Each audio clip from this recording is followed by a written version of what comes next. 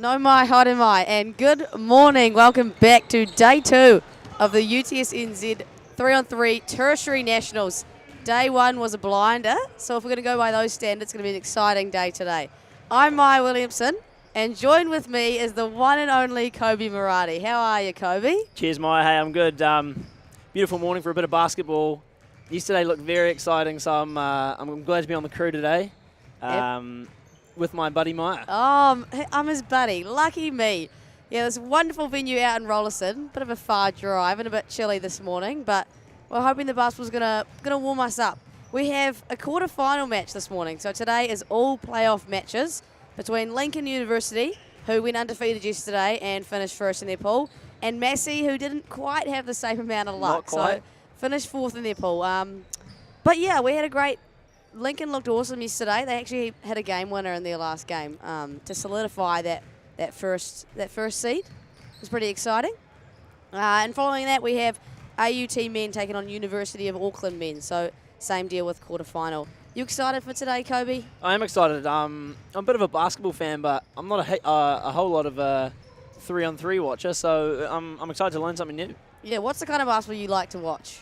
All basketball, just haven't really gotten to 3-on-3 or 3x3 as it is. But no, super excited for the day, and yeah, I'll just pick up all the rules and lingo as we go. And I guess I won't be pulling any threes because it's just twos, isn't it? Oh, it's a hard one. I always say 3 and then have to correct myself, so going to have to keep me accountable on that today.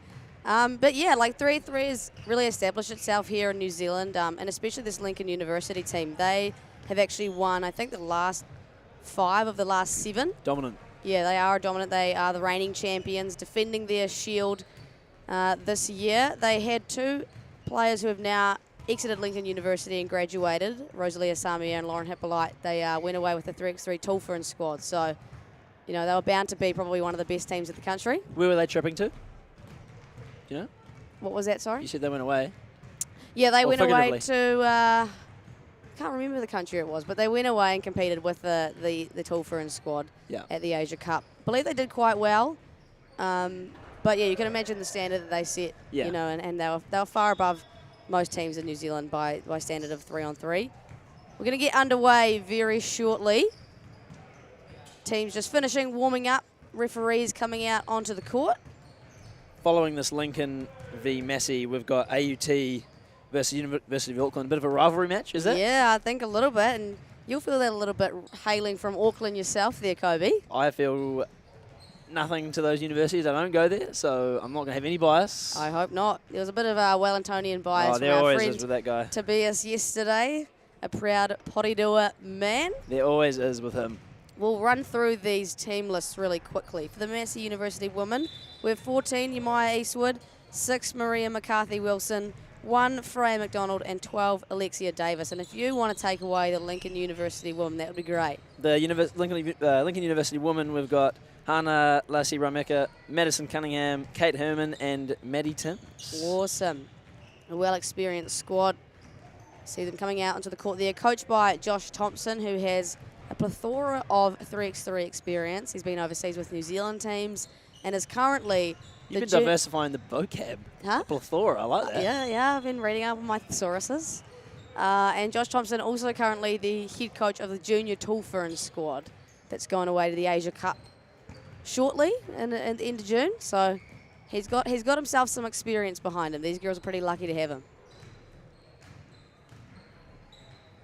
A little bit of a hold-up this morning, I believe. I can't find... oh, no, they're there.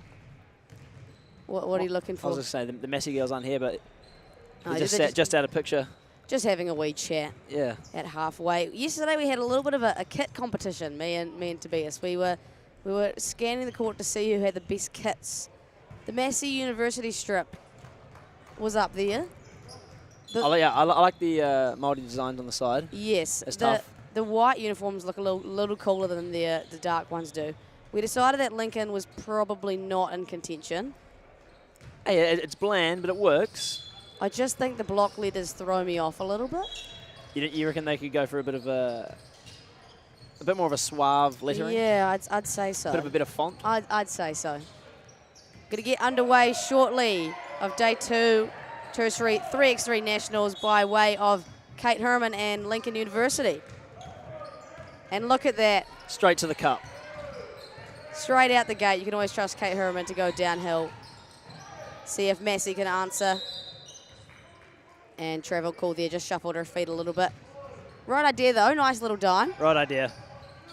So I suppose 3x3 is a lot of cutting. Yeah, you've got a lot of space to work with. A lot of rebounds. Yeah, Maddie Timms, an offensive rebounding machine. Hannah Lacey will clean that one up. So early 2-0 lead. We don't have the scoreboard up for you, apologies, but me and Kobe will keep you honest with... We do. It's just popped up. Oh, I take that back. Many apologies. But if Russell tussle, the ball will go out of bounds and stay with Massey University. Oh, we're going to have a little korero with the refs. Love to see our team in grey, keeping them honest. So ball will stay with Massey University and a full shot clock reset. 12 seconds in 3-on-3 as opposed to the regular 24. That'd make a huge difference. Mm-hmm. Bit of a push in the back there. Yeah, it's the thing with 3-on-3. It's a lot more physical and aggressive The than... refs let a lot more go. Yeah, way more. They're trained to let more go, and it's actually a completely different game, the referees say. 2-ball, little far off from your Maya Eastwood. You can understand the struggle. Lincoln University, a really good defensive team, and forcing them into some pretty tough shots here early.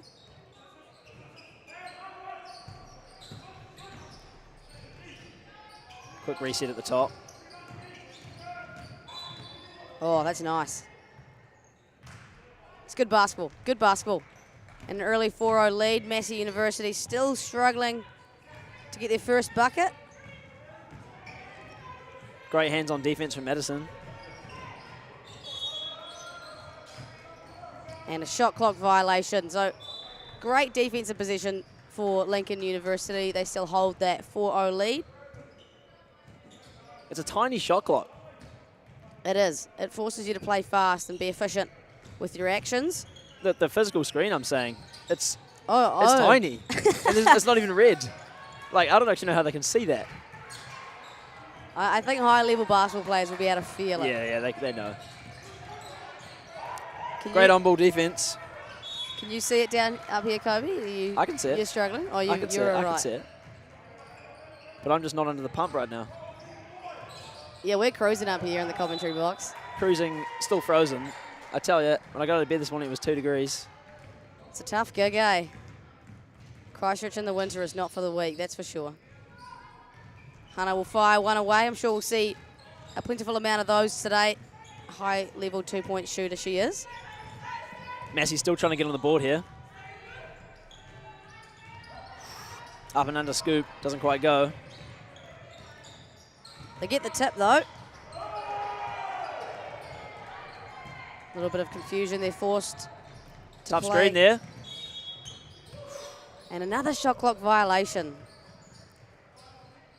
And another great defensive position from Lincoln University. Applying a lot of pressure here early. Alexia just subbed in for Massey. Alexia Davis, that is. Studying business. Is that right? See if she can stand on it. We had an Auckland University team. I think we had 2 studying masters, 1 studying a PhD. And what? I don't know. She didn't say she did PhD. Oh, just a PhD. Well, yeah, well, she's just doing a PhD. Yeah. But I think that might be the most intelligent team that we have. 2 masters, a PhD, and then a Bachelor of Science, I think. But can they ball? They can ball too. Like, what a well-balanced team. Geniuses and ballers. Lincoln still holding the 5-0 lead. Long rebound.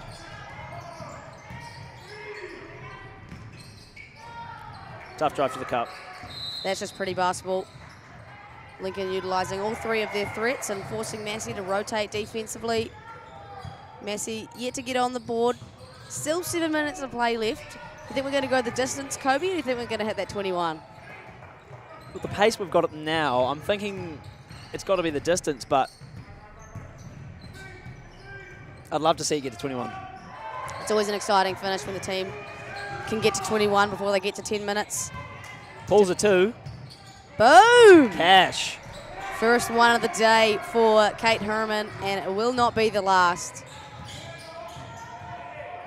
And there they are defensively again. You know what? I'm going to say it's going to go to 21. We're at 9 already, 6.5 minutes to go. Lincoln just forcing Massey to play high. The on-ball defense from Maddie Timms there. She subs out. It's forced a turnover. Kate Herman happy to just get to the cup. Either way, can't finish that one. It was Good defense from Massey. Yeah, good contest. Massey, good movement. It's a tough battle Not for far them. off there. Step back, Bobby Jack. Oh, I thought that was good. I was about to celebrate a little bit too early. Hannah Lacey back to playing great on-ball defense. 2 ball, no good.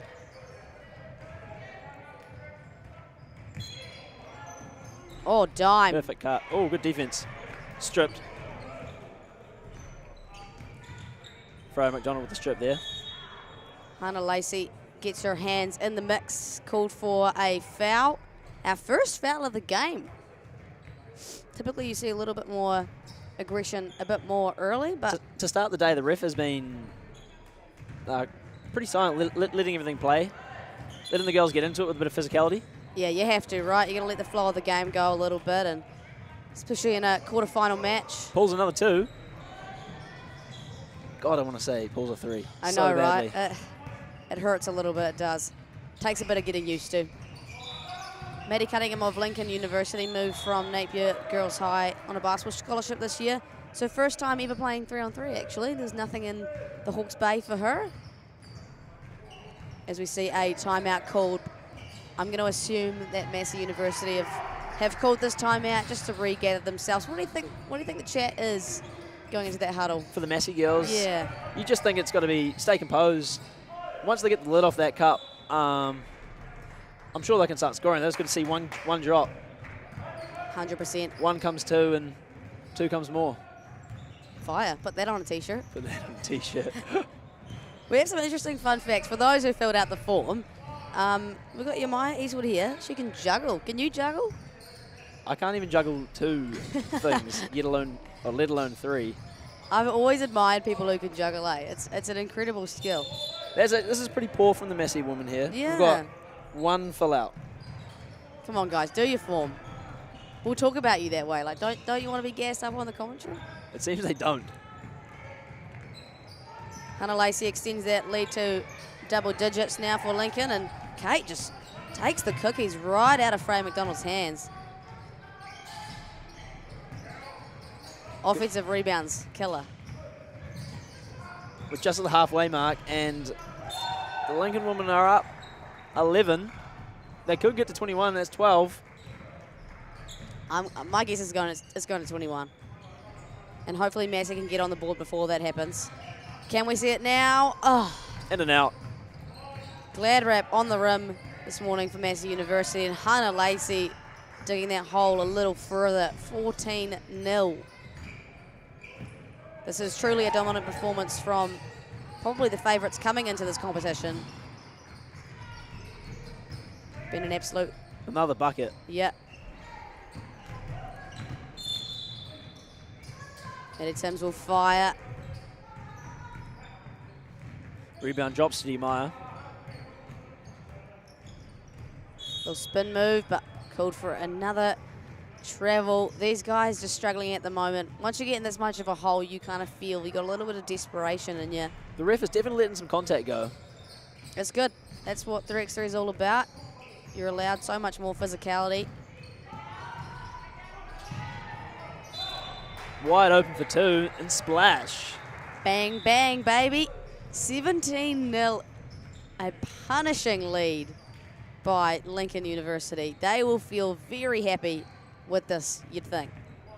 You think coming out in the cold there'd be a few squeaks in the joints after playing yesterday, but nope.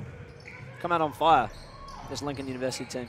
They have a high caliber S&C coach Moses Bygate Smith, who has warmed them up well this morning. Unfortunately, that 2 by Kate Herman not going to count. But with a 17-0 lead with just under 4 minutes left, I think we're going to see the game go to 21. The way she's playing, it's just Kate Her. I like that. I like that. That's a great nickname. She probably gets that a lot, actually. Probably. Definitely not the first time she's heard it, I'm sure. No way. Foul called on Kate Her, so she'll take a seat. Should we just leave it at that? Yeah, of course. We don't need to keep going. Kate Her. High post catch for Massey University. Little step through action. Still can't take the lid off. Massey having a tough time. Absolute dime thrown by Hannah Lacey. Maddie will finish that one off, and we've got 3 more points till we hit that 21-point marker. 3 more minutes. Which will come first? I reckon the 21's going to come first, and hopefully Massey can get something on the board. Shot clock violation. Won't be this possession. Kate Her directing her team. The horn set one you see quite often in 3-on-3. All the time in the world, and she buries it. We're 1 point away from the finish. Maddie Timms, can we seal the deal? Yes, we can. Lincoln University with a dominant win to start the day, not only finishing with 3 minutes to spare, but keeping Massey University scoreless. Lincoln are on a hot run right now and looking favourites for the end of the day. Kobe Murati has been sent downstairs to have some words with these Lincoln University women, so we'll see him grab one of them shortly.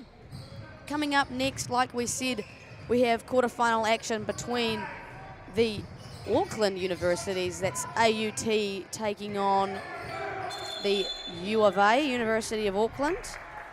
And then plenty of great basketball to follow that. Like we said, yesterday was an exciting day.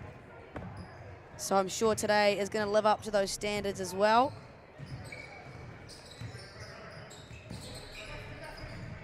We'll head over shortly to Kobe Murati. He's down there with Kate Herman. Over to you, Kobe.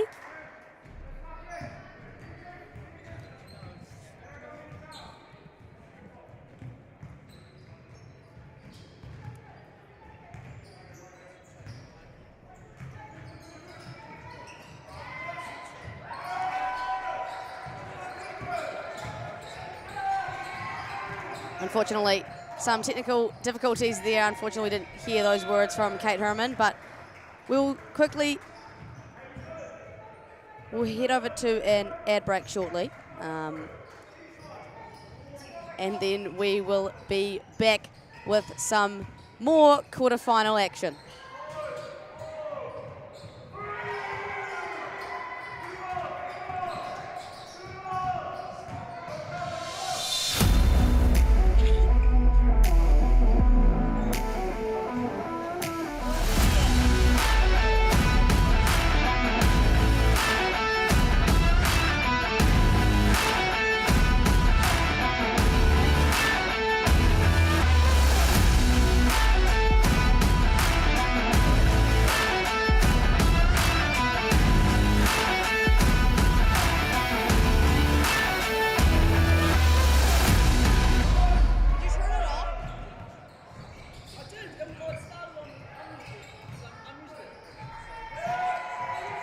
My world is my storytelling. My world is diverse.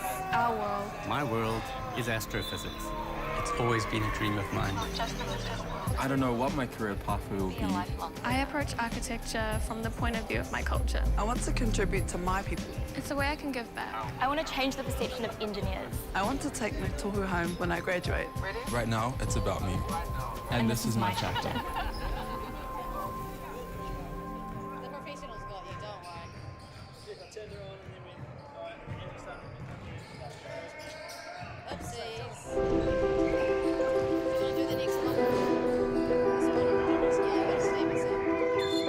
At Lincoln, we seek to ensure that future generations can grow and thrive. That means providing a world-class learning environment to grow fresh solutions to real-world problems, including using the world's resources wisely and sustainably. Come to Lincoln University, a place to grow.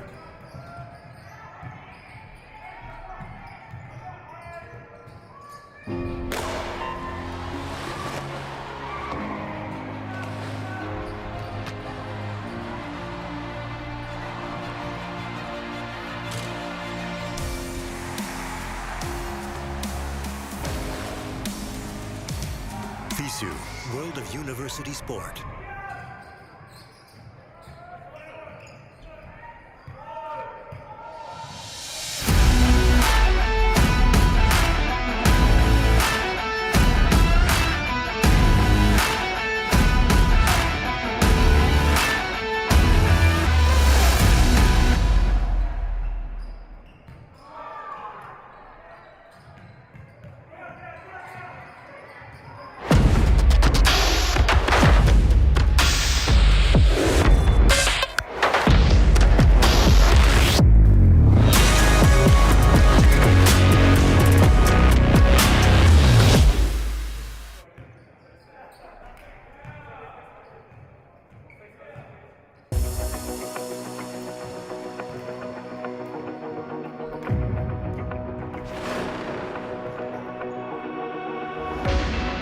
Imagine getting your foot in the door to your dream career in the sport industry.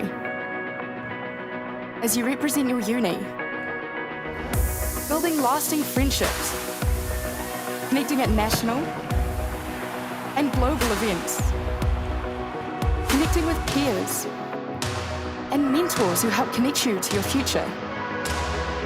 Make this happen with UTS NZ. I've definitely made some really personal relationships and friendships through volunteering. It makes you always feel like you're part of the team. In the sporting industry, it's so hard to gain connections, but volunteering through university and Tertiary Sport New Zealand, you're sitting at a table with people with over 20 years experience. I learned through hands-on experience in my marketing internship, skills that I could apply into the internship that I got at Food Stuffs. If you're ready to connect your skills, goals, and experiences, join our team! Join our team. Join our team. Because you can build your confidence. It can take you from an application form to the other side of the world. Click the link in the description to connect with UTS NZ.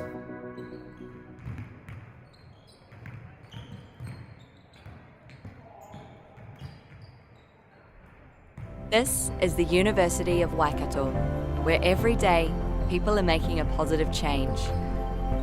Where research helps tackle global challenges and elite athletes can compete at the top of their game.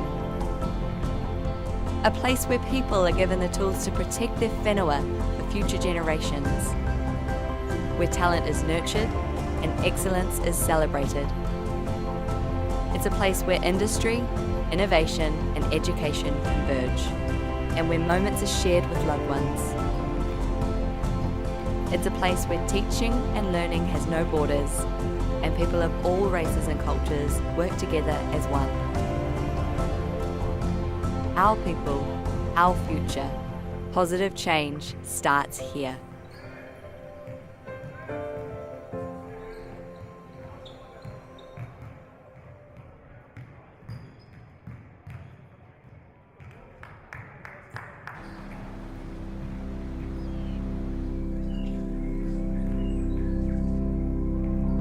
This is a big moment for the University of Otago. The next chapter in our story. Firsts have always been a part of us. Our pioneering, forward-thinking spirit has brought us here. I te ao kohatu, ki te ao hurihuri. It founded the first university in New Zealand. The first medical school. The first to teach law. With world-class spaces. And world-leading initiatives. Ki te tai timu, ki te tai pari. This is a place of many peoples. Of many voices. of many aspirations. Of many firsts. University of Otago. Otako Whakaihuaka. A place of many firsts.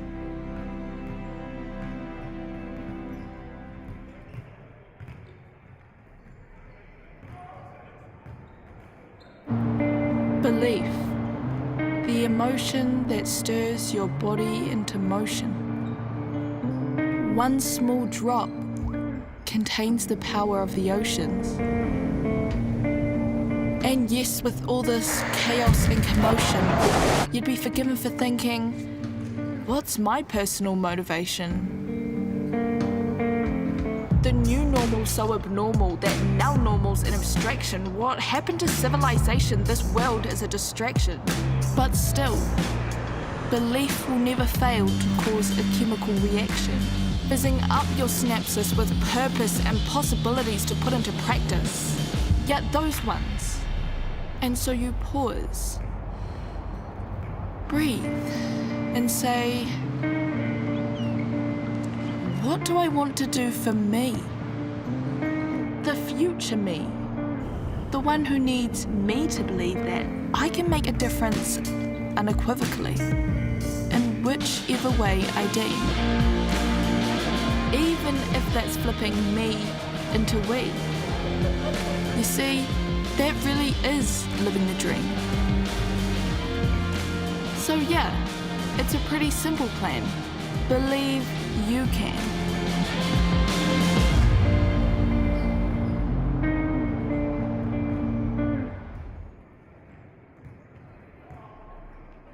No mai, haere mai. Welcome back. UTSNZ 3-on-3 Nationals.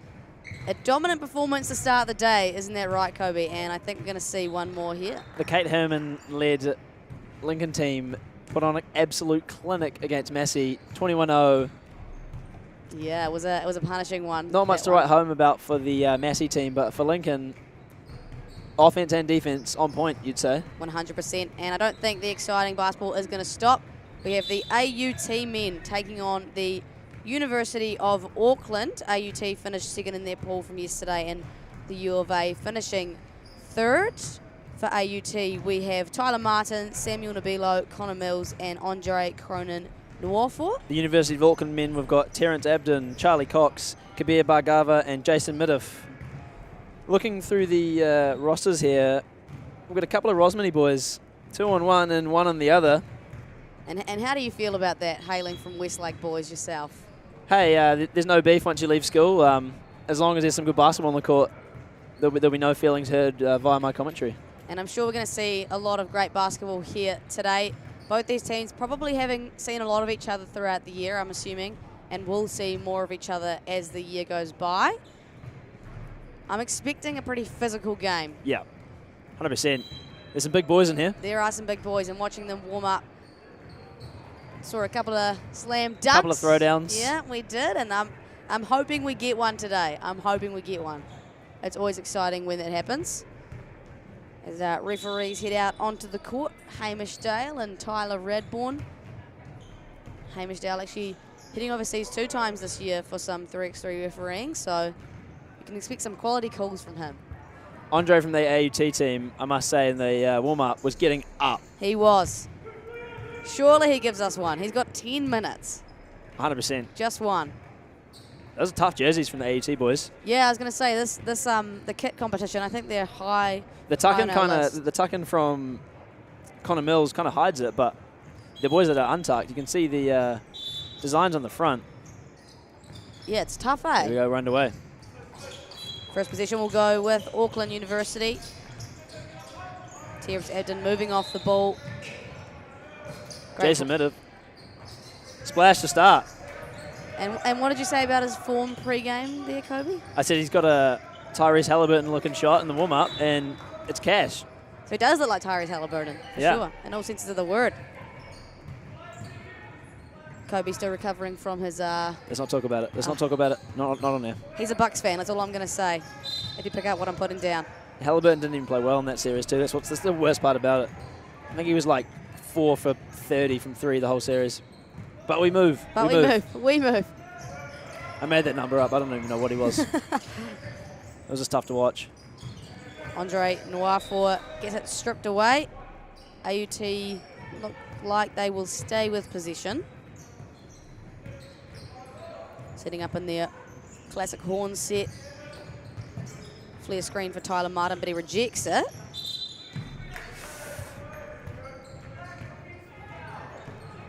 Yeah, the offensive foul called there on Colin Millis. Bit of an aggressive screen. Moving his feet a little bit. We like the aggression to start the game, though. 100%. Set the tone. Definitely. It was a nice action to get a shooter open.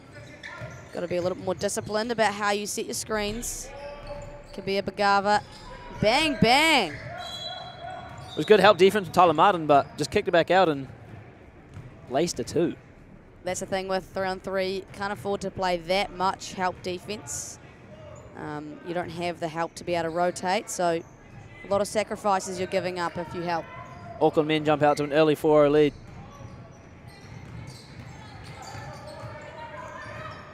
Physical battle down low. Tyler Martin's going to have to get something going, but the physicality too much, deemed by Hamish Dale. We definitely have a difference in refereeing in this game compared to the last. Calling more of the body bumps above the three-point line than they were in the last game. Difference in refereeing personnel, I guess. Different eyes.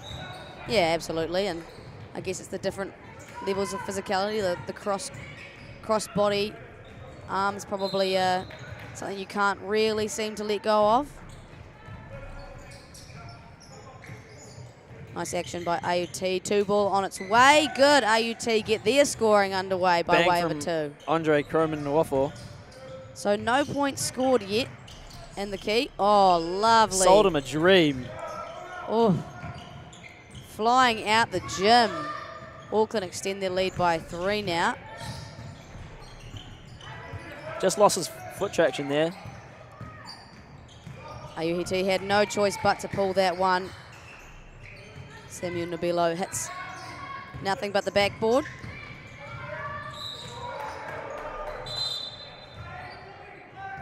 Refs having none of the chirp. Absolutely yeah, none of it. Nah, as they should. Samuel Nabilo, a lot of physicality on that drive. Was not happy with the call. First free throw of the day. We only had 1 foul called the entirety of the first game this morning. Now we've had 4 already in 2 minutes. Just goes to show how physical these teams are willing to be. Kabir Bargava was money on that free throw. Step back, Bobby Jack for the big guy. Step back, Bobby Jack. Hope you like that one. And just bully ball from Jason Mitif. Samuel Nabilo once again getting his hands in the mix. Subs himself out. Back to the free throw line.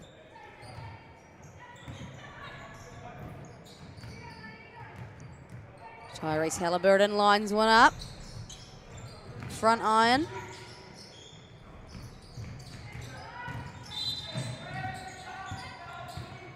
Tyler Martin throws the dime, and the foul called on Charlie Cox, just wrapping himself up with Connor Mills.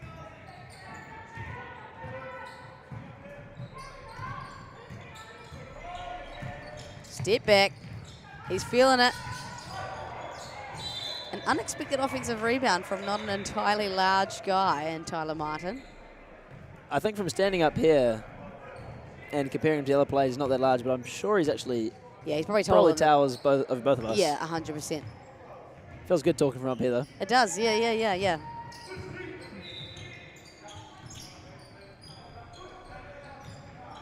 Connor Mills slips that screen. Great read. Just beats a shot clock, which ticks fast. It does. It goes faster than you think. Oh, I looked away for a second. Foul off the ball, and 2 won't count. Did you see that happen? Just bumped into each other. Just looked away for a second, and someone was on the floor. Auckland still with a 3-point lead. Connor Mills looking a bit shaken up here. He did hit the ground pretty hard. Hoping for no blood.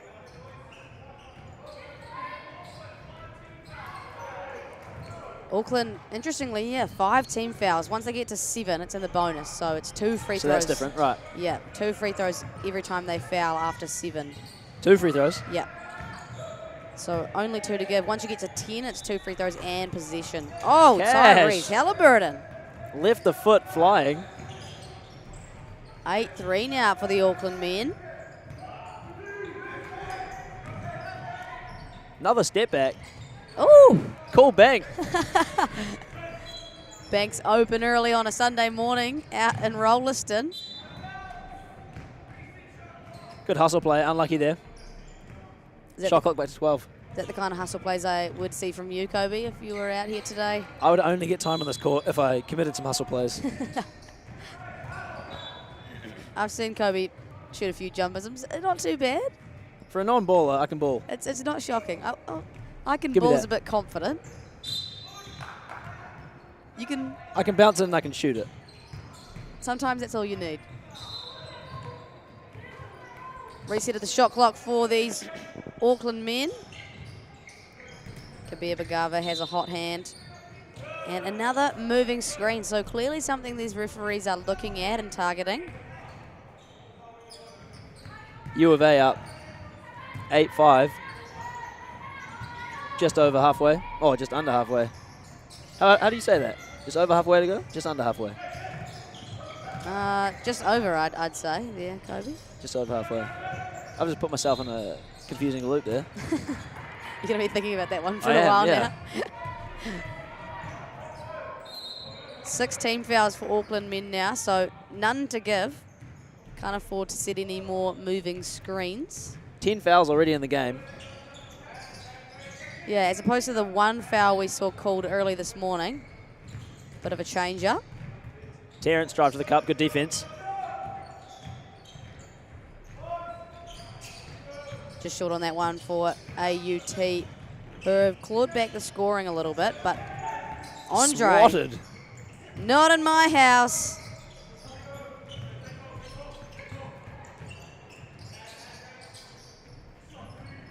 Two ball is good for Terrence Abden. That's almost everyone on this Auckland team has hit a 2 this morning. It's been good quality. I think we're going to zoom to 21 here. Do you reckon? 100%.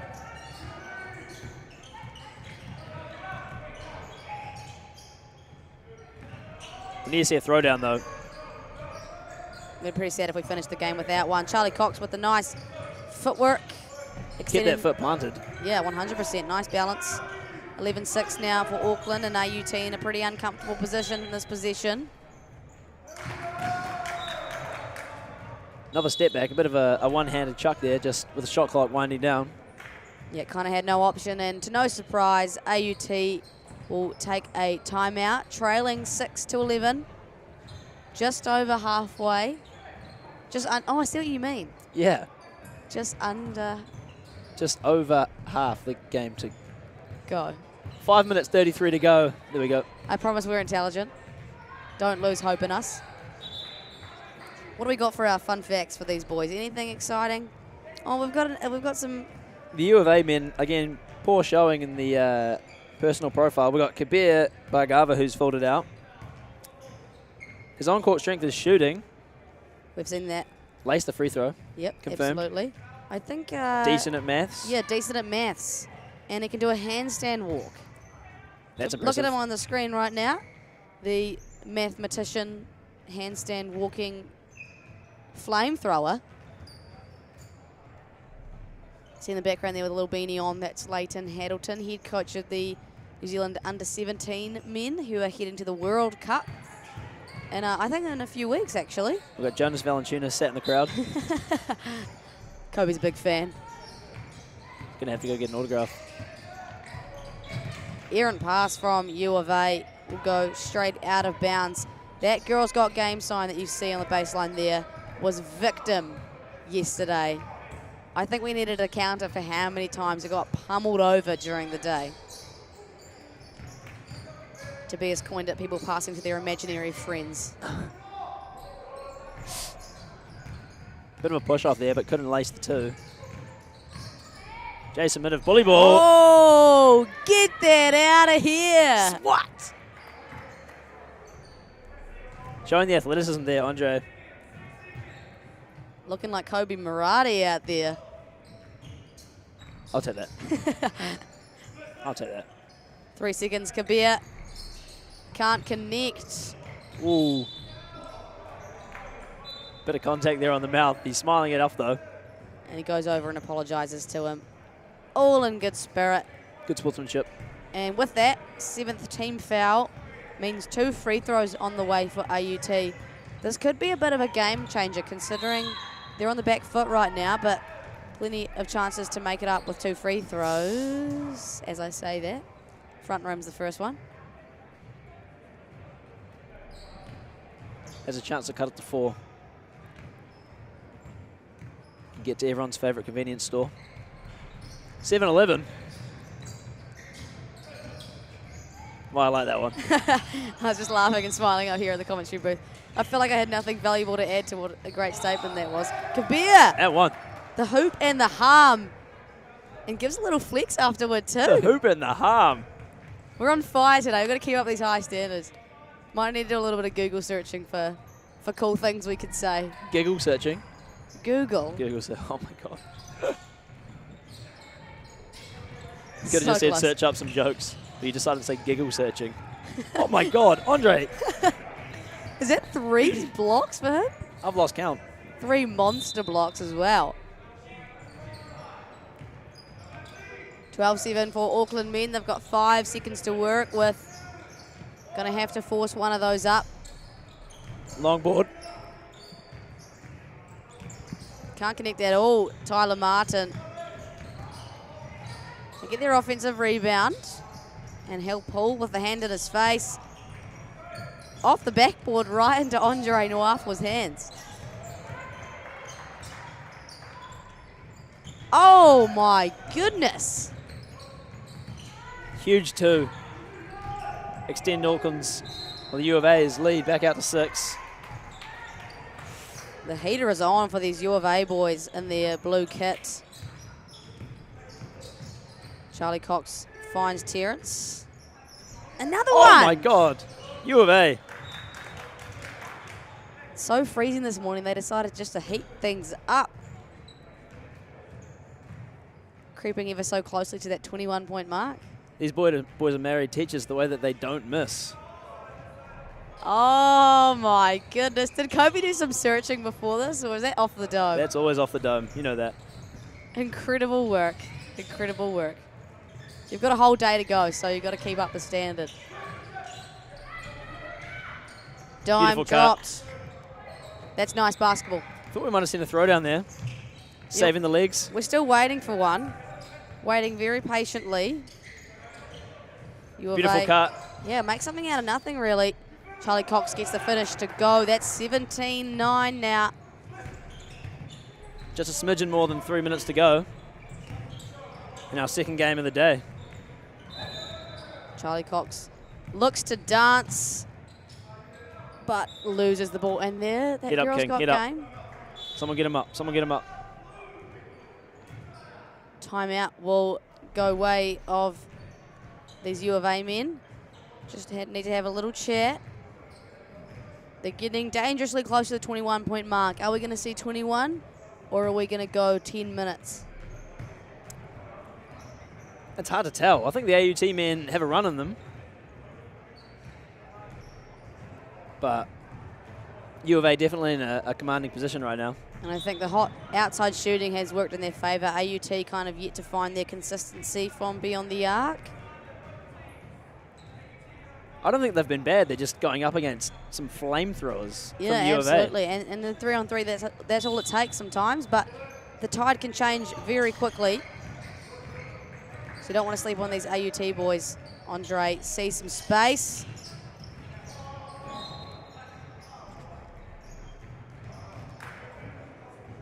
Ball's going to stay with AUT. Hustle was the call from Jason Middif. Good to see some passion on the court there. Full shot clock reset for AT. Or could this be it? Yes! First of the day.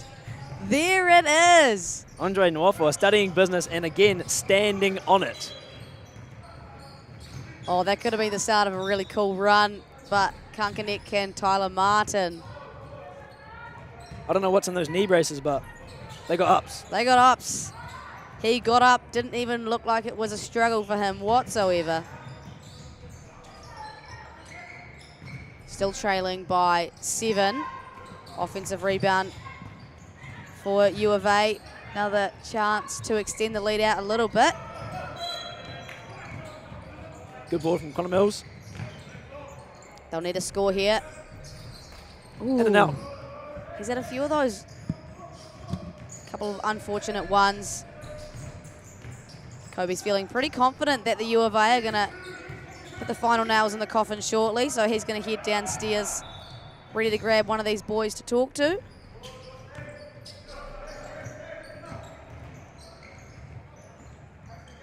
High ball screen. Hits the roller. Jason Miniff just blows the bunny. And two-pointer is good. The lead is back to 5. AUT on a little bit of a run right now as U of A struggling to score. But Charlie Cox cannot do anything about that. AUT now a chance to cut the lead once again, and they will head to the free throw line for a couple of free throws. Connor Mills, pressure's on for him right now.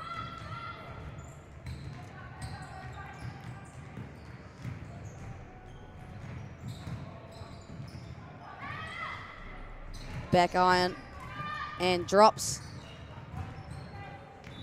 I was mistaken, Kobe was just filling up his water bottle. Apologies for the break and play. You are welcomed back with love as they've cut the lead now, only to 3. I called it. I knew they had it in them. But if U of A has anything to say about it, oh my God, it's a 3-point shootout. Oh, 2-point shootout. My apologies. 19-14 is the score. 19-16, apologies. Oh my goodness. The entire world is pulling twos right now. It's back to 1. Things have got exciting. Kabir tried to call game. Can't. Oh! To finish it. Kabir Bhargava has ice in his veins. U of A had a dominant start. AUT came back, chipped away at the lead. A righteous effort for sure. But U of A, with the game winner, will progress on to semi-finals later today. And if they have 2-point shooting like that, they could go all the way. Later today, we will have a UTSNZ 3-on-3 champion coined for both male and female sides. Obviously, that's a dream of all teams. Won't go the way of AUT here today. Kobe Murati has gone downstairs to grab one of these boys to have a quick yarn to. They're all looking around at each other. Not a lot of players love to do those post-game interviews. We've got some great action following this with the Waikato women taking on the AUT women. So stick around for that. But for now, we're with Kobe Murati and Terrence Abden. All right, so I'm here with TJ from the U of A, an absolute shootout that finished with Auckland taking the win. How was that, bro? It was real good. I think just a great start to the day, just get going. But yeah, they were able to bring it back to that 1-point game at the end. But I think our boys were able to stay composed and just get out the win, especially a big shot from Kabir at the end. Like, it's his first tournament here, so it's good for him to get that going into day 2. So yeah. The ref wasn't letting a whole lot of physicality go there. Was it sort of frustrating having a lot of fouls called and pauses in play, or did that kind of work in your favour, keep some energy? A little bit, give us a bit of a break in between, but obviously, ideally, we wouldn't want to be fouling that much. Kind of just keep our hands out, use our fouls like when we need to, instead of fouling when, like in those situations. I think they got in the bonus real early, so that kind of. Happy birthday, TJ! Hey, happy birthday, TJ! All right, cheers, bro. Yeah, appreciate it. Thank you so much. That was Kobe Murati with TJ. Happy birthday, brother. Maybe you can get a win on your birthday. That'd be a great present. We're going to take a quick break, and then we'll come back shortly with some more quarterfinal action. The Waikato University taking on AUT. We'll see you soon. Do you want to study with world leaders in future thinking? New Zealand has been ranked the #1 English-speaking country for preparing students for the future, and all of our universities are in the top 3% in the world. Start your journey to a high-quality New Zealand education by choosing a recognised study option available in your country. Take the first step towards your New Zealand education now, because the world needs new.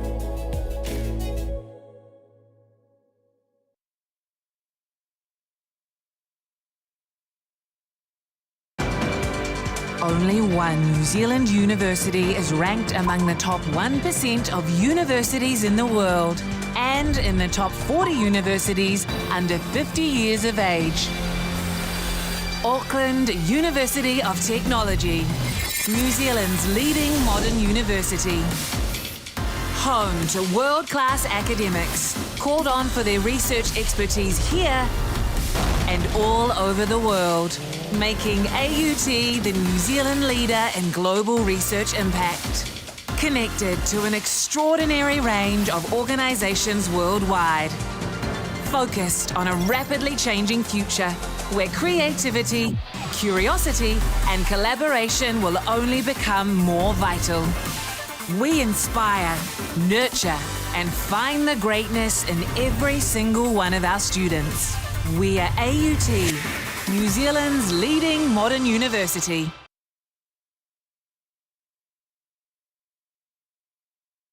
We believe where you live shouldn't decide your destiny, and that any place can be a place of learning. So much of modern life has a handy home delivery option. Why not your education? Maybe you'll start your degree in the same space you share with your whānau, or from that corner of the spare room that catches the most sun.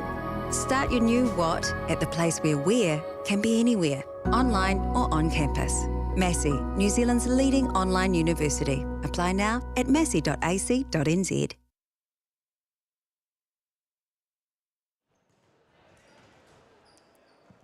No mai, haere mai, welcome back to day 2 of the UTNZ 3-on-3 Nationals. We have had 2 bloody brilliant games to start the day, and I feel like the momentum is going to keep going. We've got Waikato University taking on the AUT women. Kobe, how are you finding it so far? It's been mint. That last game, the battle of the...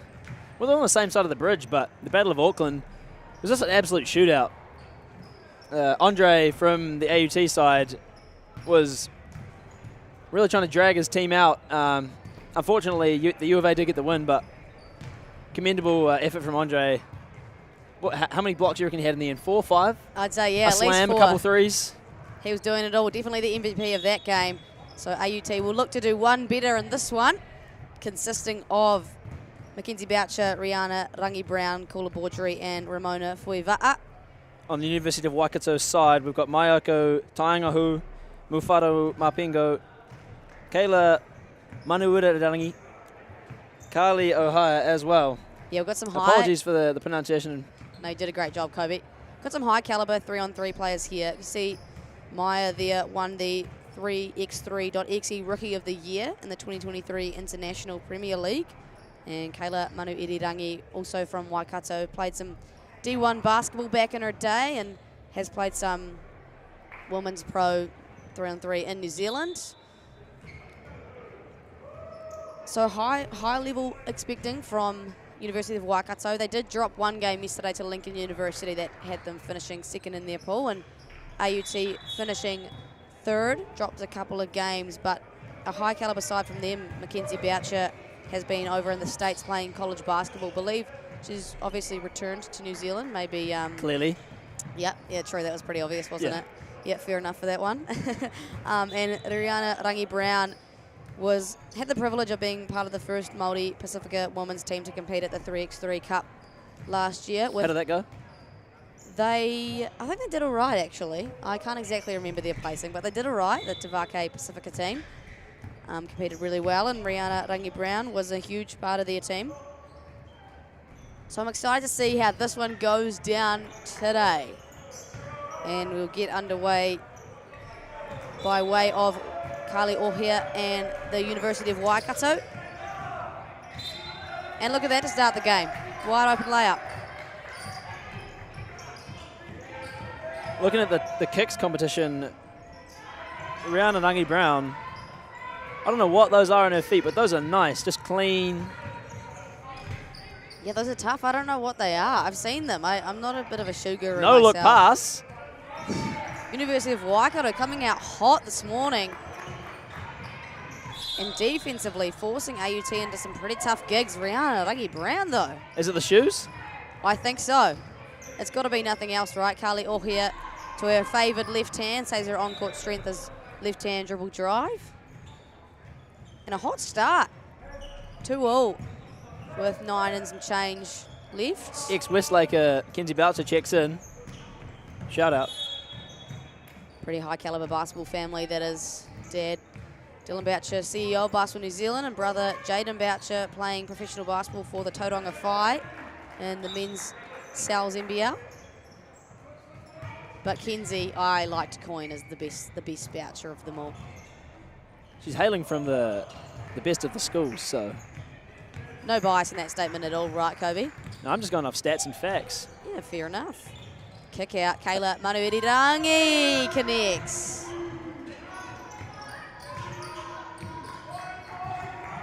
Super physical. Ramona Fuiva'a struggling against the defense of Kayla Manuirirangi. The different refereeing personnel is really showing sort of the flow of games. I don't know if that would have flew the last game, but. And Kenzie Boucher just strips the cookies from Maya. Can they capitalise? Well, they can with an offensive rebound. Kenzie Boucher filling the hustle stat sheet. And foul called on that one, so we will see our first free throw line trip from Rihanna Rangi Brown. Yeah, a lot of physicality here early. Draining defense, because I've seen more subs in the first minute 30 than the last two games, for sure. That's good. I think that's the epitome of what 3x3 basketball is. The physicality is great. It's a tough finish from Kayla Manuirirangi. She's really setting the standard for the physicality here early. I think a couple of them would beat you up, Kobe. I'm not denying that at all. Good. There is no deflection on that.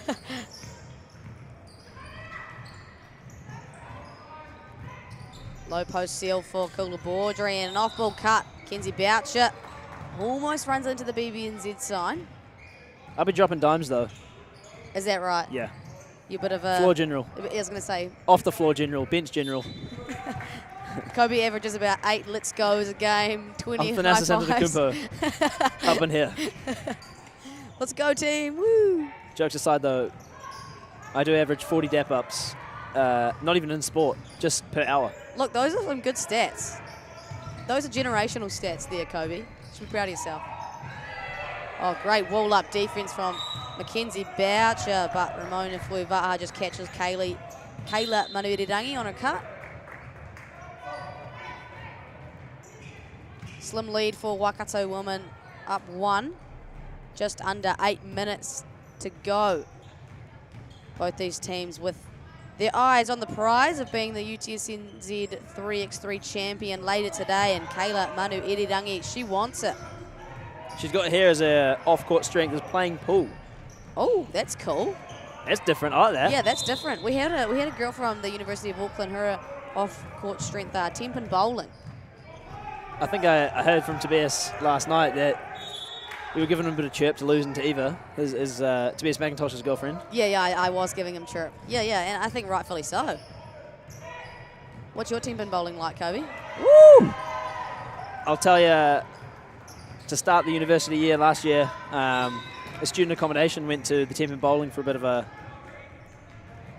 a communal play, and I did get 175. Wow! So that's my all-time high. You've just made yourself look super cool on commentary. Well done. That is pretty impressive. Let's get back to the basketball. A lot of physicality once again for Rihanna Rangi Brown, who can't connect. Maya left wide open, and She is going to connect if she's got that much space. Sounds around the arena. That was tough. Kenzie forces it Tossing it.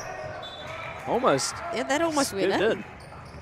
9-4 lead now for Waikato. Looking pretty comfortable and taking the physicality as Kylie Ohia left wide open.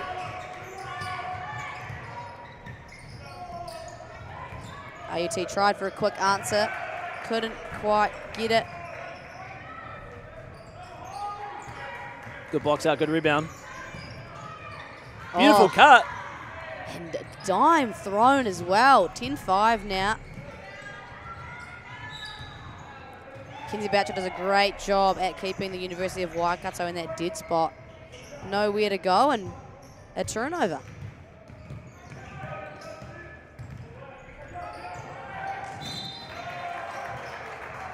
Cutting from the AUT women's been beautiful. Slicing that lead now, trailing only by 4. Beautiful strip there from Ramona. Can't capitalise with the 2 ball, unfortunately. Still 6 minutes left to play, and you know it's only 2 twos away, and things can change so quickly in 3x3. Gonna need a great defensive position here. Oh, footwork clinic from Afara Mpingo. Kula Borju, who just had a seat for the AUT woman, she's got here that she's studying gastronomy. Yeah, we played a little game to guess what that was. Is? Do you know what it is? I can't say that on air. What I think it is. Okay, so you're probably wrong then. Yeah, I'd hope so. Do you want to take another stab? And maybe give me some time to think. We'll come back to it after the game. All right, sure. Ball tapped out of bounds by AUT.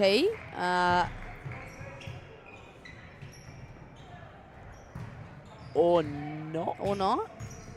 No. So ball will be possession for AUT. My apologies. Brianna Rangi-Brown looking to just go downhill. No.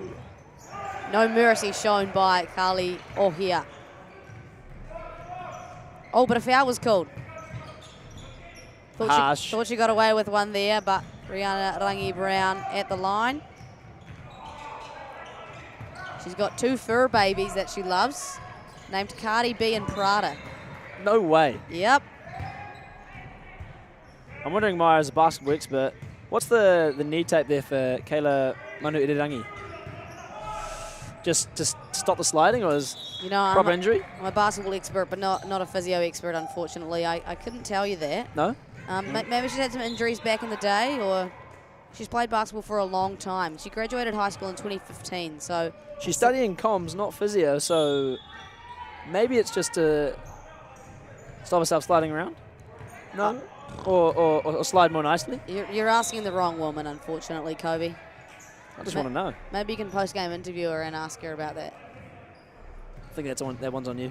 I think you take this one. Okay, I can do that. The woman herself at the free throw line with a chance to extend their lead to 5. 4 fouls apiece for these guys, so very physical game early, like we've noted. Just out of bounds.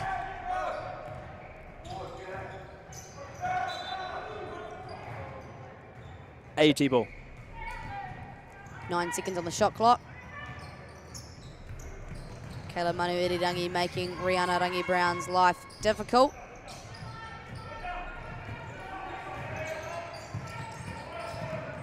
Kayla does a little... Stops on a dime. Woo! That mid-range is her shot. I don't think I've seen her miss one either. The Waikato woman up by 6. Beautiful. Ramona Furilava. And Maya sees it, tries it, buys it. A great answer from the Waikato woman. Kenzie tries to thread the needle, but hands in the way. And unfortunately, ball bounces right into the Apple TV connection of the shot clock, which is turned off.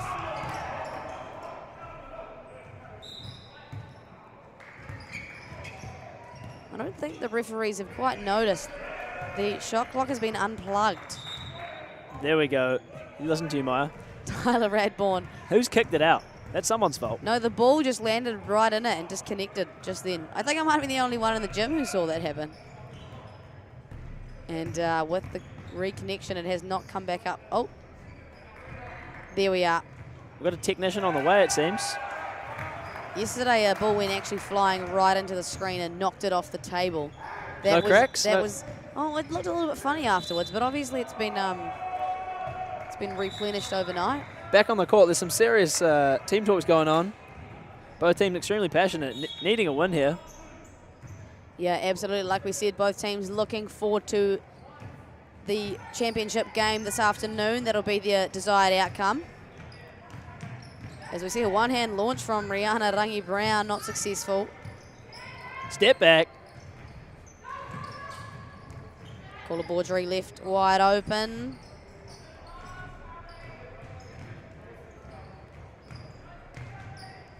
Carly O'Hare takes the contact and a nice left-hand finish. 15-8 now for Waikato. AUT have got some serious digging to do. And they'll do it. Deep two from Rihanna Rangi-Brown. So tough. No bucket travel.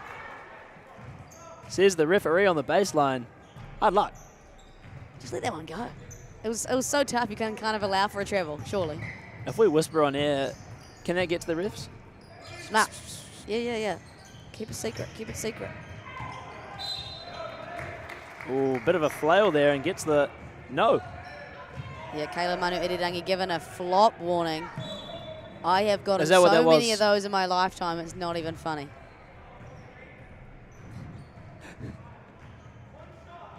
Don't laugh at me. I'm laughing at you. Check ball for AUT. Important possession for them here. It would be nice for them to see Leather through lace to cut away at the lead. But swarming defense. Kenzie Boucher's got to put one up. Tosses it. Unlucky though. Dashed in and out to get open there. And gets her O board, but blocked away by Rihanna Rangi-Brown.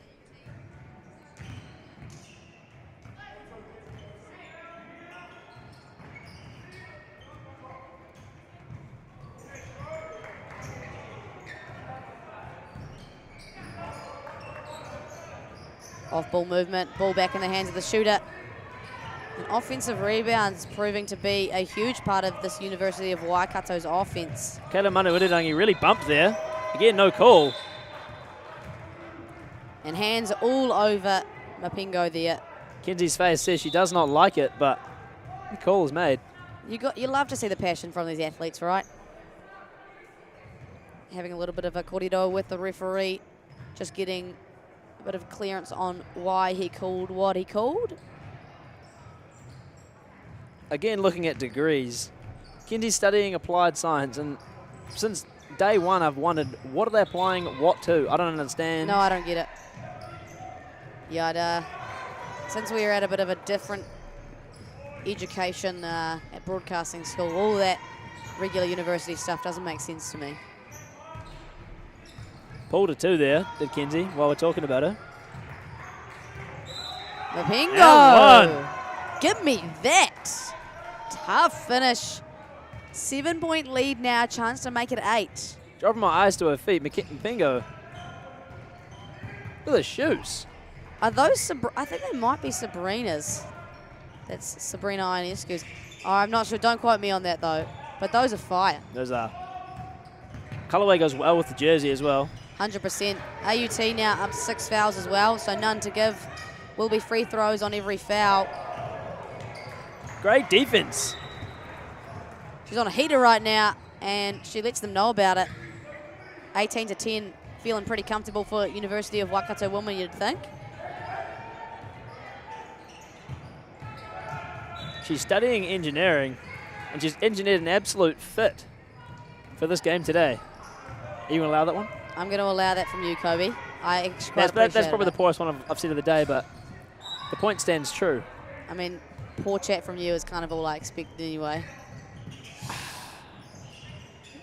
Your words cut deep, Mike. I'm so sorry. Just seen a throwdown on the corner of my eye on the court off screen. Surely we'll see one in our game. One of the Lincoln fellas. 18-12, AUT cutting back at this lead a little bit. It's their defense that's going to need to do the job, and it does. Fires it back to Cooler Baudry. In and out. Pet peeve of mine. Missing. It was just, yeah, well, it doesn't happen very often, so when it does, it's just like, I don't know why you're laughing at that completely factual statement. Maya could be in space and she'd still find a way to talk herself up. It's valid, though. Yeah. BIY, believe in yourself. That's poor. No, I like it. I like it. Mid-range, no good from Cooler Baudry. Ball will change position for University of Waikato, who are 3 points away from getting the win. Are jersey numbers a super important thing for you in basketball? Like, do you think it represents something, or just kind of whatever jersey you get thrown, you chuck on? Well, I always liked number 4. I always got it because it was the smallest uniform. And from there, I just kind of liked having number 4. But then I came to high school, and that was retired at my high school. So I By who? Rachel Harrison, a Middleton legend. And then I used 5. 5 means nothing to me. I don't like the number 5. But now, on a Saturday, I have number 0. So is that just indicating points, assists, and rebounds for the game? It means no one can guard me. You can't guard anyone? Okay. Sorry, I'm just trying to get you back, but now it's getting really personal. Back to the basketball. Got to put some space between Kobe and I. It'll be a fist fight soon. Just replicating what's happening on the court, considering the amount of physicality. Waikato women up to 5 team fouls themselves, sorry. Rihanna Rangi-Brown cuts that lead away. Minute 30 to go. AUT will need a push here. And otherwise, that timer's going to run out and won't be able to close that gap. Foul on Mackenzie Boucher ticks over to 7 for the AUT women. So this will be 2 free throws for Maya now. So a chance to get the team to 20, but misses the first.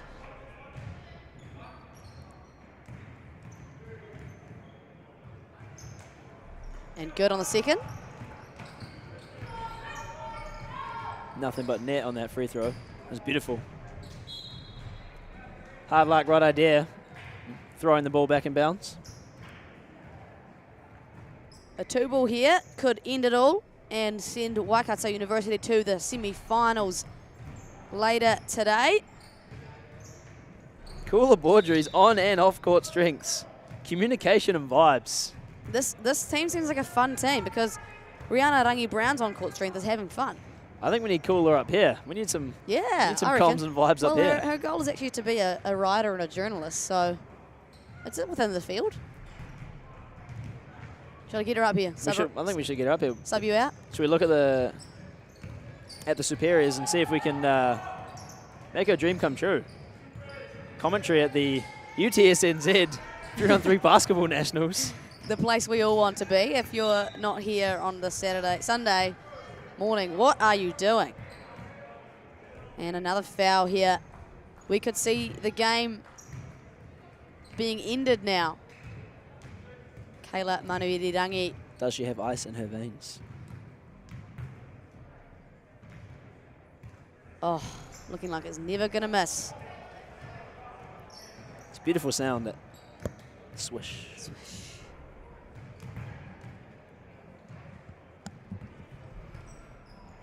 Just missed the second one. Still a Waikato woman only needing 1 point. Finish this off. Another foul, which will put Rihanna Rangi-Brown back on the free throw line. And she laces it. Cuts it to 6 with only a minute to go.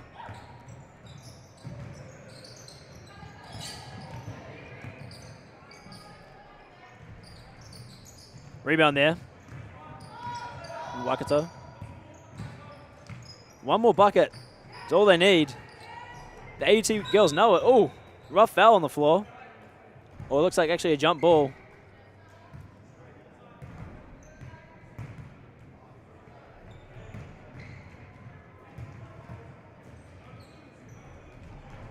AUT will stay with possession. And Rihanna Rangi-Brown.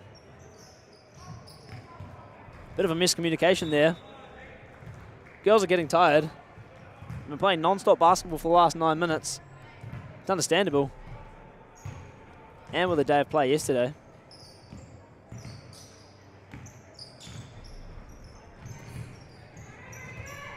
Unbelievable commitment there. Rihanna. Diving, even though she's tired and sore. Anything for the badge.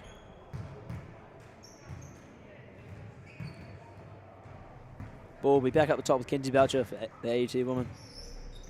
45 seconds to go.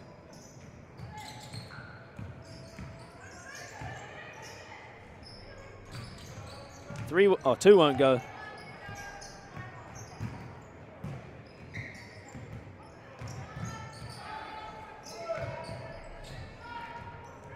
Mapingo to finish the game. 27 seconds on the clock. Doesn't matter.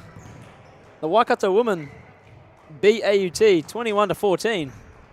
Beautiful game.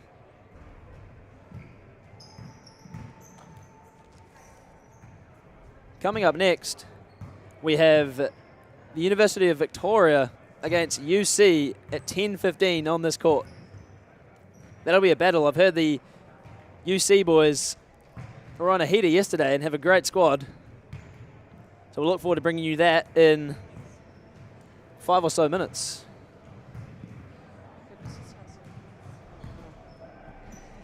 All right, I'm here with Kayla Manu-Irirangi. You can see a hard-fought battle. How was that for you? Hey, it was a battle, that it was. No, AUT really came to play today. Refs letting some stuff go, which I like. We're playing through it, but yeah, it makes for some hard basketball, but really fun. What worked well for you and the girls today to get the win? Hey, we just had to be aggressive, defensively starting. We knew they might shoot some shots. They're a strong team, so yeah, just starting on the defensive end, being really aggressive, and then looking for transition plays. So offense always leads to defense, but yep, just effort really. It's whoever wants it the most will get it. So semi-final later today, what are you looking forward to? Is there anything you need to adjust as a team to get a win and hopefully get to that final match? Yeah, I definitely think in transition we could probably look at spacing a bit better. Sometimes we get into 5-on-5 tendencies, but 3-on-3 is a very different game. So looking for spacing, and then I think we'll be good. But defensively, just keeping up that effort. Rebounds as well. They're often long rebounds when the two ball gets shot. So yeah, once again, effort starts, and working on those things, we'll finish it. Thank you. Good luck for the rest of the day. Thank you. Thanks. Kayla Manu-Irirangi there. Beautiful words as her team won 21-14. So now on the live stream we can see the Vic and UC boys warming up. We've got a few towering figures here. We'll get you some names up.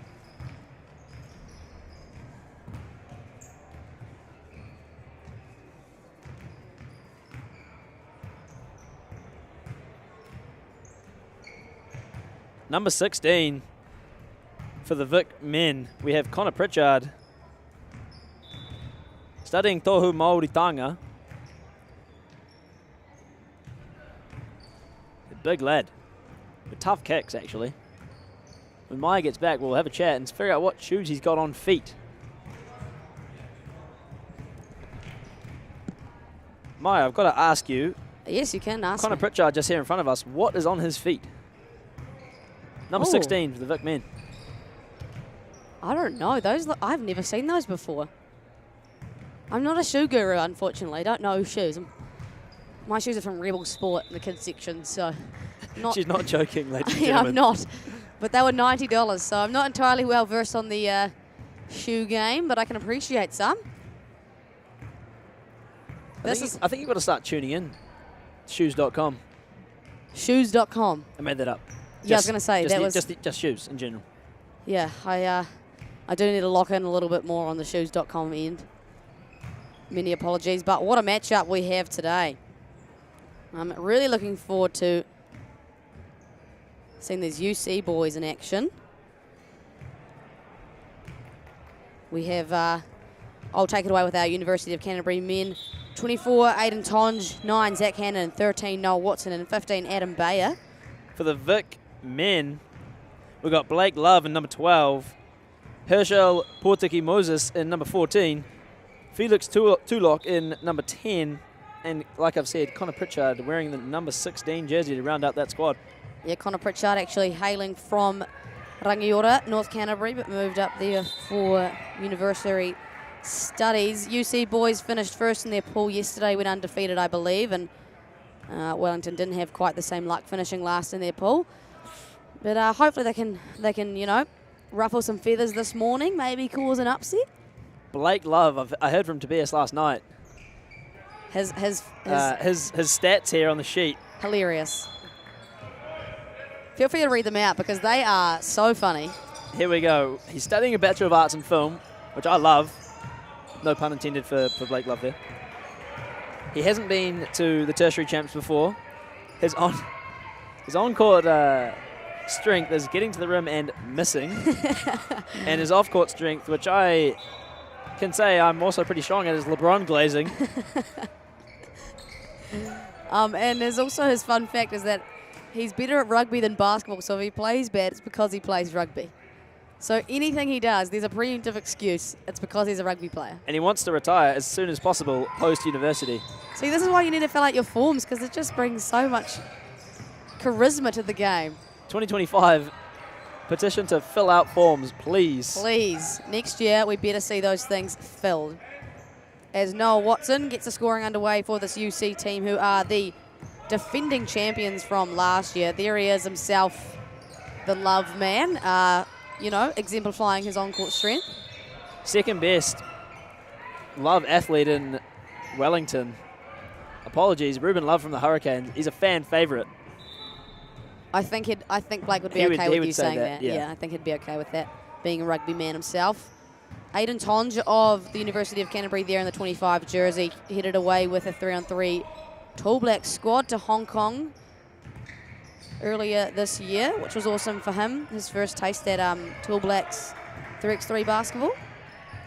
Actually, going back to Blake Love, I don't see Ruben Love here right now.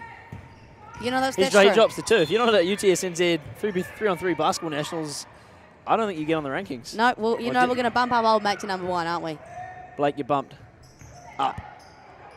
Don't worry. Not down. Not down. You're all good, man. Aidan Tonge slips away from that high post catch and takes physicality and finishes it. UC up 2-0 to start, just over a minute gone. Front iron for the University of Wellington. Zach Hannon, an old schoolmate of mine, bricks the layup on that one. Didn't do that in high school though. 3 seconds and the key, or actually might be the 3-second back down rule.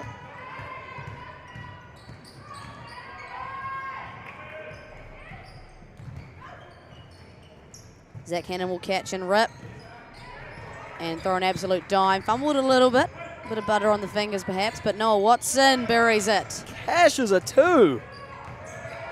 God, that was nice.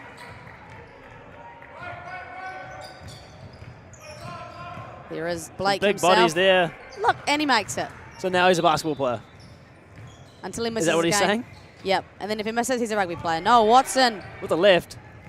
5 points to nothing, to 1, sorry. And there he is, Mr. Rugby Man. Noah Watson looking pretty calm and collected, throws the oop. I wouldn't have minded seeing a bit of emphasis on that one, but still a bucket, I guess, safe. Don't want to be too confident too early. Coach of this University of Canterbury side is Pete Van Hassel, who's the 3-on-3 Tall Blacks head coach, so he's got high standards for these boys. Deep 2 with confidence. Splashed. He's not just a rugby player, ladies and gentlemen. Maybe he's taken yesterday's motivation. Yeah, maybe. Heard the chirp on the stream. Yeah. You know, and fair enough.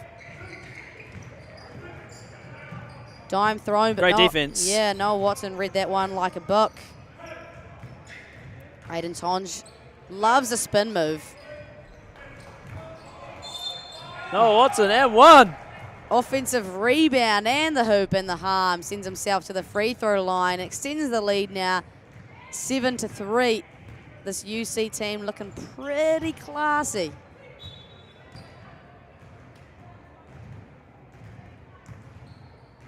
The left-hand jumper. I reckon left-hand jumpers look so much better than right-hand jumpers. Any jumper on this court right now is better than mine, so I can't comment. It's not that bad. Oh, it's pretty bad, It's pretty bad. Yeah. It's more of a toss in Pere. Aiden Tonge thought about pulling the two there. Thought otherwise. Noah Watson will pull. Can't connect. Maya, who's got the most beautiful jump shot on the court right now, in your humble opinion? On the court? On the court. Well, Noah Watson, he's got a left hand. It just looks so much cooler. Right. Well, that's what I've seen so far. You know, someone could definitely prove me wrong in the next 6 minutes and 39 seconds. Might be an unpopular opinion, but I'm a big fan of the big guys who toss the ball behind their head before they pull a two or a jump shot. Are you saying that's I'm aesthetically kind pleasing? no, I'm just a fan of it. Like, I'm kind of referencing Nikola Jokic. Right. Okay. You know, not to that extent, but I'm not a hater of it. I can understand it. And look at that silky smooth jumper from Noah Watson. High off the backboard. Mean mugging as well. Let's Vic know about it. His best Giannis Antetokounmpo impression. Shout out to my homeboy Bucks. You want to talk about it or nah? I'm not talking about it. Just quick shout out. Second playoff exit, early playoff exit for the Bucks. Really cut deep. Injuries aren't a good thing, Maya. I had to witness the Bucks exiting last year when Kobe was with Kobe, and he actually hit me in the face with a pillow. No, he didn't. No, that was my slag. That did happen. Wasn't intentional, but the throw of the pillow just rocketed right into my poor little face. From half a meter away. Maybe it was intentional. I was very undeserving of the projection of your anger. We can't all be the Boston Celtics, buddy. It's all right. I'll leave it to Jimmy Butler instead. Ball kept in bounds behind Noah Watson. Might did not like that Jimmy Butler reference. She was quick to be quiet. It's good to see JT and Jaylen Brown with a ring right now. Oh. Okay, so let's go back to the basketball that's in front of us, actually. I think that's probably important. More important, of course, of course. Yeah. Noah Watson has some choice words with Blake Rosanowski, our referee. Actually, we got a duo of brothers refereeing right now, Blake and Jaden Rosanowski. Wow. That's some insider information. I know people. Kobe, I know people.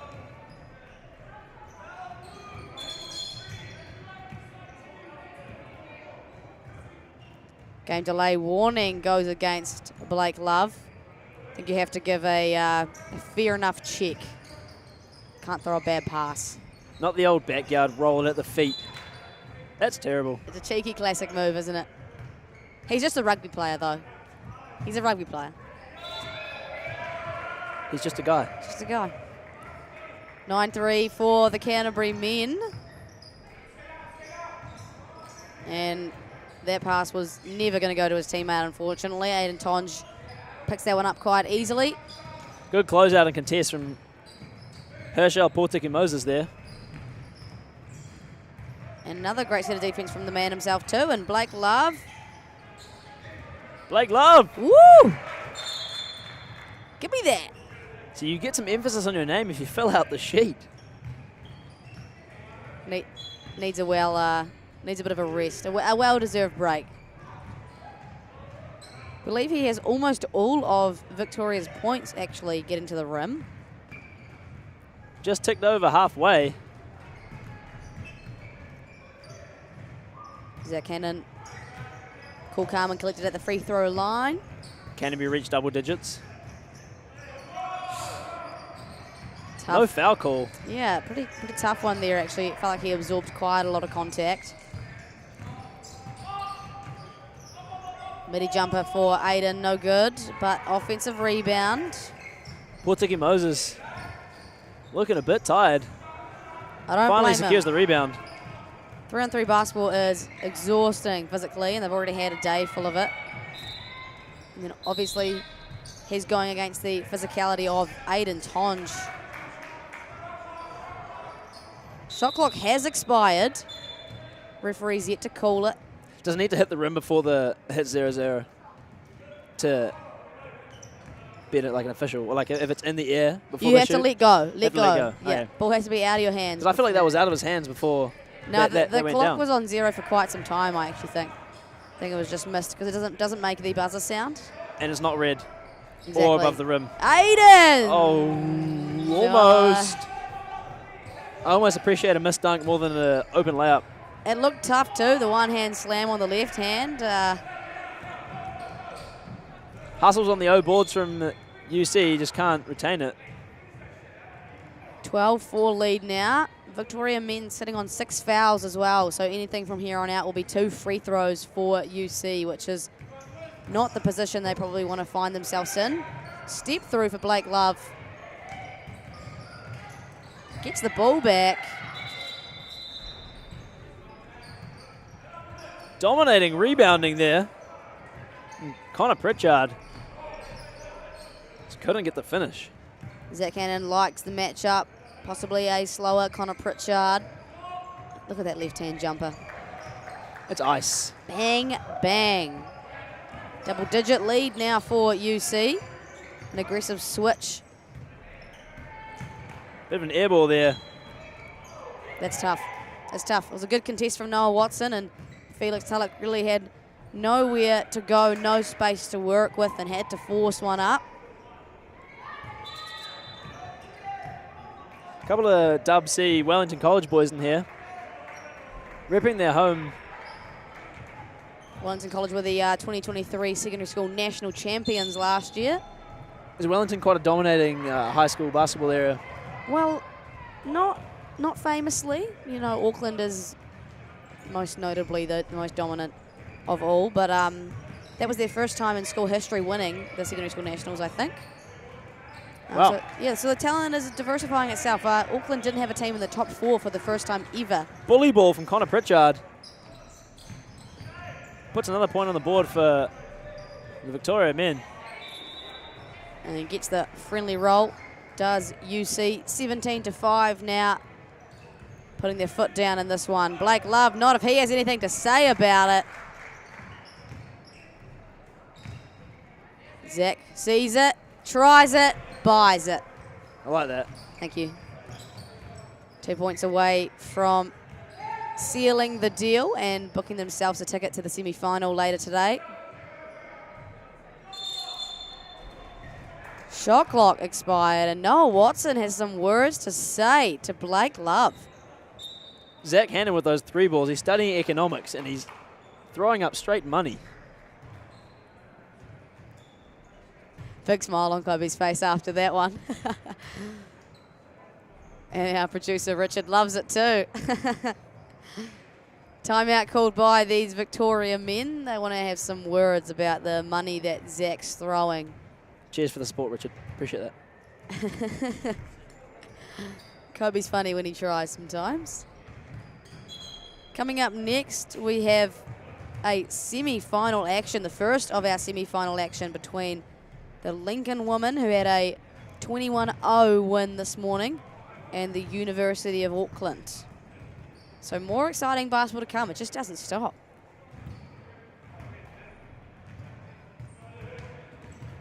Chance to win it now for the Canterbury men.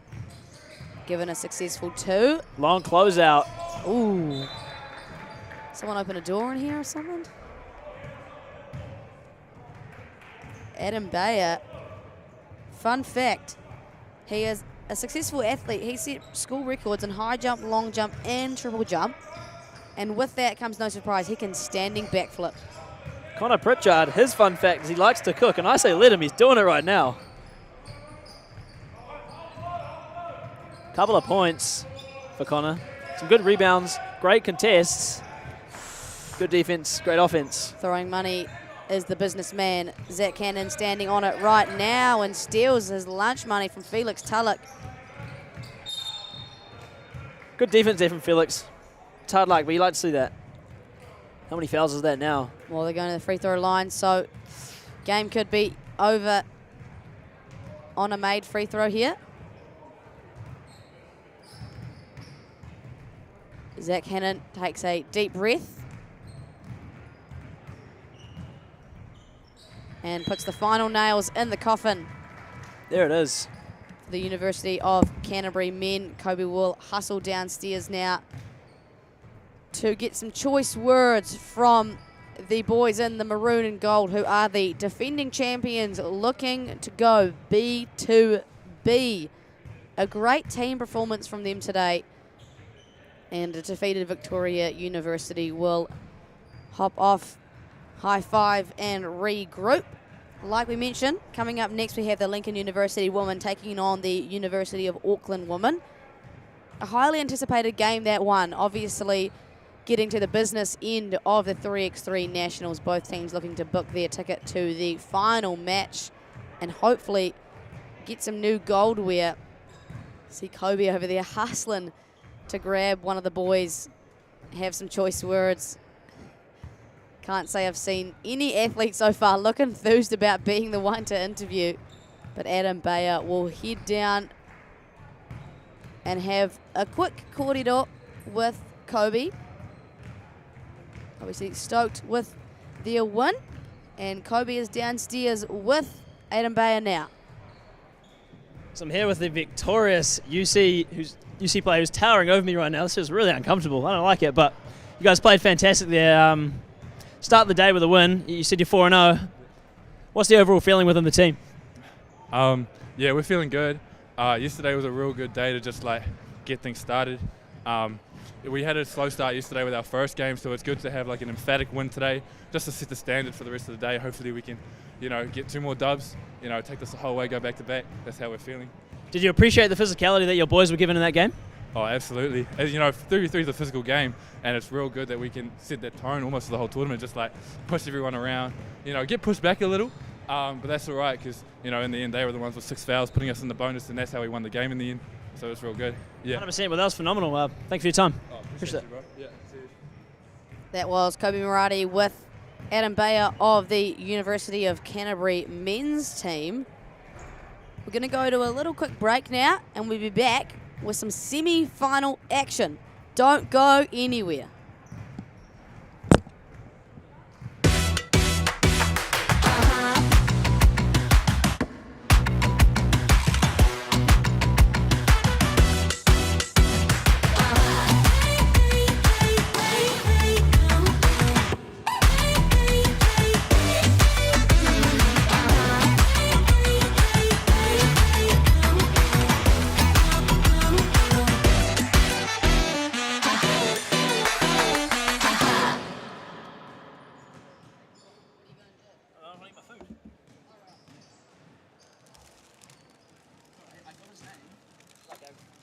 As soon as I start talking, I've got his name. So I have to go into it.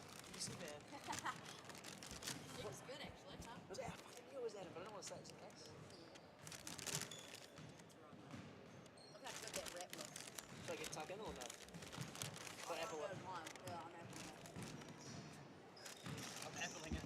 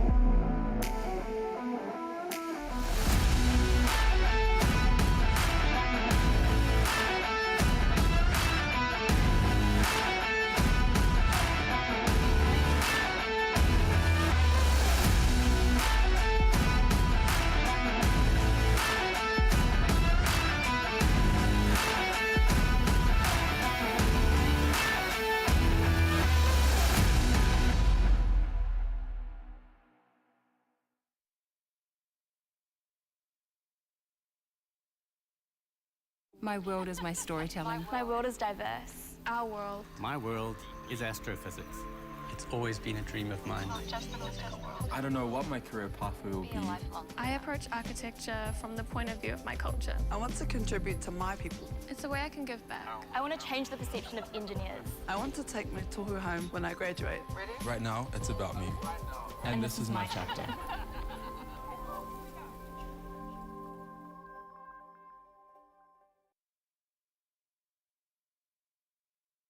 No, my Heidi, my welcome back to an exciting day of basketball here at the UTSNZ 3-on-3 Basketball Nationals, and it's semi-final time. I'm Maya Williamson with my friend Kobe. How are you feeling about this one, Kobe? Semi-finals, energy's definitely heating up. I just had an interview with Adam from the UC men's team, and he was fired up for the semi-finals 100%. He was saying that they're just going to put more effort in, and they would really want 2 more wins to go all the way for their university. So hopefully these ladies on the on-court stream will be doing just that. Yeah, they've got to find the energy to be able to dig deep and get it done. Obviously, 3-on-3, a very physically exhausting game, but with their eyes on the prize, they'll do anything to win. The Lincoln University women, who had a 21-0 win in their quarter-final, consisting of Hannah Lacey Remeka, Maddie Cunningham, Kate Herman, who we've coined as just Kate Her. Kate Her. And Maddie Timms. In the U of A side, we've got Piper Manolis in number 5, Petra Sparks, number 7, Kirsten Tillerman, number 32, and Dominique Steffens, number 15. Dominique Stevens did spend some time overseas at a college. I believe it was a Rocky Mountain College, which was the junior college. Obviously has... I'm going to assume Rocky Mountain is at Colorado. I think so. If I pick that, then you should be proud of yourself. I should, yeah, I don't know. Continue. Dominique Stevens, yeah, total dominant performance from her all day yesterday. Obviously, a lot of size behind her, and that's kind of what University of Auckland has up their sleeve. They've got 2 big girls, which is quite unorthodox for a 3-on-3 squad to have 2 bigs, but it works really well in their favour by way of Dominique Stevens and Kirsten Tillman as well. Be underway. I'm sure they're versatile bigs, though. Yes, they are. Yeah, they can go downhill. I saw one set a screen for the other day, which was, Modern basketball, whether 3-on-3 or 5-on-5, you have to be able to do everything, unless you're the best of the best on defense. Yep, basketball moving into that positionless kind of state basketball. I know, especially in Basketball New Zealand, there's a huge emphasis on playing positionless basketball and guards having to have post-up moves and be able to defend the post, and bigs having to have guard skills as Kate Her gets the scoring underway for Lincoln University. So would you say there's a bit of emphasis on putting a bit of size on, having some muscle so you can sort of hold your own against anybody? So. I'd say so. I'm still working on that myself. That's probably why I'm not playing here today. Kate Her trying to stay on the heater from last game. Piper Manolis looking to go downhill. Dominique Stevens likes the lefty, and Hannah Lacey all over her. Hands up, ball down there. Another block. Ooh. Oh, just a travel. I thought it was a foul there. I was going, that's rough. You can see in the corner of your screen there, the Lincoln University mascot. Someone's come out full guns blazing of support today. Up the Rams, they like to say. They have too. Petra Sparks. Probably at a rugby game or something with that Rams mascot. They get too hot, but in this freezing cold arena, I'm saying that he's the he's the best temperature out of anyone. I'm kind of jealous. Like I kind of want one for myself. Standing in this ice cube of a gym. Petra Sparks looking to heat up in the ice cube. 2 back-to-back right-hand lays for her. And 3-second back down rule called against Hannah Lacey. So I suppose that just prevents sort of one-on-one stuff, eh? The 3-second rule. And I think it encourages, having to be efficient in your post moves. Can't just spend 8 years trying to back someone down. It's a fast-paced game 3-on-3, and they want to make sure that continues and stays within the practice of the game. Kate Her. Just got a reference for anyone that's just tuned in. We understand her name is Kate Herman, but she's been playing so well, we've just left it at Kate Her. She deserves it, and she knows it.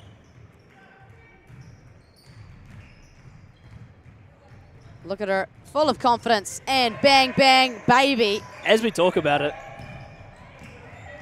she is Kate Her for a reason.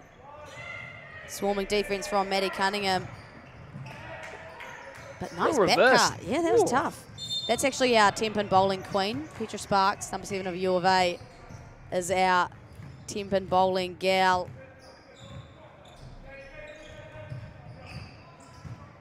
Her highlight, oh, that's Petra Sparks. Her highlight of her 3-on-3 career, word for word, is just this team.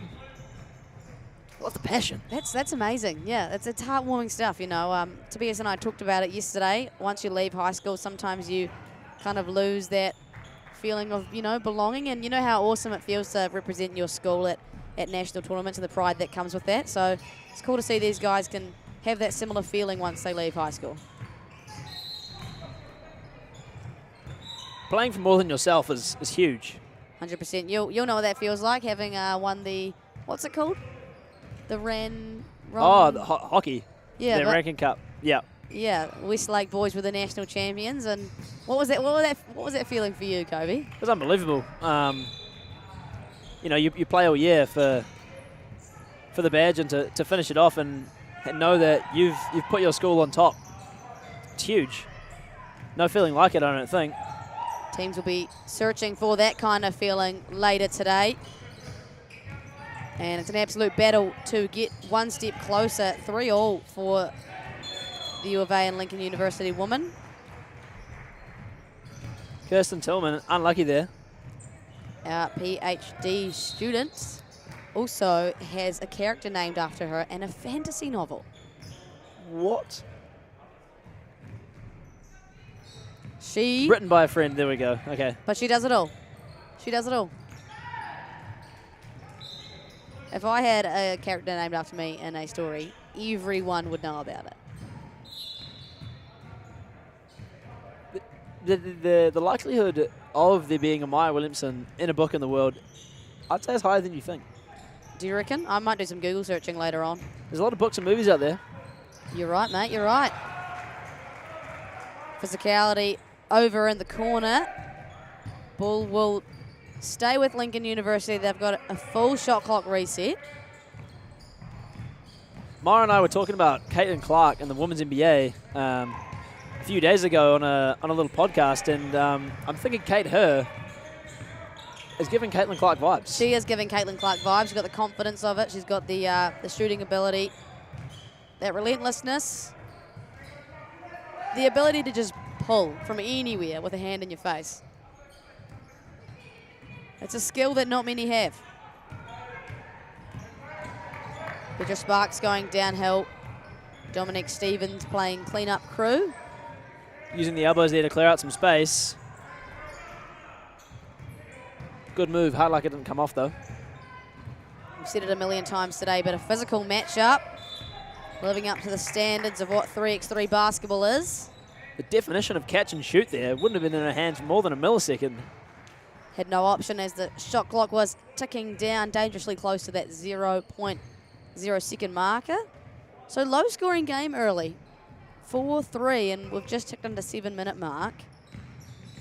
I think that's testament to the aggressive defense both teams playing.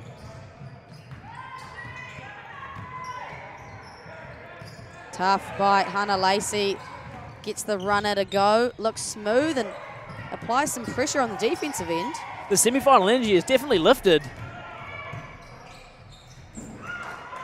There goes the Basketball New Zealand sign. We haven't actually seen a sign collapse today. Get out of the way. Step back for Maddie Timms is good. Bury's won. 7-4 now for Lincoln University. 6 minutes to go. Momentum seeming to be in their favour a little bit, and Hannah Lacey fakes the kick out. Gotcha. Peekaboo, peekabye. Nice one. Ooh. Physical inside. Foul on the U of A. That'll be the second team foul for them. So, despite a physical matchup, no team in foul trouble just yet. Kate Herman with a spin cycle and a foul from Piper Manolis. Piper Manolis, post-university career goal. Not sure at this stage, lol. That's fair enough. I think a lot of us are probably in that same kind of boat. She's got time to go. Also hailing from Westlake Girls High School. What's her field of study there? Masters of Dietetics. I assume that nutrition? Yeah, I'm assuming this is nutrition. So this is actually the most intelligent team that we have in the gym. Two masters students, a PhD student, and a Bachelor of Science student too. Great defense from Maddie Cunningham, swarming Dominic Stevens, forces a turnover. Kate Hill with the movement, the step back. Just can't make the bucket in the end. 9-4 though for Lincoln women. Feeling pretty good right now and forcing the U of A into some pretty tough offensive possessions. Exhibit A. Just about to roll over, halfway gone. Only 5 points in it between the two teams. We've come to find out that really does mean nothing.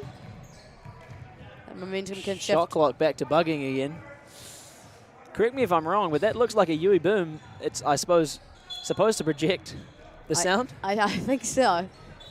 You know, when you don't have all your resources, you just got to make do, and that's what Basketball New Zealand have done. You can see on screen, if you just find their shot clock, to the right of that little tally, there's a little boom there. You know what? It does the trick, I think. It does the trick. I respect it. Timeout for... I didn't actually see who the timeout was going to, but I'm going to assume it's the U of A. Need some time to recollect and chat about some things. Any adjustments you'd make, Kobe, if you were the U of A ladies? I just think the buckets aren't falling. I think they're playing good basketball. Continue to play hard defense. No, I think they're doing all right. They just got to see a couple fall. 100%. I'd like to see them utilize their height advantage a little bit as Hannah Lacey off the flare screen. Swish, swish, swish. She's an absolute flamethrower, and once she gets hot, it's hard to stop. Swarming defense. I agree about using the height, now you say it. They haven't really capitalized. Yeah, like we spoke about, they have two bigs in their team, which is unorthodox for 3-on-3 style of play, but haven't really played into that advantage like I thought they might. Kate Hurt. Do you think they need to use more fronting, so plant themselves when they're on offense close to the bucket and ask for the over-the-top pass?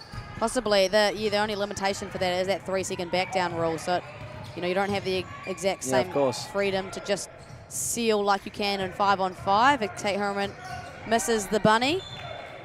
This Lincoln defense just punishing. All three players applying ball pressure and forcing turnovers and ball out of bounds.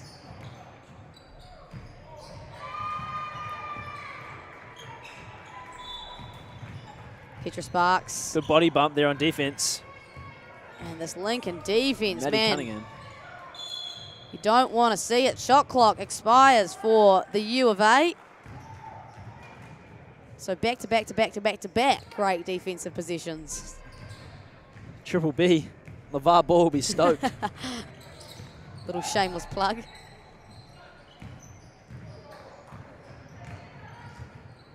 Hannah. Great strength. Stops and pops. Offensive rebound. You don't want to give them too many extra positions. Although Lincoln are out heighted inside, it does not seem like they're being affected by it. Much like young Maya. You wouldn't let that affect you? Never, mate. Never.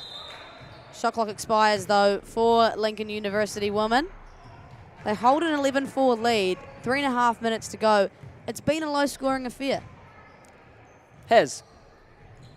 I think it's just testament to the good defense, though. I don't think it's been bad offense as such. 100%. Both teams obviously desperate to get to that gold medal match. There we go. There's using the height. 100%. And you've got to.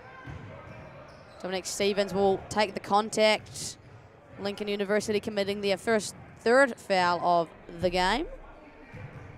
Big free throw here for Dominic. Obviously, Auckland just want to see Leather go through lace to help gain a little bit of momentum. And it's good. Cut it to 6.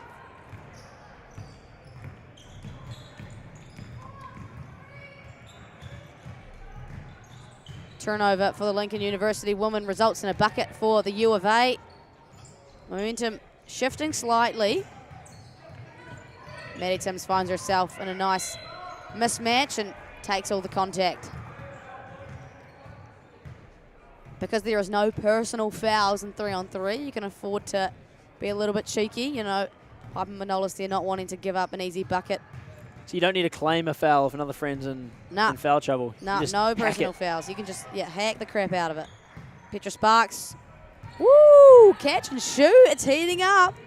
It's heating up. Cut to 4. U of A going on a small run here. Hannah looking to go downhill on this big matchup and steps back and drains it. Hannah cut that pretty fast. Little floater on the run. Petra Sparks has been the spark of the U of A team. That was cheap pickings. Cheap pickings. 100%, but that's okay.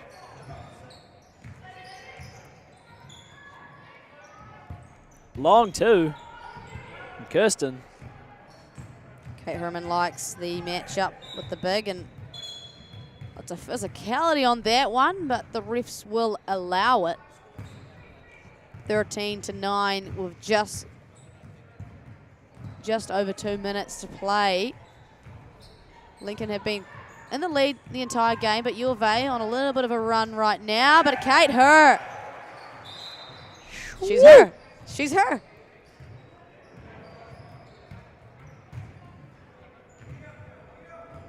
I see a game delay warning. So you're not allowed to defend that little charge circle under the hoop there as teams look to clear the ball. That is something new for me. I didn't know once you score, you just take it under the basket and kick it back out. Yep. There you go. You learn something new every day, don't you, Kobe? You do. Kate Herman, as wide open as she'll probably ever be. And Piper, the same. These girls aren't saying no to a free layup. Maddie Sims looks at the ref in disbelief. Asking for a trip there. She took a bit of a tumble. Nonetheless, U of A with possession. These are important possessions for them if they do want to claw back. But great defense from Maddie Timms. Nowhere to Using go. the height, just couldn't, just stepped out of bounds on the baseline there. A timely defensive possession for Lincoln University finds them a stop. They could extend the lead out to as much as 8. A minute to go. Kate Her. Again, Kate Her. Living up to her nickname.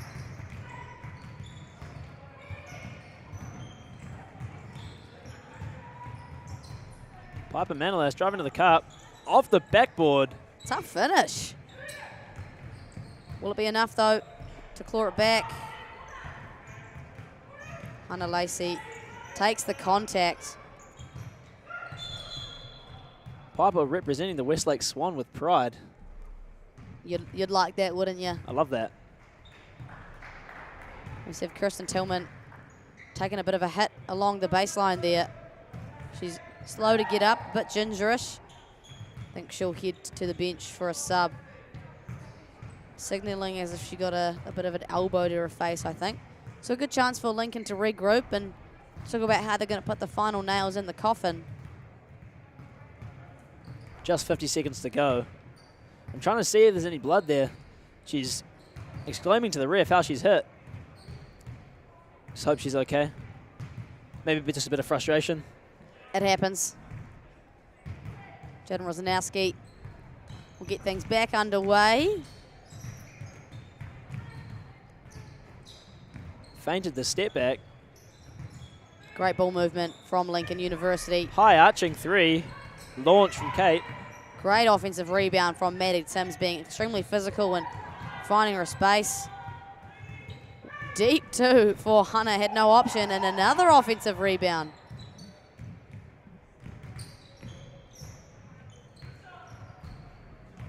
Another long rebound comes out to Piper Manolis.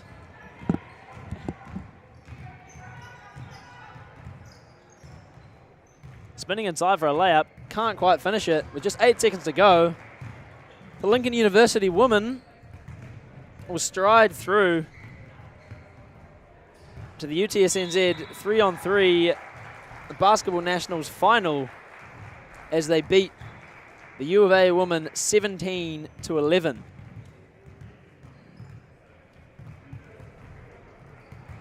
Next up, we have the first men's semi-final. We've got Waikato against the U of A at 11:05. That'll be a good matchup.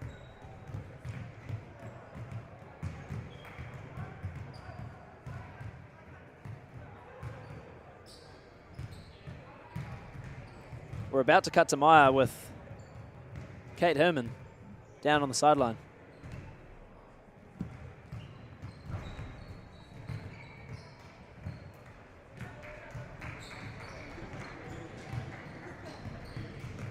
Right, great win for you guys. Obviously, a little bit tired. How was that for you? No, it was good. We knew it was going to be a big competition coming into the game. We're two very tall players and we're very undersized in there, which was good. Yeah, awesome. What worked well for you guys to get the win? Like you said, they were tall and you were a little bit undersized. What worked for you? Starting with defense, really, just staying on a man nice and tight, and then from there, going into offense pretty good. Right, so you're in the gold medal match. What are the thoughts going into that, and anything to improve for you guys? Definitely just more on-ball movement. I'm kind of stagnant at the moment, but no, it should be fun. Awesome. Congratulations. Thank you.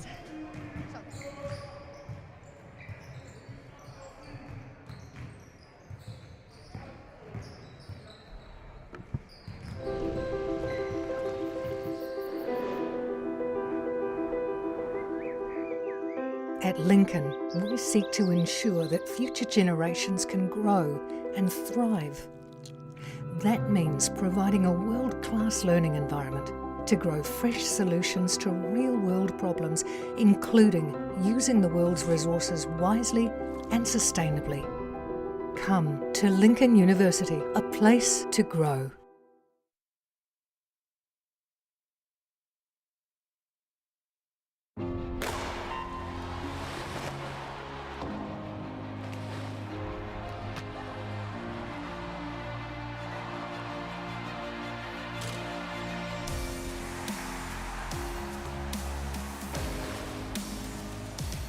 FISU, World of University Sport.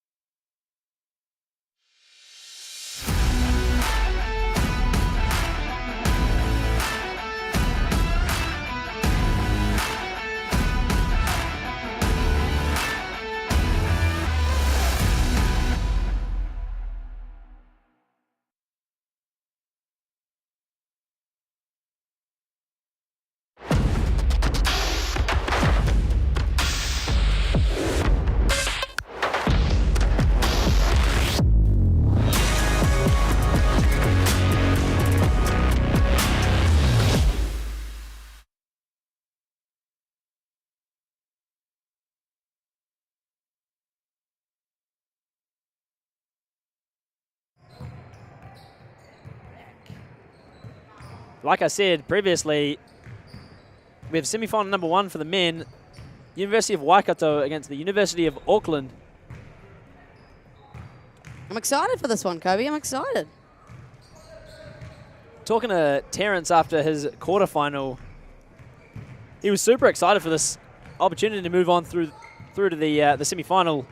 He was saying, I mean, his team, I don't know if you guys saw it on the live stream, his team cooked from two, sorry, not 3. His team cooked from 2. So he was just hoping they can continue the momentum into this game. Yeah, it's a huge part of 3-on-3. If your team shoots well, you're almost certified a win. However, this Waikato team, pretty strong themselves, consisting of Daniel Dobson, Corbin Pai-White, Tamari Vanderleiden, and Siosi Tueti. U of A men, number 5, Terrence Abden, number 9, Charlie Cox, number 11, Kabir Bargava, and number 14, Jason Middif. Most notably from the University of Waikato, Daniel Dobson is one of the most experienced 3x3 players at this competition. I'd say second behind Aidan Tonge. Has played international 3x3 for under 23 New Zealand teams. And I believe he was playing overseas for a 3x3 club over the summer, which is really cool for him. And So he's got a lot of experience and skill in 3x3 in his back pocket. Do you know the country he was playing? No, just say he's playing overseas for a club. And his career goal post-university is, alongside being a qualified engineer, is to be a pro 3-on-3 player. So good opportunities in the 3-on-3 sphere. Saw Ty Wynyard exit the Sales NBL early last season to pick up a professional contract with the Shanghai Sharks in the 3x3 league. Some good money behind that contract. I can imagine. Yep, and oh He'd get treated like royalty in China. Did you see that? I did see that. That was Daniel Dobson himself throwing one down. Fingers crossed we see a couple of those in today's matchup. Bit of a rim grazer there. For the U of A, we saw Kabir Bagava heat up, and he is actually in the two-point shootout final later today, so someone to keep an eye on from beyond the arc. And he's actually a genius at maths as well. We've looked at the stats on our little sheets here. Anything we didn't pick up last time? Well, he's the only one that filled it out. We've been over this. U of A men might be good at basketball, useless at filling out the information You know sheet. who's not, though? University of Waikato. So University of Waikato, we've got a lot of good things to say about you. And they'd be hoping the good things that we say about them is that they have booked a ticket to the grand final match later this afternoon. Siose Tuiti went to Taupo Nui Aotea College. He got here. He's a great singer. His off-court strength. And he's actually only played basketball for not that long, I believe. So really exciting for him to be part of this club. And yeah, started playing basketball last year, and this is the first 3x3 team he's been in. And his on-court strength, despite only playing for 1 year, is that he's shooting tray money bucket balls. That's definitely the best of the day so far of on-court strengths. I'm going to give him a little shameless plug too. He's also a part-time Twitch streamer, so tune in to NZR2 Scucks on Twitch. Or don't, we won't be offended. He'll be offended though. Daniel Dobson throws a dime to Corbin Pye-White. Plays a bit of bully ball. First points on the board. Yep, scoring underway for both teams. 9 minutes still to play. Terrence with a Steph Curry-esque layup after the whistle.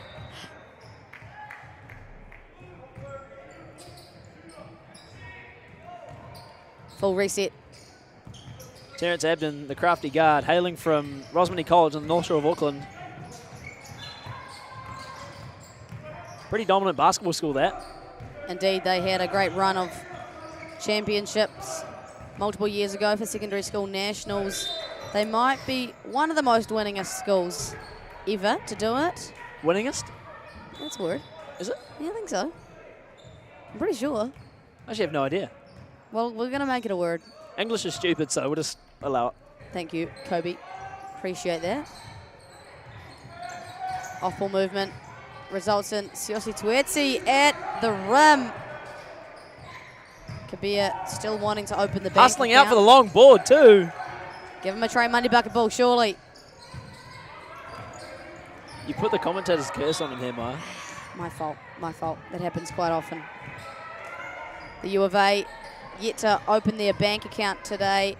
Still sitting at 0 points. Only a minute gone. No need to panic. Yeah, keep calm and collected. I'm pretty sure these boys know as Charlie Cox and Corby Paiwai have a little cuddle. Not sure why. Just a bit of brotherly love, that's all. Love to see it, don't you? Charlie Cox makes the smart decision to kick out to the Tyrese Halliburton-esque looking. The heave. A successful heave, though.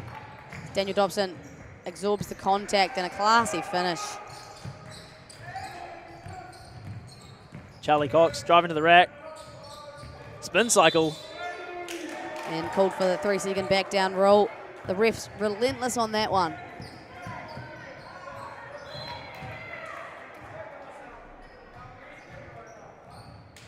University of Waikato up 3. Siose Tuetsi. No one's going to get in his way, are they? Give me that. Looking like Steven Adams there with the slow-mo Euro. Terrence Ebden just nowhere to go, dribbling the air out of the ball and then has to force one up. And landing it in the air. All air on that possession. What do you think of those airless basketballs, Ma? Oh, the new ones? Like they're sort of in development. I don't know if they've got the final prototype yet, but I feel like it's a little bit of an unnecessary development. I mean, you can never pop it. I don't think it's unnecessary. It just feels like we've been playing basketball with these basketballs for however long basketball's been a thing, and they've always worked pretty well. We're looking at sustainability here, Maya. I think long lasting. You know, You can play anywhere. You don't got a ball pump. You don't need a ball pump. You've got a ball with air in it at all times. It's a fair argument. Maybe I'm just a traditionalist, but maybe not in the professional game, but I think the development of them for maybe for you rookies, Kobe, and your park shooting, sure. Yeah, that's right. I went there. And Daniel Dobson went to the rack. Maya on the hate train is Daniel Dobson on the train to the hoop. And gets called for a game delay warning, so subs himself out. 6-1 lead for the Waikato men. 7.5 minutes to go. The winner will progress later today to the gold medal match. They'll be facing the winner of the Otago men or the UC men. That match will be happening at 11:55, just before our lunch break. So excited for that and for the rest of the day. The final matchups are at 2 o'clock and 2:25. Tune in later today. Terrence Ebden opens his bank account today. He stayed hot from the quarterfinal earlier this morning. And Corbin Pye-White answers right back. We've got some ball for you, ladies and gentlemen. It's heating up. It's heating up. All right, back to looking at the shoe game on court here. Who's got the win for you, Maya? Oh, Terrence. Terrence. Yeah, Yep, Terrence, yeah. yep. Look at those kicks. Oh, the shoe game has really impressed me this tournament. Great defense from Siose Tuiti. Just drowned Charlie Cox. Nowhere to go. Can Waikato capitalize on this momentum? A great defensive position for U of A to calm things down a little bit. U of A were not put under this much pressure in their quarterfinals, so they're going to have to find a way to maneuver around this defense, I think. Yeah, this University of Waikato team are very physical defensively. They've got some big bodies in there. A little bit smaller on the half of the U of A. That's when you've got to adjust and find different ways of scoring. Oh. That's a great call from referee Hamish Dale. Love that guy. Maya has good relationships with all the referees, just so when she's playing, she gets some calls. Oh, no, that is completely true. I can't even argue with that, and they do give me some good calls. I do give Hamish a lot of grief when he referees me, but I do think he's awesome. And Daniel Dobson called for a late foul. And one. Hamish Dale saying he took away his landing space, so Kabir Bagava, the mathematician, looks to add one to the tally.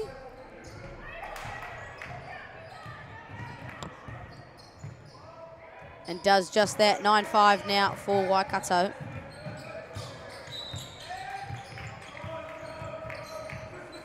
Shot clock winding down. Got to force something up. Does, gets a rebound. That is pure landed on Terrence. Bully ball. Bullying someone and then landing on them. That is a definition of bully ball. Huge block from Siose Tuiti. No Trey Money bucket balls for him. You've been waiting to call that, eh? 100%. Tough finish from Corbin Pye-White. 10 plays 5 now. Just over 5 minutes to go. Too tricky. Terrence Ebden wanted the jelly layup and couldn't get it. Mismatch, mouse in the house moment, and an intentional foul straight away for Terrence. I can speak to one of those. Yep, I know exactly that feeling. Almost every Saturday when I play my game, I'm in that position. Don't bring it up, man. Daniel Dobson likes his matchup. Takes advantage. too big. I'm waiting for the too little sign from someone. I haven't actually seen that at all this weekend. Sportsmanship's been high. It has been, indeed. There is a Spirit Award on the line by UTSNZ. And I believe the leader of the Spirit Award after the couple of UTSNZ tournaments this year is Victoria University of Wellington.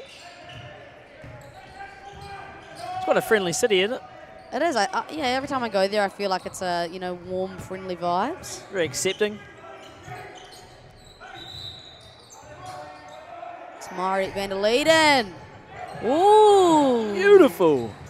That's the highlight play as Tyrese Halliburton hits the top of the structure there. I think we might have to drop that nickname. I've changed my opinion on it. I don't actually think it's that bad. Yeah, and I feel like I've just kind of jinxed him a little bit, so. Yeah. I'm sorry, Jason Middif. You can go back to your regular name now. And there he is, making defensive plays. Although I think Tyrese Halliburton got the Supermax last year, didn't he? Which puts him at like 40 mil a year. Yeah, so no. maybe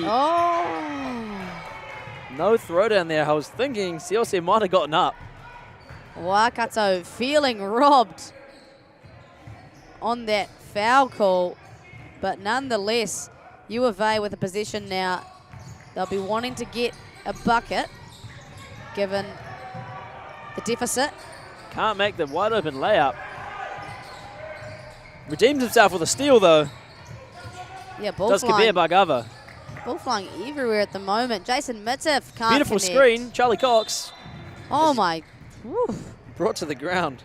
Corbin Paiwai. A little bit of ping pong action from these boys. Ball going everywhere.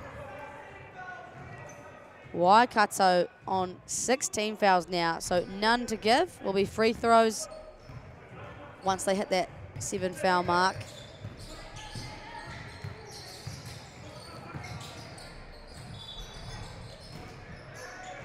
Strong rebound. Daniel Dobson. As he drives straight back to the rack, Euro around Terrence Abden and gets the bucket. Showing his 3-on-3 prowess. Jason Mitzif gets an unorthodox finish. Tamari van der Leiden likes that downhill penetration from the wing. That was a Kyrie Irving-esque finish. Had the hand on the ball, so held onto it for an extra second longer before chucking it up and making the bucket. Extends the lead now 14-6. The U of A just really battling away. And then Jason Middif and Jamaide van der Leiden going at it inside. the physicality is great. It's been great aggressiveness early this morning, and 4 fouls for the Auckland men and 6 for Waikato. We've said it once and we'll say it again, 3-on-3 is a extremely physical game. Daniel Dobson has plenty of actions to work with, decides he wants to go back to bully ball. Ooh! Tough under the bucket finish. And Terrence Abden gets one of his own. 15-7 though, still trailing significantly is U of A. Daniel Dobson, all air and asks for the sub. I've been holding on to a couple of poor jokes that I haven't let throw on air. I'm tempted to let them go next time they come around. I feel like now that you've said that, you can't just not make them. They'll come back round. They'll come back round. Okay, expecting another air ball soon, are you? I don't think that's these teams will be hoping for that anytime soon.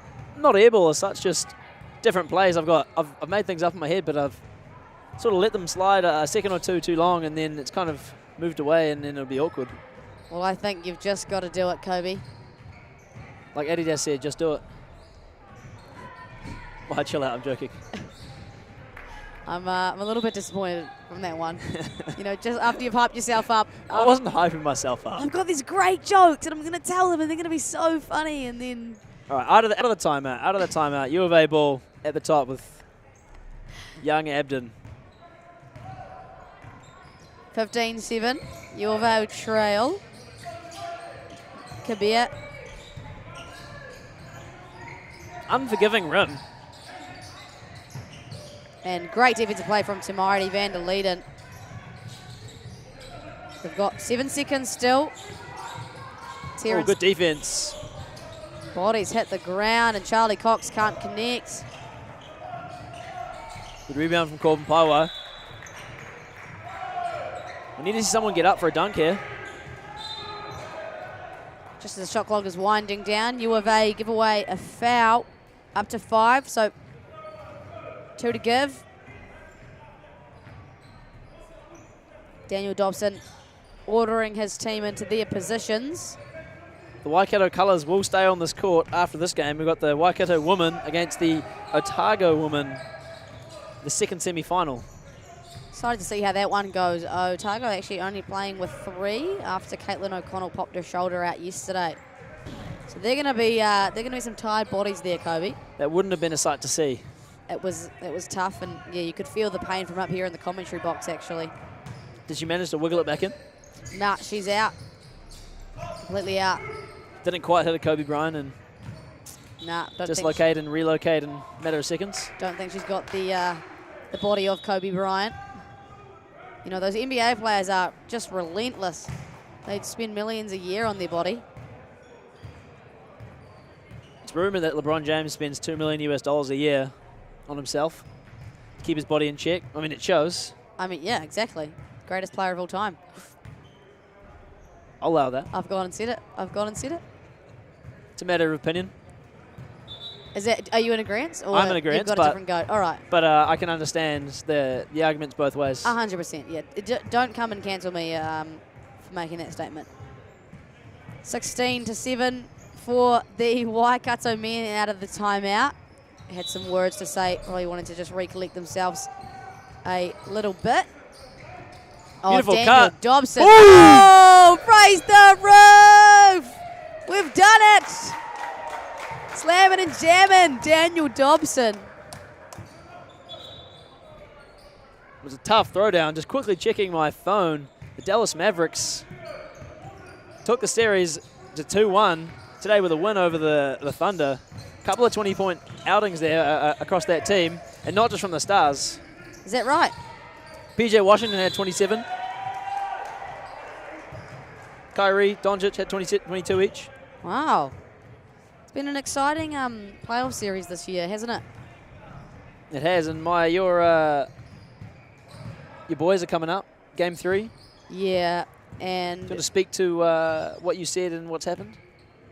We can move on from that. I feel like there's just more important basketball to be speaking about. But the Celtics are going to go winning 4-1, so you can mark my words. We already have marked your words, Myron. They were wrong last time. Yeah, but now they're right. The old Daniel Dobson, the open mid-ear, he's taking over. Oh. He's staring at that MVP title. Wants to take it home with him. Jason Mitiff cannot connect, and University of Waikato have been all over this affair. They're 2 points away from a ticket to the grand final match. Nice. That's game. That was all she wrote for the men's semi-final 1, University of Waikato.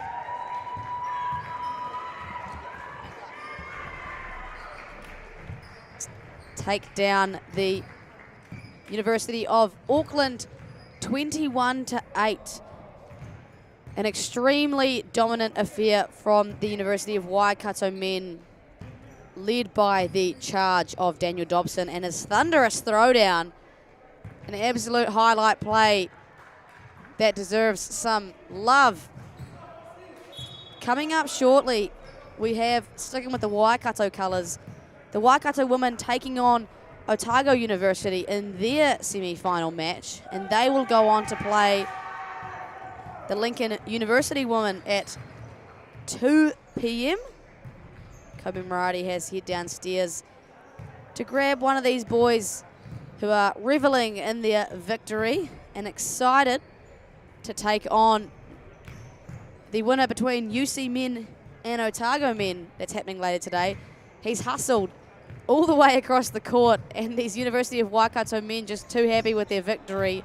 They're avoiding Kobe, but he's grabbed Corbin Paiwai, and he's heading over there now. As you can see, the University of Waikato women warming up, getting themselves ready for their semi-final match. It's been a great day of basketball, and Corbin Paiwai is down with Kobe Murati now. All right, I'm here with Corbin Paiwai from the Waikato men, icing that game with a tough 2. How did that feel in putting your boys through to the final? Oh, I'll take that. It was amazing, bro. It was awesome. In my head, I was thinking, I want to go to Australia. I need to hit this 2, and by hitting that, we're going to Oz. So that's what I was thinking in my head. Can you elaborate? What are you speaking out? I want to go qual, so that's why I want to hit that shot. Bang, okay, there we go. I was unaware of that. So you put your boys through. How do you think you did it? Was it on defense, on the offensive side? What was the focus going into that? I think it was the defense personally, because we're just locking up. Every time they put up a 2, we had a hand there, so we're closing out. And in my head, all the boys were telling me that my biggest work on is to close out, because I give up a lot of 3s. So every time I get a 3 hit on my head, they call me a schmuck, so I don't want to be a schmuck. No schmucking. All right, well, good luck in the final, bro. Awesome, bro. Thank you. No schmucking. That's the new saying of today. Probably the best post-game interview we've had. We'll have a break and head back to the women's semi-final. Imagine getting your foot in the door to your dream career in the sport industry. As you represent your uni, building lasting friendships, connecting at national and global events, connecting with peers and mentors who help connect you to your future. Make this happen with UTS NZ. I've definitely made some really personal relationships and friendships through volunteering. It makes you always feel like you're part of the team. In the sporting industry, it's so hard to gain connections, but volunteering through university and tertiary sport in New Zealand, you're sitting at a table with people with over 20 years experience.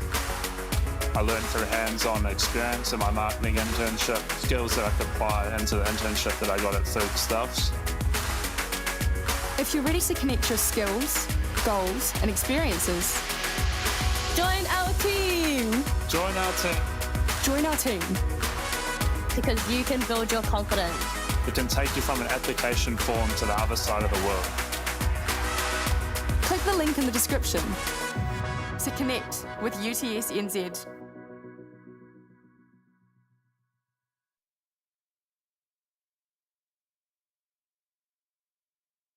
This is the University of Waikato, where every day people are making a positive change. Where research helps tackle global challenges and elite athletes can compete at the top of their game. A place where people are given the tools to protect their whenua for future generations. Where talent is nurtured and excellence is celebrated. It's a place where industry, innovation and education converge, and where moments are shared with loved ones. It's a place where teaching and learning has no borders, and people of all races and cultures work together as one. Our people, our future. Positive change starts here.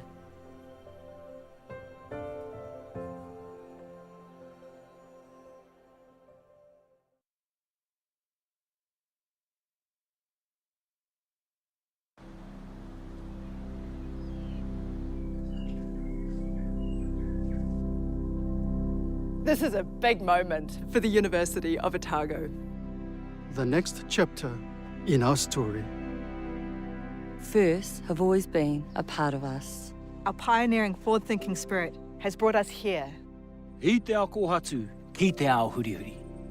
It founded the first university in New Zealand. The first medical school. The first to teach law. With world-class spaces. And world-leading initiatives. I te tai timu, ki te tai pari. This is a place of many peoples. Of many voices. Of many aspirations. Of many firsts. University of Otago. Otako Whakaihuaka. A place of many firsts.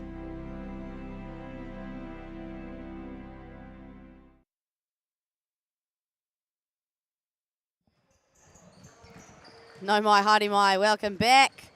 to the semi-final action. It has not disappointed, and I think it will continue that way with the second of the ladies' semi-final matchups between the University of Otago and University of Waikato. First time seeing Otago on the main court today.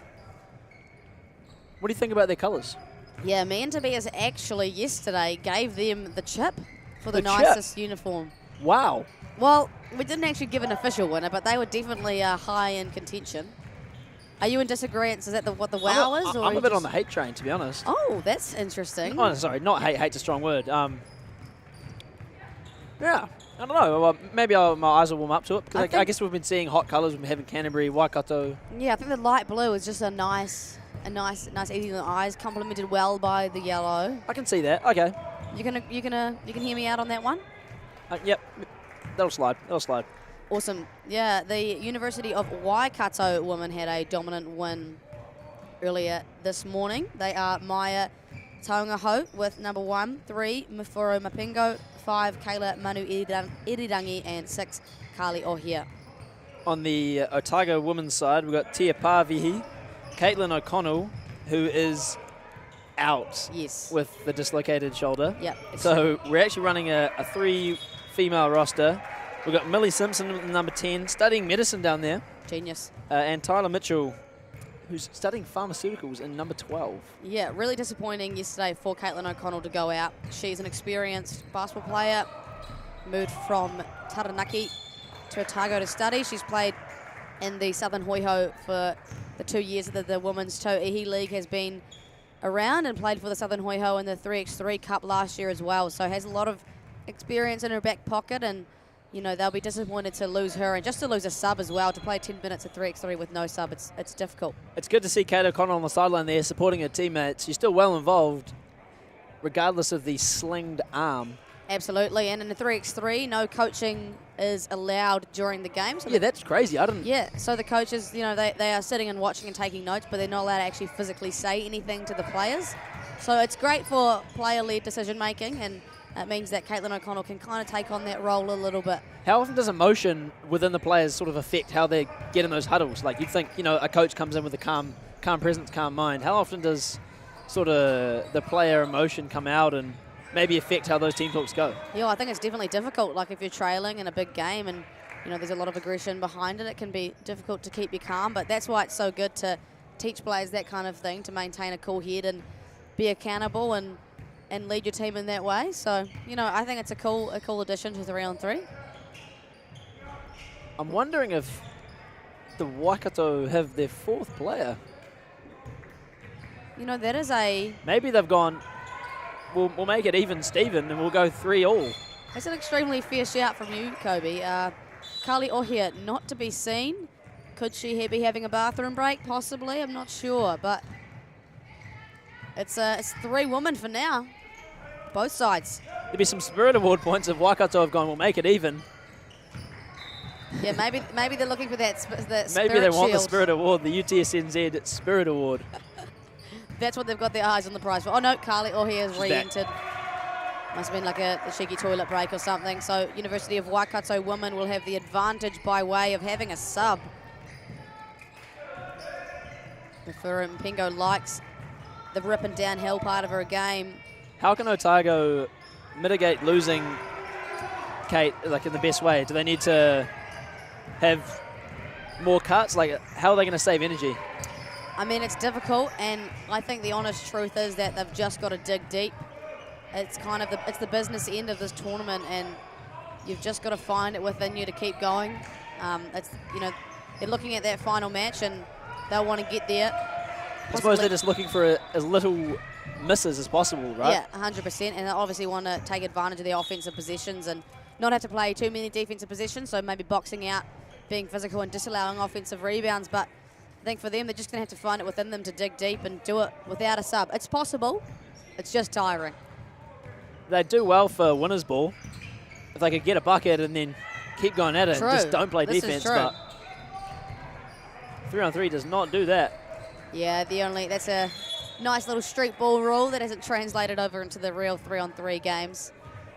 Waikato women up 2-1, just ticked under the 9-minute mark. Kali Ohia slips the on ball and gets to her favoured left hand. Not sure who that pass was aimed at. Was it Tia or one of the other girls, but turnover. No consequence as the ball runs out, and Ma Bingo almost goes flying into the benches there. Did a great job actually to avoid that. Maybe we should get her into high jump. You could suggest that to her in a post-game interview.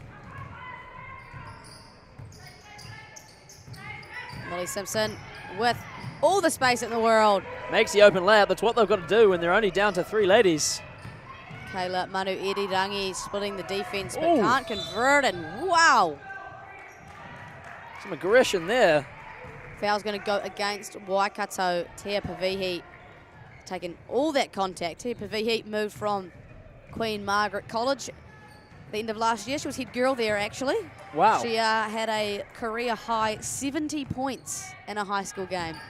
Is that a national record? Possibly.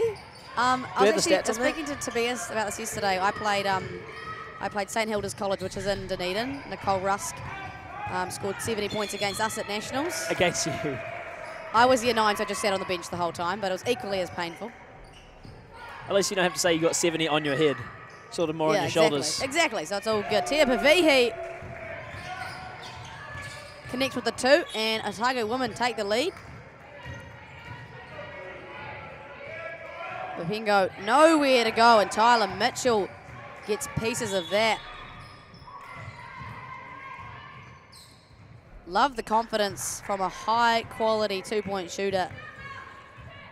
I love the female shot arc. A lot of them are super high-flying before they come down. 100%, and that's a shot that Tyler Mitchell has taken multiple times. She is probably one of the best two-point shooters in this competition, as seen by her ticket to the final in the two-point shootout at lunchtime. Little plug for that one. Stay tuned. Kayla Manuirirangi to her favoured mid-range shot. And Millie Simpson takes a whole bunch of contact. It's heating up. Kayla Manuirirangi. Dimes inside. Shot clock winding down. Gets a shot up. Man, it's physical out here. 4 apiece, 7 minutes to go.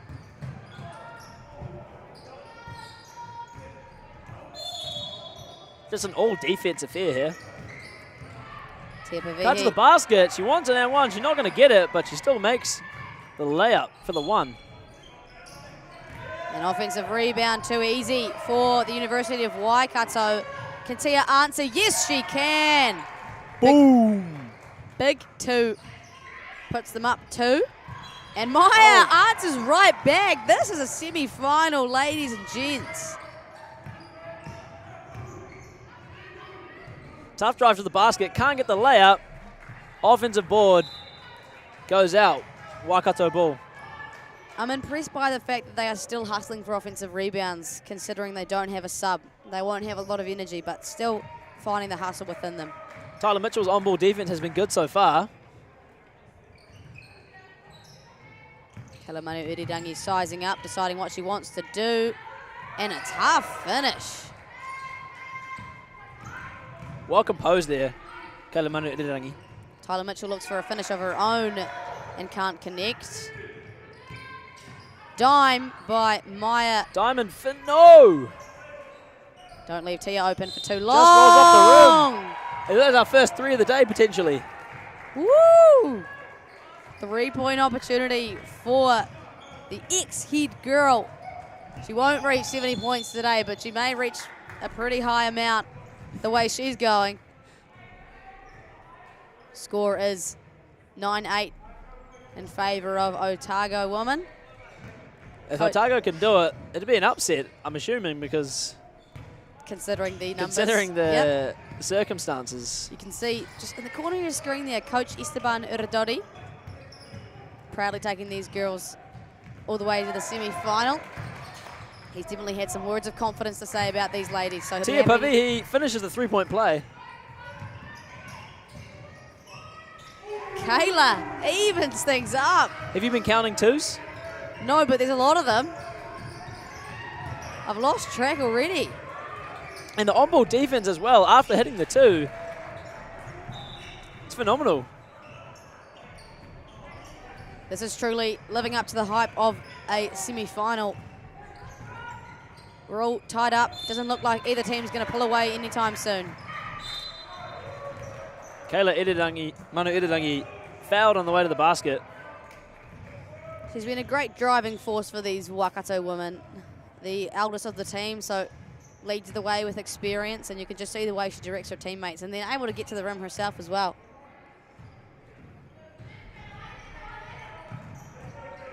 Can't connect on that one though, so score will stay at 10 apiece. Tia Pavihi, tough drive to the basket, just can't finish off the backboard.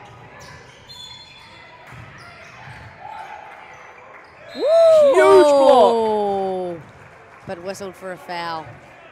Tia Pavihi will be disappointed with that one. She's got quite the 3x3 experience herself, played for the New Zealand under-17 team a couple years ago, and also as part of the junior Tall Ferns squad that went away to the Oceania Cup last year.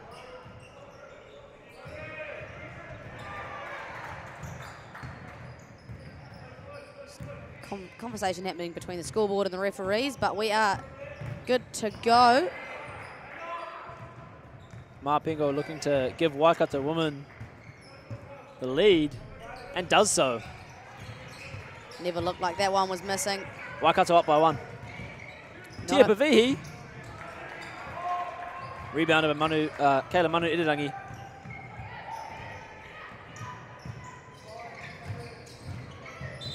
Big screen. The ref does not like it though. And that's something that put a lot of emphasis on in 3x3 is setting legal screens. I know the referees have had multiple conversations about that. And they've upheld that standard for sure. I've seen a few of those calls today. Millie Simpson driving to the basket. Back to tie game. It's going to go the distance, I believe. I don't think we'll chip away that 21. Oh, but in saying that, Carly Ohia connects. There's still half the game to go. It's looking like on the current track, we're going to get to 21, but I'm just not sure which team. So close. An unbelievable effort so far from the Otago women with no subs after Kate O'Connell put out her shoulder yesterday. Oh, don't leave Tyler Mitchell open for too long. In and out. Rims out. Step back for Maya. Can't connect either. It's looking like a famous Californian fast food chain, the way these baskets going in and out without dropping. Well done, Kobe. I'm giving you that one. That was great. Richard does not like it. Producer Richard, please. It's cheesy, but it's great. Just like their most famous burger. Oh, gosh. I gave you that one. I handed that right to you. Ball not handed right to Carly Ohia as it bounces out of bounds. I'm on the edge of my seat right now. You're not even on a seat. You're standing up. Yeah, I'm on the edge of the rail, actually. Speak the truth. You don't have to say that. No, we can say we're out of our seats. It means we're excited. I am out of my seat from excitement. Big screen. And Tia Pavihi can't get the finish. But a great look, and they get a steal. Can they capitalise? Millie Simpson kicks it out to Tia Pavihi. Referee not letting any illegal pushes going. And that's 4 now for Waikato women on the foul end of things. So a couple to give before they get to the bonus. 4 minutes to go.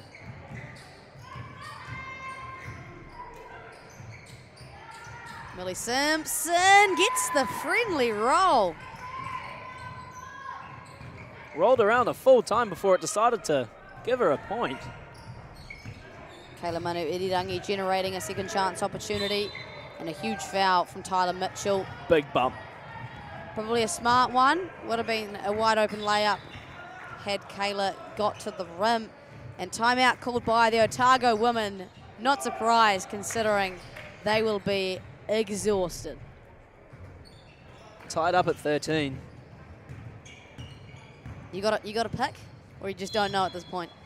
I mean, at the start you would have just by nature picked Waikato because of the outnumbering the Otago women, but man, the Otago woman got some heart. 100%.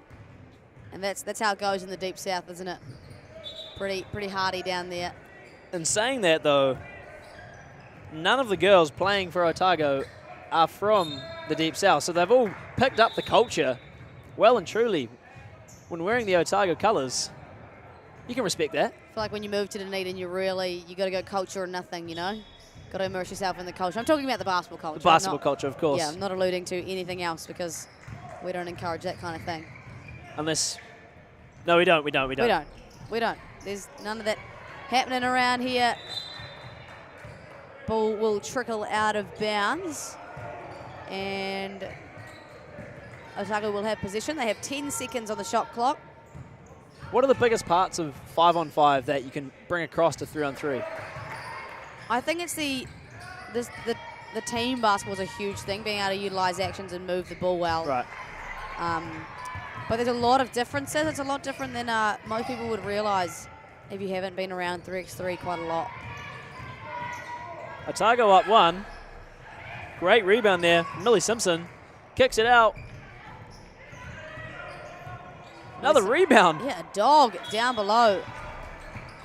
Misses that one, but Otago remain ahead and not through the legs. The crowd like that one. The Waikato men are up. Kaylee Maniwirirangi thread the needle to tie the game. Maya with a nice. Tough finish under the bucket. And now Waikato are 1. It's been lead change after lead change as Tia evens things up once again. Last quarter of the game to go. That's huge. Splash. That is huge for Maya Tangaho. And Tyler Mitchell cannot answer. Tangaho getting the crowd up. Another one. Here we go.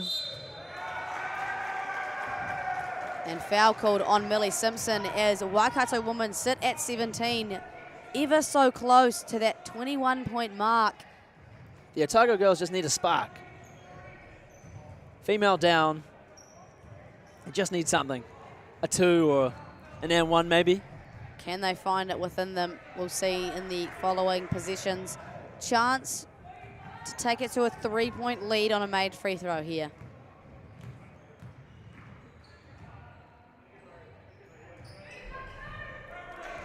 Gets and they the do it. friendly roll.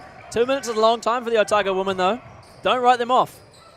Not a huge margin of error, though, so going to have to be.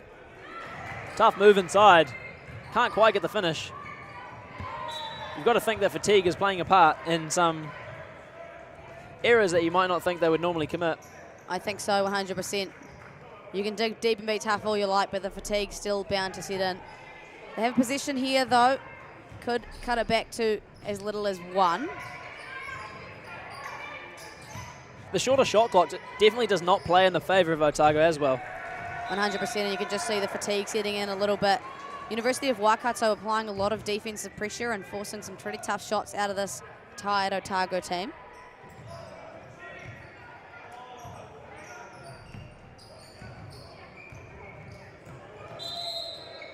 Little body feint. But Kayla Manu Irirangi, the foul, puts her on the line. Or not. Oh, one more foul before they get freebies. Difference between 5-on-5 and 3-on-3. You have to be up in your shooting motion as opposed to just gathering the ball. As we see a travel called. Kayla just lifting her pivot foot early. So Otago, give it another chance.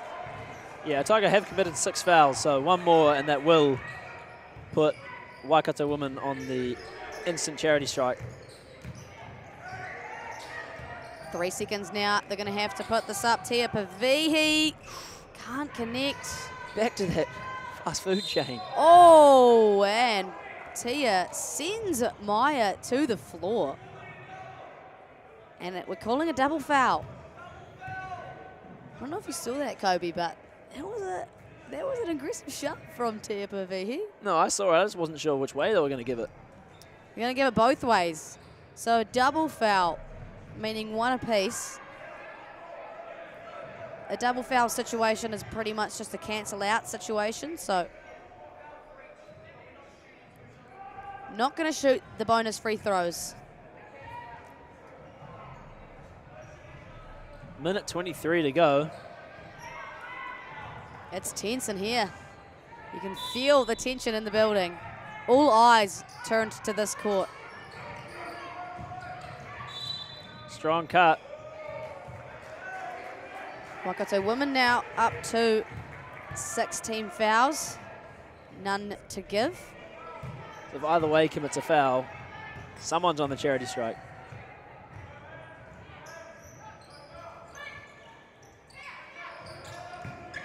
Nice, utilises the shot fake, does Millie Pushing Simpson. the back, not called by the referee. Cuts it to 2. Good defense. Tia Pavihi here. Great defense. Locking up. And a turnover. A minute to go. Do not cancel out the Otago women. They are still well in it. Only down 2, 16 to 18. Millie back to her left hand and gets it off the glass. Leads only at 1 now for Waikato women.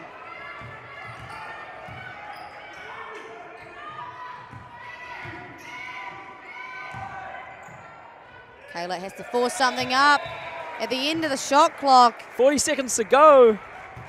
1 point in it. Otago now can tie or gain a lead, and we'll see a timeout called by the Waikato women.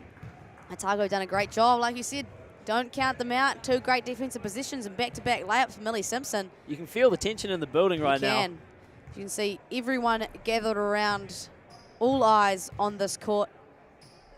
This is semi-final action. This is why these are some of the best teams in this competition. And both teams, like we said, gunning for that final match. If they get a win at this overall tournament, they will head to a qualifying tournament later in the year in Australia, which would then give them a chance to go to the World Cup, University World Cup. In Germany, I believe. Yeah, I'm going to have to brushing up on where that is, but or it might be China, actually. Or maybe the World University Games are in Germany, yeah. Oh, Gortat screen from Tyler Mitchell. Even Stevens things up. 27 seconds to go. Everything matters now. Kayla Manu Irirangi. Great rebound. Here we go. This is Can Otago hit a game winner? Front rim. Millie Simpson, her left hand has been the saviour for Otago and a foul. Is that on the 2-point line as well? Either way, it's 2 free throws. It's either the bonus or the 2 shots. So Waikato have a chance to tie or take the lead. Tyler Mitchell will be kicking herself, giving away that foul. Kayla Manu Irirangi, huge free throws. Yeah, Tiger woman looks so tired. Don't blame them. Good on the first. Ice in her veins. Can they take the lead?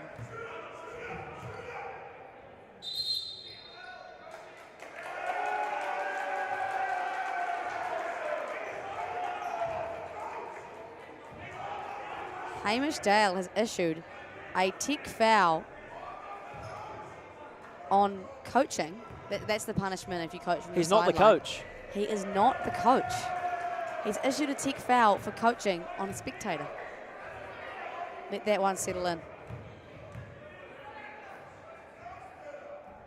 And back rim, they'll be saying "Bull don't lie" from the spectator stands as Waikato women sit at 19, a chance to make it 20. So tense. Connects. This is a huge position for Otago. 5 seconds to go. Got to make a bucket. Almost dropped. And that was all she wrote for the women's semi-final matchup. University of Waikato take the 1-point lead. Unbelievable effort from the Otago woman. Only lost by 1.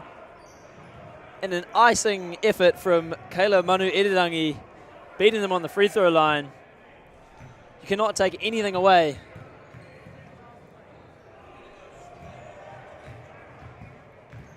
could not take anything away from the Otago ladies.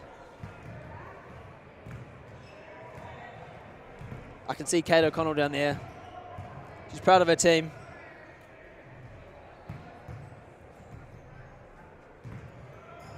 Next up on this court,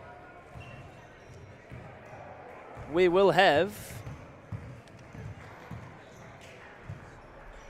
the Otago men versus UC men in the second semi-final. And here we go to Maya. All right, epic win. Are there any words to describe this feeling right now? No, I think we're just happy to make it through to the next round, and I think the girls at the end of the day, we just hustled really hard, and big ups to Otago because they played really well as well. And great shoot. What were your keys to success today? Like, that was a really hard-fought win. What worked well for you? Well, our game plan was actually just to close out on Tyler because she's been making like, I don't know how many twos this whole comp. So we were just really working hard on our defense and like offense comes afterwards, yeah. Awesome. And Lincoln University later today in the grand final match. What are the keys that you're looking forward to against them? That one over there, Hannah. And I think we just want to get them back because we lost by 1 in our pool play. So just working hard again and playing as a team and hopefully we can get the dub. Awesome. Congratulations and good luck. So here we go. The lineups for the University of Canterbury men versus the Otago men. So in the Canterbury side, we have number 24, Aiden Thong, number 9, Zach Hannon, number 10, Noah Watson, and number 15, Adam Bayer. Oh, number 18, sorry. And then in the Otago side, we have number 4, Mikey Rusker, Dallas Hartman, Oscar Hickey, and Joe Ahir.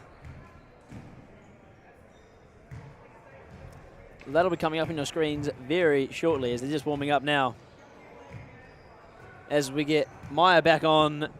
Maya, how was the feeling of those Waikato women downstairs? Oh, man, I don't think there's many words I can use to describe what that victory feels like for them. I think it was a hard-fought battle, and winning a game like that with that much pressure on the line, you know, there's not many words you can use to describe that feeling. Got to be feeling for the Otago ladies right now. They put in probably the biggest effort of the tournament so far. Yeah, I think they laid it all out in the line. A couple of different positions. Could have been a completely different game for them. So a couple of those 3 balls in and out just weren't falling. Wasn't their day. Yeah, the technical foul at the end as well put some momentum in favour of the Waikato woman, I believe, as well. So yeah, have we got some clarity on sort of what happened there? Well, you can't coach at all from the sideline, so you don't. Even if you're a fan. Well, I think there might have been some confusion around who was yelling that, but once you make the call, you can't go back on it. So right. Okay. Yeah, tough gig for the Otago University woman, but maybe the Otago University men can get it done for them. They'll be hoping so. They were getting up in the warm-up, so I'm hoping to see some throwdowns here. They're coming up against, though, the champions of last year, Aiden Ton, Zach Hannon, Noah Watson, and Adam Bayer.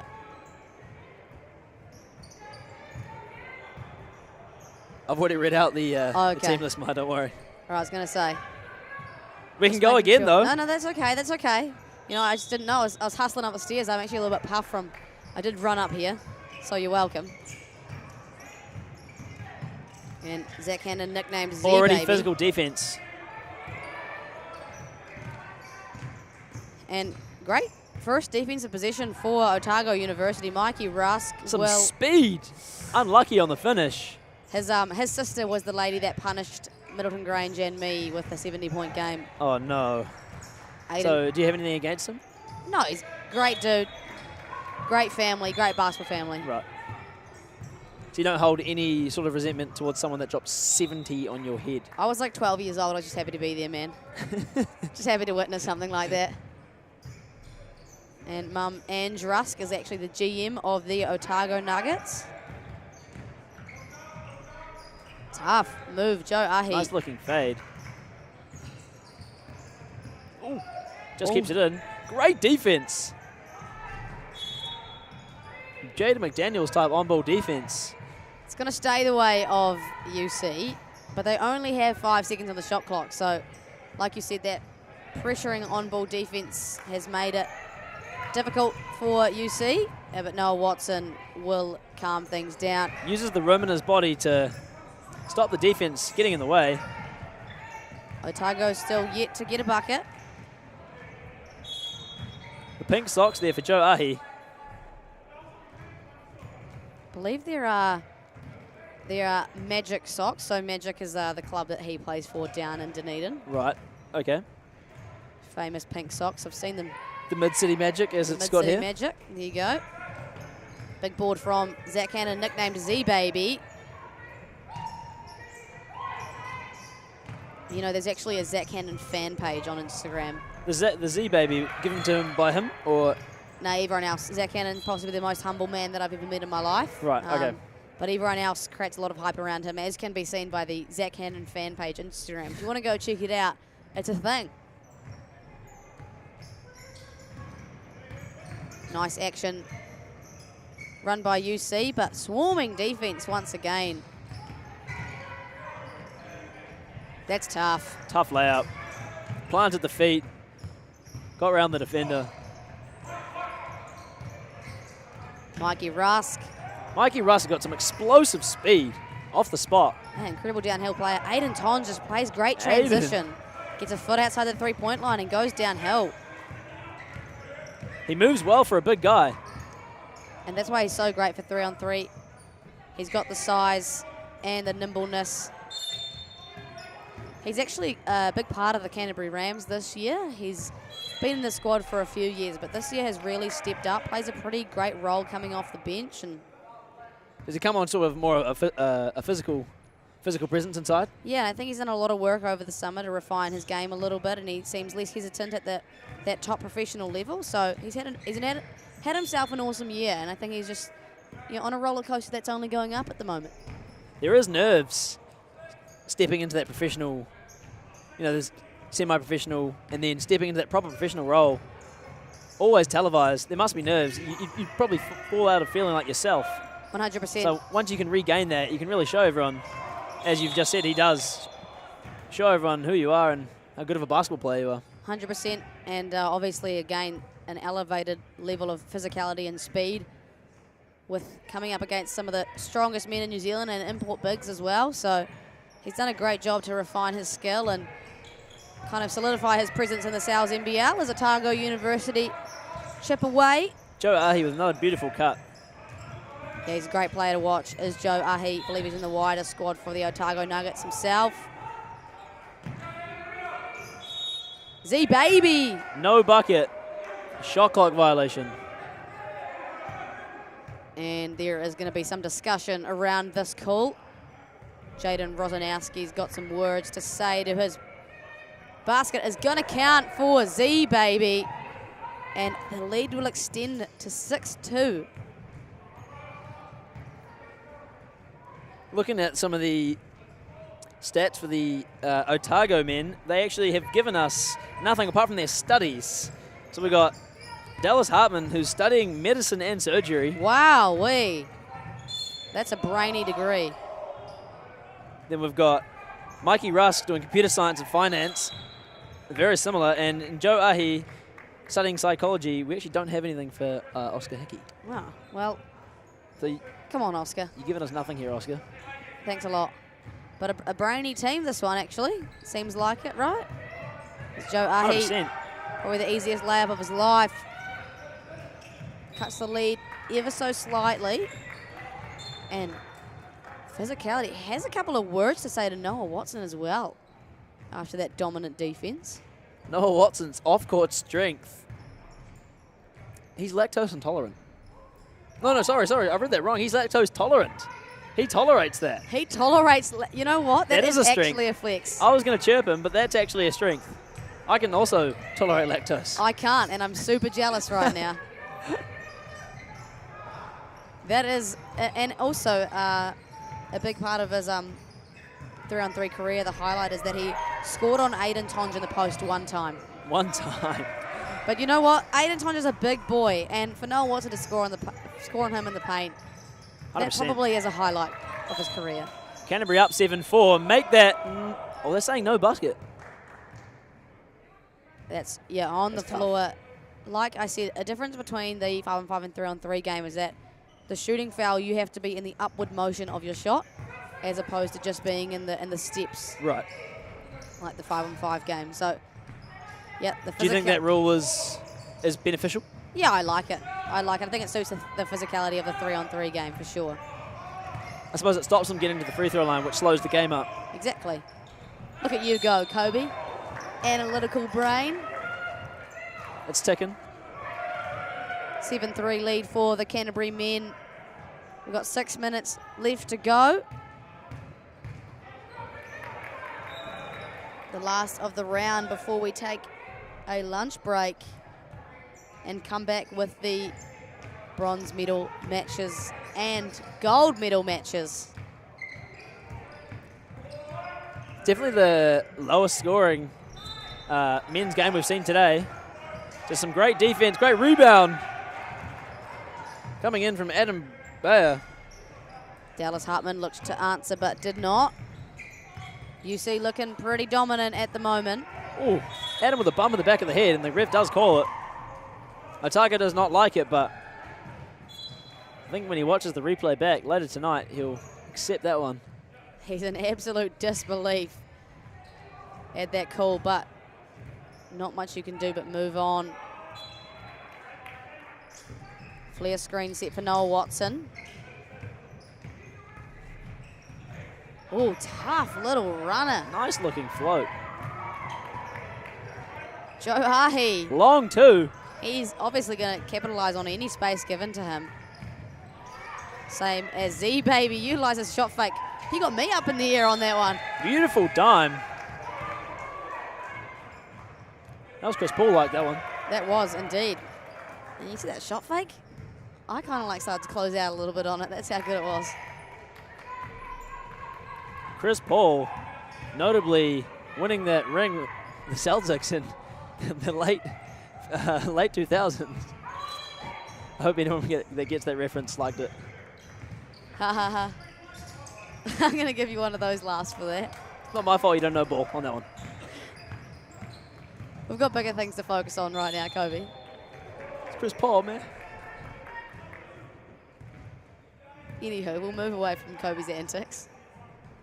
Canterbury up 5. Aiden Tonge at the line. Once again, finds himself there. He's actually the one from Canterbury that hasn't filled out his sheet. So he studies management, and that's about it. He better stuff the stat sheet if he's going to not fill out our sheet. Yeah, I think he's kind of that guy, so we'll allow it. This is his fourth tertiary championships for 3-on-3 as UC extend their lead. Once again, up 6 now. Spinning to the basket. Almost down 1. That'll put Otago back on the free throw line.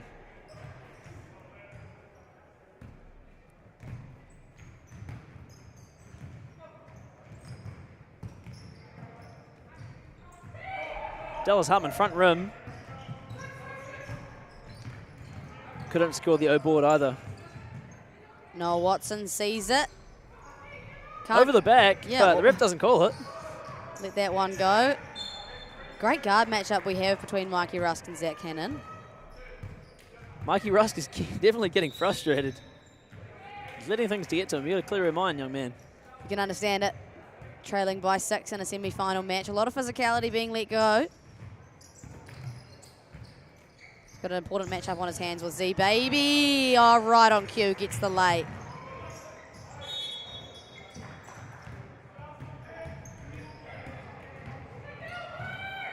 Foul by UC, which puts them up to 5 apiece. Yeah, 1 to give, pretty much. Just ticked over halfway. Canterbury hold that 7-point lead. But you feel there's a run coming for Otago as they drive to the basket with Joe Ahi. Cut it to 6. No, what's an ambition pass to the trustful hands of Aiden Tonge, who has been ever so dominant today. Otago were just getting a sniff of a run, and Aiden Tonge just said no. bullied his way inside. Although Oscar Hickey with a chance to take his team to 7 with 2 free throws as he's fouled on the 2-point line. And that's 6 team fouls for Canterbury men now. So from here on out, 2 free throws every time a foul is committed. That'll be crucial for the Otago men. 100%. Struggling to score really in other avenues thanks to the defense of UC, but an offensive rebound. Great board. Noah Watson. Woo! 2 goes down. Bang, bang. 14-7. Doubling Otago's score as UC. Beautiful drive to the cup. Every time, like I've said, it feels like Otago are getting up. Canterbury cut their momentum. Let's see what they can do here. And exactly what I'm saying. No, he's missed the layup. $1 million move, 50-cent finish. I like that. No Watson, quick transition play. Dallas Hartman. Hell no. Adam just got swatted. And timeout. Rightfully so. Blue. Otago University needs some time to chat about some things as they trail 8-14. What are your thoughts so far, Kobe? I mean, it's been a battle. It's been low scoring, but also there's been a lot of scoring. I don't know how to explain it. I think there hasn't been as many of the 2-point runs. So, like, you know, Otago haven't gone bang, bang, and then been replied to like some of the games we've seen. Totally. Like the AUT U of A game, that was like 1 for 1. Yep. Throwing 2-point blows. Mm-hmm. But I guess it just means there's been a lot more drives to the rim and jump shots inside. No, Watson can't connect from beyond the arc. The rebounding has been good. The defensive rebounding has been good from both sides. There hasn't been a crazy amount of points off offensive rebounds.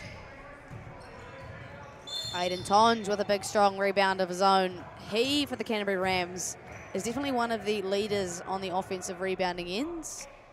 The kind of guy that does all the right things. He's really good at using his body to create second chance opportunities. Let's go back to looking at shoes. Just drops the layup. I'm not getting overly impressed by much of the shoe game I see in front of me. Aiden Tonge, maybe? Yeah, he's a front runner.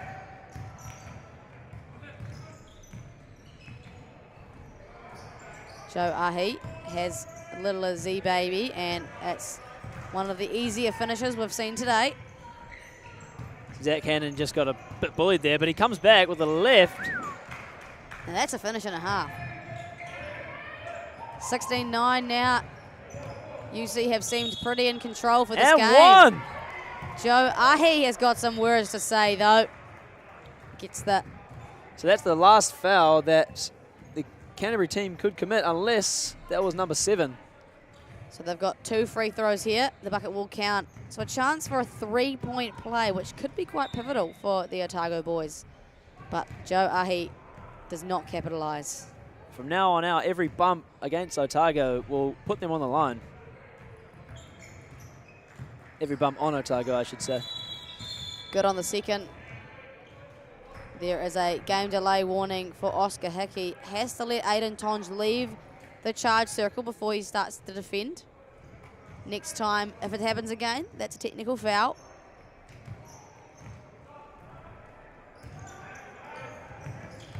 Down screen into a ghost screen. And then a low post catch for Aiden Tonge. Aiden Tonge took him to school. Can I have this dance?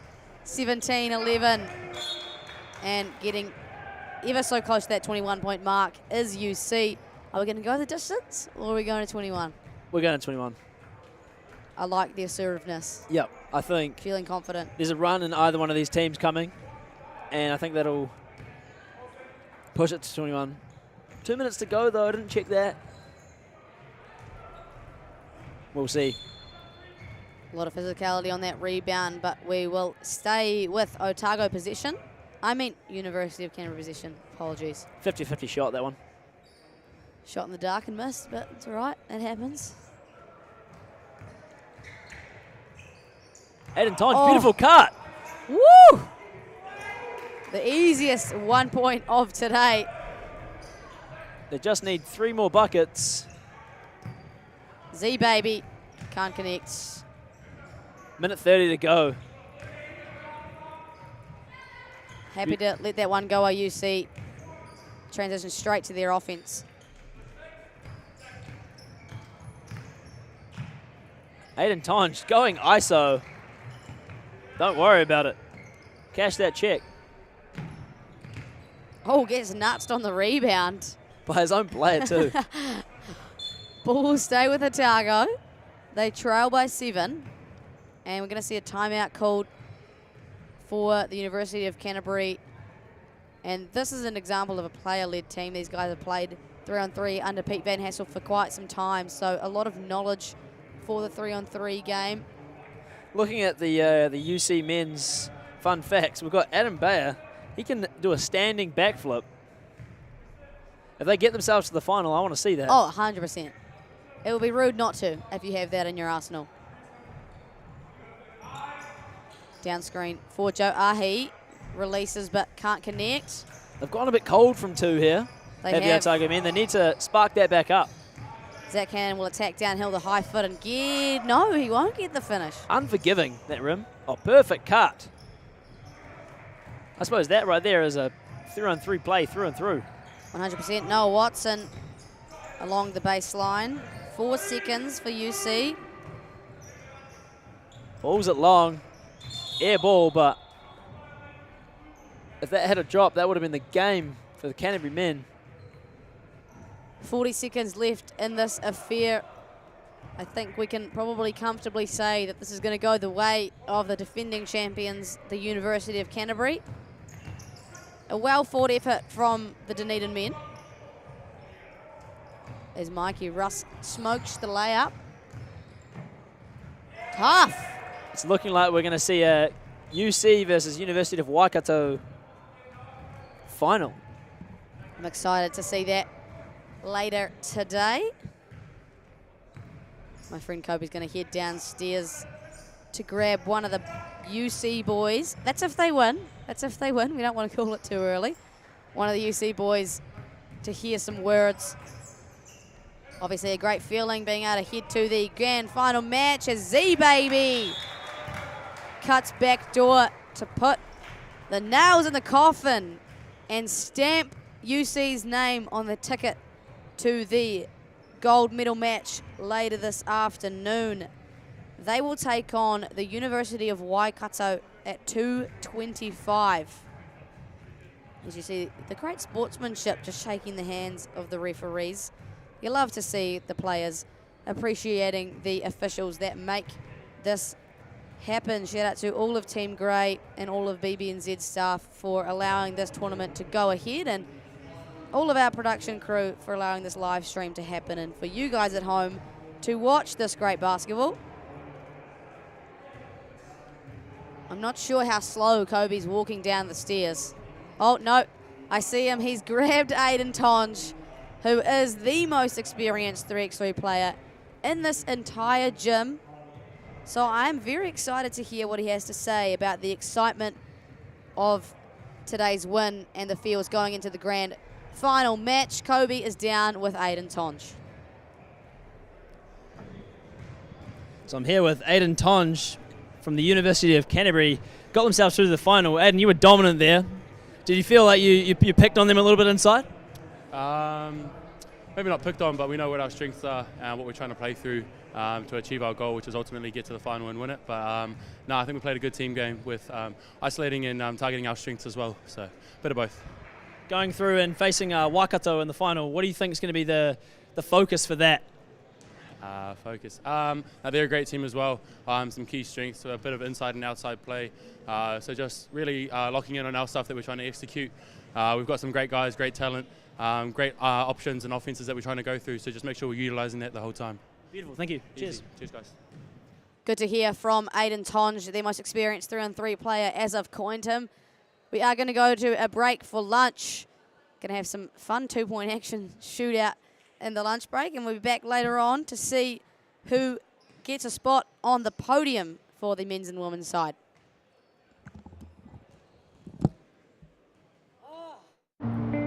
Belief, the emotion that stirs your body into motion. One small drop contains the power of the oceans. And yes, with all this chaos and commotion, you'd be forgiven for thinking, what's my personal motivation? The new normal's so abnormal that now normal's an abstraction. What happened to civilization? This world is a distraction. But still, belief will never fail to cause a chemical reaction, fizzing up your synapses with purpose and possibilities to put into practice. Yet those ones. And so you pause, breathe, and say, what do I want to do for me? The future me. The one who needs me to believe that I can make a difference unequivocally, in whichever way I deem. Even if that's flipping me into we. You see, that really is living the dream. So yeah, it's a pretty simple plan. Believe you can.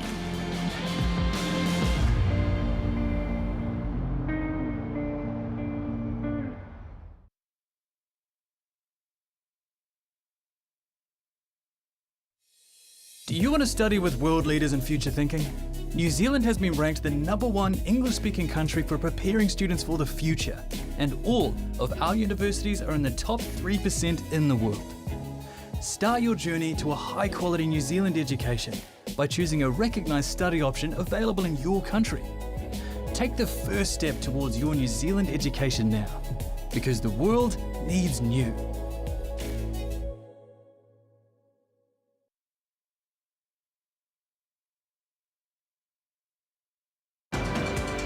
Only one New Zealand university is ranked among the top 1% of universities in the world and in the top 40 universities under 50 years of age.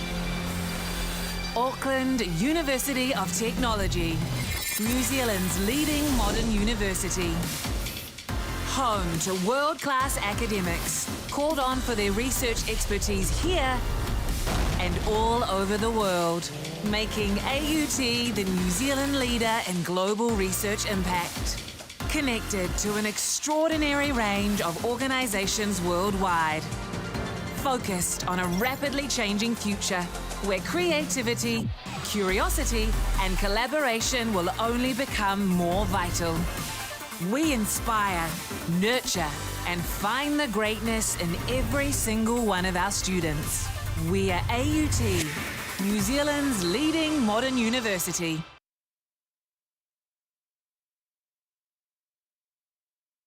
We believe where you live shouldn't decide your destiny, and that any place can be a place of learning. So much of modern life has a handy home delivery option. Why not your education?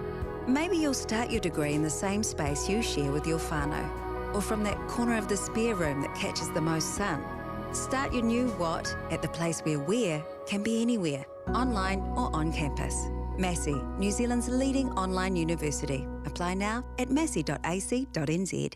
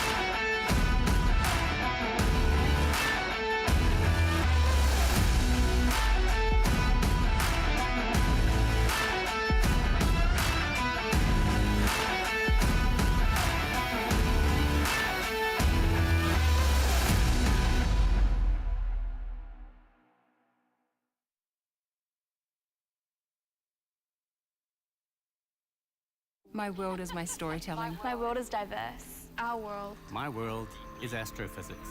It's always been a dream of mine. I don't know what my career pathway will be. I approach architecture from the point of view of my culture. I want to contribute to my people. It's a way I can give back. I want to change the perception of engineers. I want to take my tohu home when I graduate. Right now, it's about me. And this is my chapter.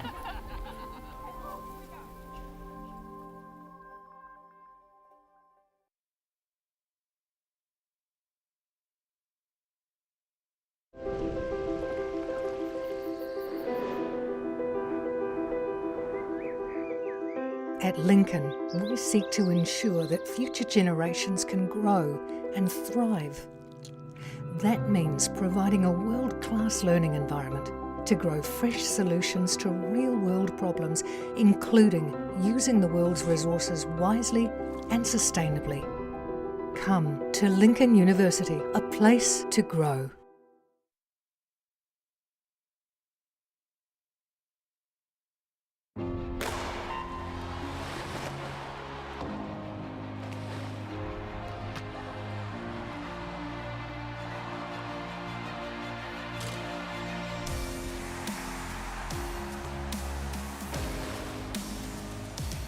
FISU, World of University Sport.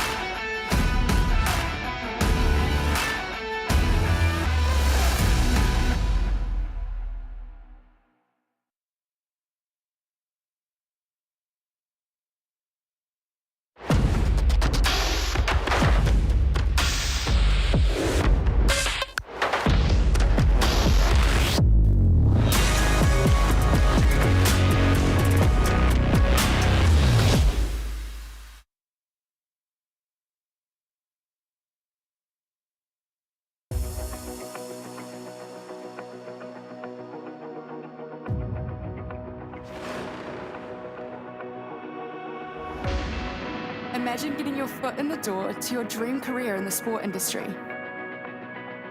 As you represent your uni, building lasting friendships, connecting at national and global events, connecting with peers and mentors who help connect you to your future. Make this happen with UTS NZ. I've definitely made like some really personal like relationships and friendships through volunteering. It makes you always feel like you're part of the team. In the sporting industry, it's so hard to gain connections, but volunteering through university and Tertiary Sport New Zealand, you're sitting at a table with people with over 20 years experience. I learned through hands-on experience in my marketing internship, skills that I could apply into the internship that I got at Foodstuffs. If you're ready to connect your skills, goals, and experiences, join our team! Join our team. Join our team. Because you can build your confidence. It can take you from an application form to the other side of the world. Click the link in the description to connect with UTS NZ.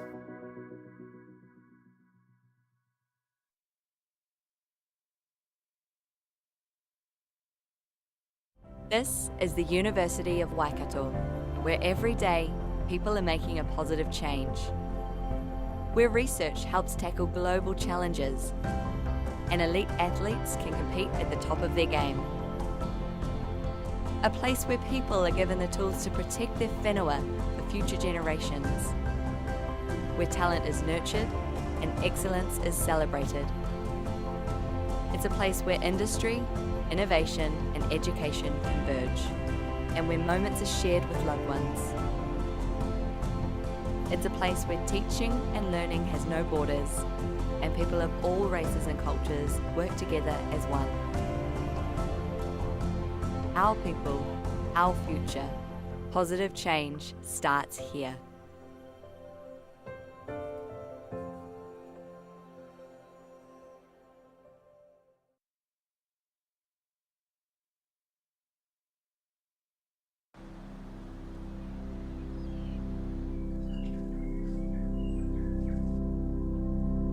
This is a big moment for the University of Otago.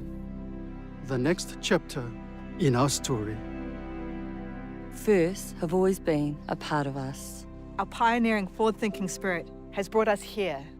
I te ao kohatu, ki te ao hurihuri. It founded the first university in New Zealand. The first medical school. The first to teach law. With world-class spaces. And world-leading initiatives. I te tai timu, ki te tai pari. This is a place of many peoples. Of many voices. Of many aspirations. Of many firsts. University of Otago. Otako whakaihuaka. A place of many firsts.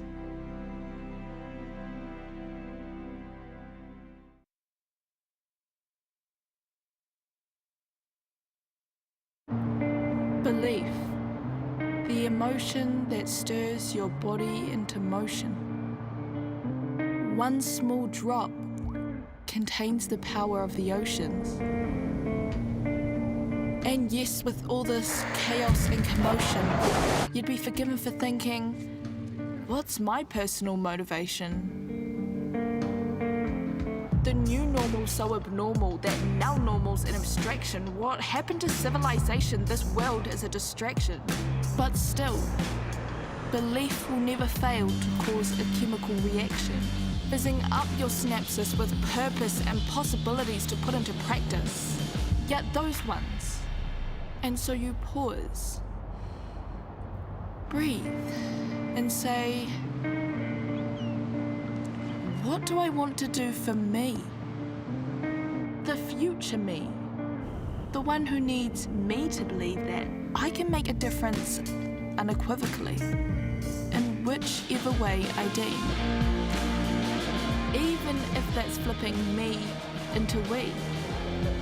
You see, that really is living the dream. So yeah, it's a pretty simple plan.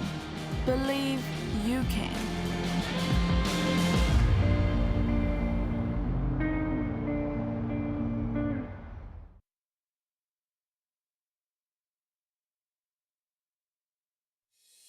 Do you want to study with world leaders in future thinking?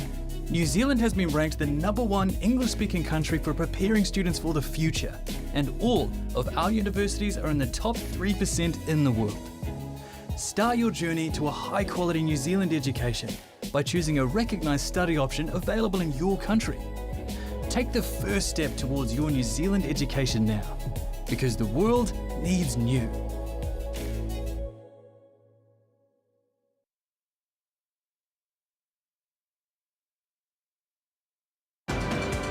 Only one New Zealand university is ranked among the top 1% of universities in the world and in the top 40 universities under 50 years of age.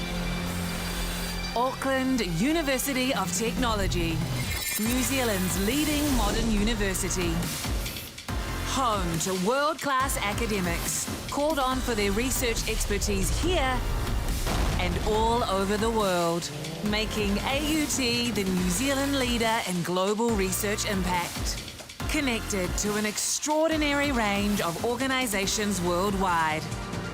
Focused on a rapidly changing future where creativity, curiosity and collaboration will only become more vital.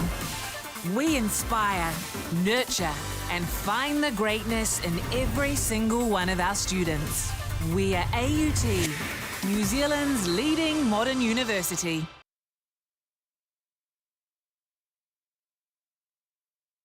We believe where you live shouldn't decide your destiny, and that any place can be a place of learning. So much of modern life has a handy home delivery option. Why not your education? Maybe you'll start your degree in the same space you share with your whānau, or from that corner of the spare room that catches the most sun. Start your new what at the place where where can be anywhere, online or on campus. Massey, New Zealand's leading online university. Apply now at massey.ac.nz.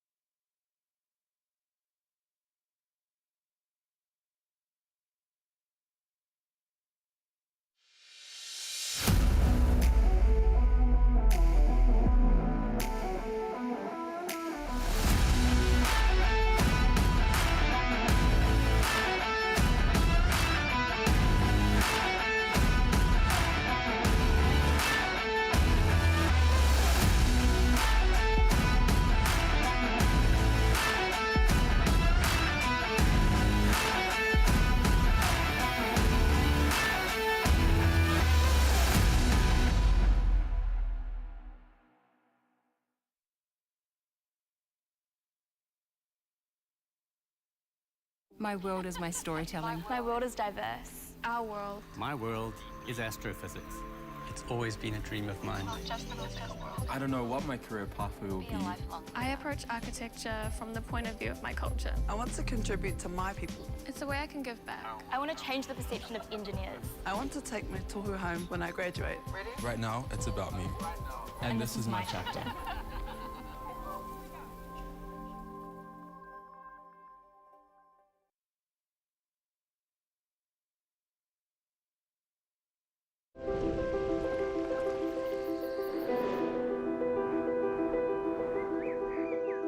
At Lincoln, we seek to ensure that future generations can grow and thrive. That means providing a world-class learning environment to grow fresh solutions to real-world problems, including using the world's resources wisely and sustainably. Come to Lincoln University, a place to grow.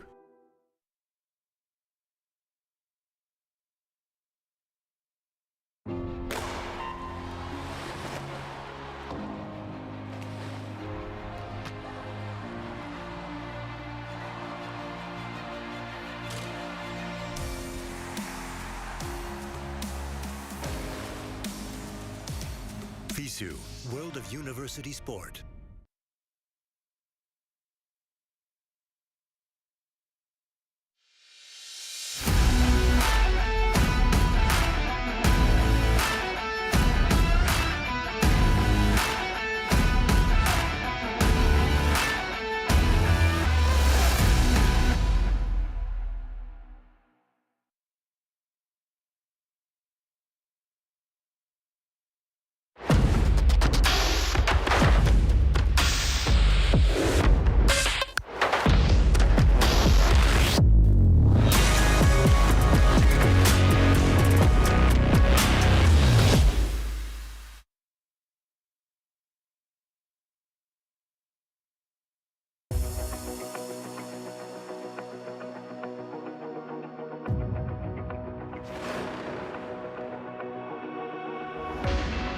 Imagine getting your foot in the door to your dream career in the sport industry. As you represent your uni, building lasting friendships, connecting at national and global events, connecting with peers and mentors who help connect you to your future. Make this happen with UTS NZ. I've definitely made some really personal relationships and friendships through volunteering. It makes you always feel like you're part of the team. In the sporting industry, it's so hard to gain connections, but volunteering through university and Tertiary Sport New Zealand, you're sitting at a table with people with over 20 years experience.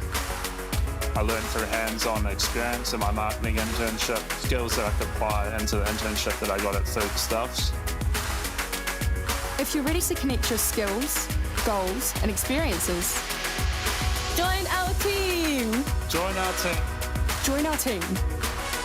Because you can build your confidence. It can take you from an application form to the other side of the world. Click the link in the description to connect with UTS NZ.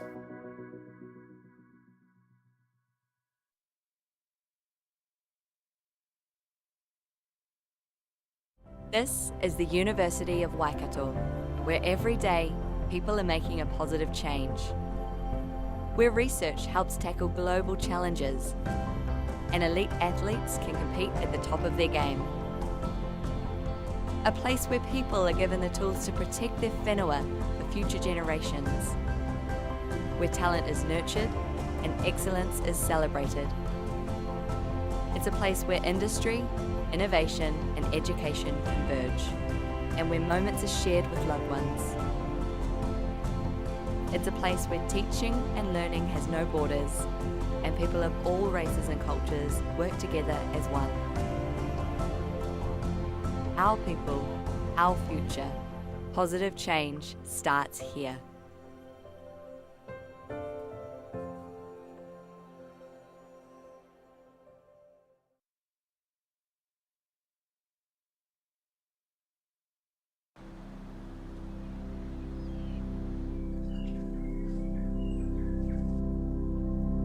This is a big moment for the University of Otago. The next chapter in our story. Firsts have always been a part of us. Our pioneering forward-thinking spirit has brought us here. I te ao kohatu, ki te ao hurihuri. It founded the first university in New Zealand. The first medical school. The first to teach law. With world-class spaces. And world-leading initiatives. I te tai timu, ki te tai pari. This is a place of many peoples. Of many voices. Of many aspirations. Of many firsts. University of Otago. Otako whakaihuaka. A place of many firsts.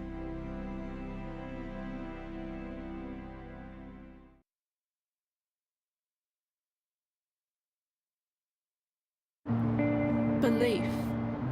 The emotion that stirs your body into motion. One small drop contains the power of the oceans. And yes, with all this chaos and commotion, you'd be forgiven for thinking, what's my personal motivation? The new normal's so abnormal that now normal's an abstraction. What happened to civilization? This world is a distraction. But still, belief will never fail to cause a chemical reaction, fizzing up your synapses with purpose and possibilities to put into practice. Yet those ones. And so you pause, breathe, and say, what do I want to do for me? The future me. The one who needs me to believe that I can make a difference unequivocally, in whichever way I deem.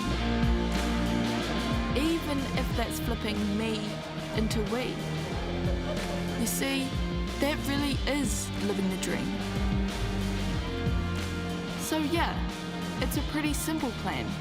Believe you can.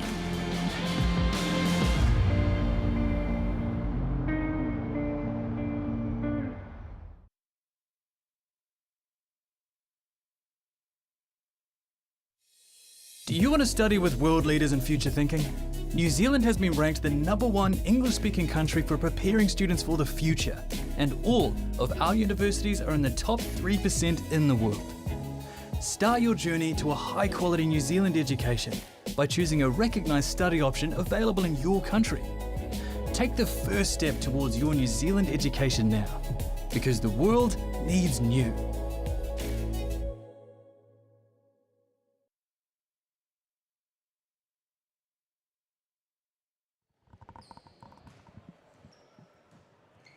No mai haere mai, and welcome back to the afternoon session. The business end perhaps of this wonderful day of hoops at the UTNZ 3-on-3 Nationals. I'm Maya Williamson, and joining me in the commentary booth is my friend Kobe Murati. Thanks, Maya. You're so kind to me. So first up on the afternoon session, we have a Massey team who we haven't seen today take on a Lincoln University team who we also haven't seen for the 5th and 6th spot. Yes, indeed. Saw a bit of these teams yesterday, actually. Lincoln University looked good. They finished second in their pool, but I think they had a couple of unfortunate losses. Just spoke to their coach, and they were actually up 18-14 against Otago University and choked the lead. Well, we've seen the grit of the Otago teams so far, so I'm not surprised. Absolutely. A little bit of a gutting finish for them. So both teams won't be overly happy to be in this position, but nevertheless, you want to fight for the highest positioning you can get. For the Massey University men, we have Matt Foss, Cale Lawson, Xavier Pern, and Oscar Darling. The Lincoln University men, we have Cody Stevens in number 1, Seb Wilson wearing number 11, Josh Muggleston in number 13, and Mitchell Corkery in number 37. Yeah, Mitch Corkery looking to lead the pack with the Lincoln University squad on his first year at Lincoln on a basketball scholarship, and he's been overseas with the New Zealand under-17 men 3-on-3 team a couple of years ago, so probably got the most experience in his back pocket. Someone is wearing, I think Mitch Corkery's actually changed his number to number 29, I think. Yes, you're right. Yep, so we'll have to note that. So he's actually number 29, Mitch Corkery. That's the one. And this Massey University squad competed well yesterday. I believe they had a couple of tough finishes. They did lose in an overtime finish to Otago University, which is always gutting. I'm going to go out and say it. In the shoe game, it's already taken out by Kale Lawson. Look at those fluoro pink Under Armours. It's hard to miss them. It's hard to miss them. But you have to give credit to his teammates as well. Xavier Perrin here in number 10, also with some nice kicks. And teammate Matt Foss, who's about to... Oh, he wanted the oop. He did. Those blue shoes are nice too. Oh, Xavier Perrin just quietly getting up. I wouldn't mind seeing a couple of throwdowns on this one. Yeah, we haven't seen one in a while. Super surprising the woman didn't throw it down, but be nice to see a big, thunderous throwdown from someone. All right, here we go. Starting with Lincoln ball. By way of Mitch Corkery, who will just see space and fire away. Absolute confidence. The Lincoln Ram is still here in the crowd. You can see him on the right of your screens. Tough finish to open the bank account for Lincoln University by way of Mitch Corkery, and Matt Foss has an answer straight away.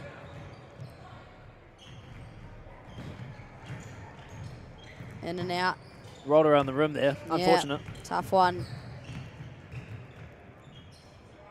The Moulet flowing in the wind as a 2-point is good for Xavier Perrin. Cash. That's a great way to start for the Massey boys. Up 3 already, sorry. 4-1. Cody Stevens, the no-looker, over to Josh Muggleston and connects. Oh, if it continues like this, we're getting to 21 super early. Just continuing on from the 3-point or 2-point contest we've just had. Super exciting, by the way. Crowd was into it. Josh Muggleston for a second of the game is good. Far out. It's hot in here. 9 points have already been scored in just over a minute of play. These boys want to go home early. That's what I'm hearing. Cal Lawson there sporting the fluoro shoes is also a professional wrestler. Wow. Something you don't hear often, eh? I'm looking at the build. I can't picture it. Really? I can see it. Once you think of him like in the wrestling, mojo, I can kind of see it. Do wrestlers have long wingspan? Because he's got some long arms, so maybe. I think that is a good thing to have in wrestling. He's got a wingspan there. Not that I have wrestling expertise, but you don't have wrestling expertise? I mean, I watched WWE religiously as a kid, but I think that's the extent of my knowledge. So you've more got the acting knowledge. Yeah, I was Hollywood gutted. knowledge. I was gutted to find out that WWE isn't real. I'm still a little bit in denial. It's real. Because The Undertaker is just so incredible. You're an Undertaker fan. Oh, mate. His #1 fan. If Undertaker has no fans, I'm dead. You've been taken under. Nice one, Kobe. Thanks. We're even Stevens here in the men's 5th and 6th match. As I say that, Lincoln extend the lead now just to 1. At this rate, we are going to rocket to 21. Don't blink, ladies and gentlemen. Yep, blink and you might miss it. Blinking and you'll miss Lincoln. I have to give you that. That was creative. Producer Richard laughing. As long as he's laughing, I'm happy. This guy, Kobe clearly wants more commentary gigs with the greasing up he's doing right now. Throw me under their mic. Come on now. Check ball goes the way of Massey University. Oscar Darling, a fashion student in good fashion from beyond the arc. Matt Foss, quick change of direction to the rack. That's nice. The long ginger locks. They have Oscar Darling flying in the wind of the indoor arena. Nice find. Mitch Corkery has space. Good closeout. 10-7 for the Massey men. Mitch Corkery tries for the chase down block, but gives away the foul instead. Massey have flown up to 11 points already with one potentially to come. And an early timeout called maybe to possibly calm things down a little bit. This is 100% the fastest scoring match we've had today. 100%. There's still 7 minutes left to play. Believe it or not, I don't think we'll go the duration. It's looking that way at the moment, isn't it? Yeah, no, for sure. I think I'm going to be booking an early flight home for the Massey fellas. Lincoln can just get on their bikes and head back down the road. Cal Lawson at the free throw line. We are, of course, coming live from the Selwyn Sports Centre in Rolleston, not far from the Lincoln campus. This is a lovely venue, actually. I haven't been to a lot of basketball being held here, but it's been great for the vibes, for sure. Been great for the vibes. I like that. Well, 3x3, you know, it's a huge community feel, and, you know, as the teams warm up together and, you know, you have a lot of fun. It does bring good vibes. 100%. Cody Stevens has possession now. Lincoln will be looking to edge away at that lead a little bit. Tough fade. Nothing but net.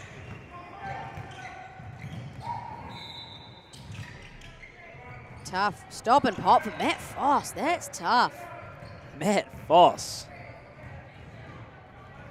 Here we go. Chuck a float up, boy. Xavier Perrin, he likes to say he's got awesome poached eggs. The speed of this game is something we haven't seen. Man, these guys are desperate. 14-10. No one wants to go home with the wooden spoon, it seems. Not necessarily the wooden spoon for these guys. What? What are you talking about? Doesn't the wooden spoon mean last place? Fair enough. Yeah. Just got to brush up your terminology.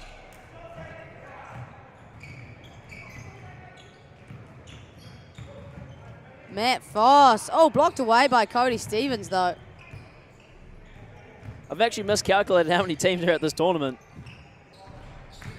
That's right. There goes there's the reason I'm not at university for maths, or maybe I should be. I think it's too far gone, but you're a great broadcaster, so... Thanks, Ma. Yeah, that's all that matters. I was in extension maths for a term in year 9 before I asked to get moved down, and they dropped me all the way to the bottom. Wow, that's a huge That's a true drop. fact there, right there. Dropped from extension to Jamie Reed's maths class when he's a PE teacher. Sounds like it's a bit of a touchy subject for you there, Kobe. Odd fact, but Jamie Reed, that PE teacher, is now New Zealand's best speed golfer.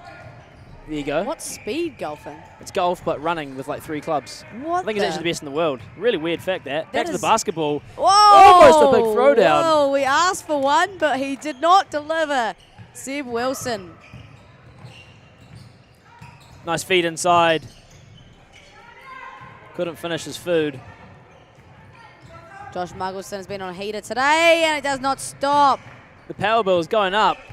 Believe it or not, we still have 5 minutes left on the clock. Score is 12-17, and only 1 foul so far. I guess that's why the speed is so high. Another timeout because the boys aren't getting a rest. No, these guys are tired. You know, usually in 3-on-3, you kind of play a balance between the outside shooting and then getting downhill and playing in the paint, but these guys are partying from beyond the arc. Following this 5th and 6th matchup, we have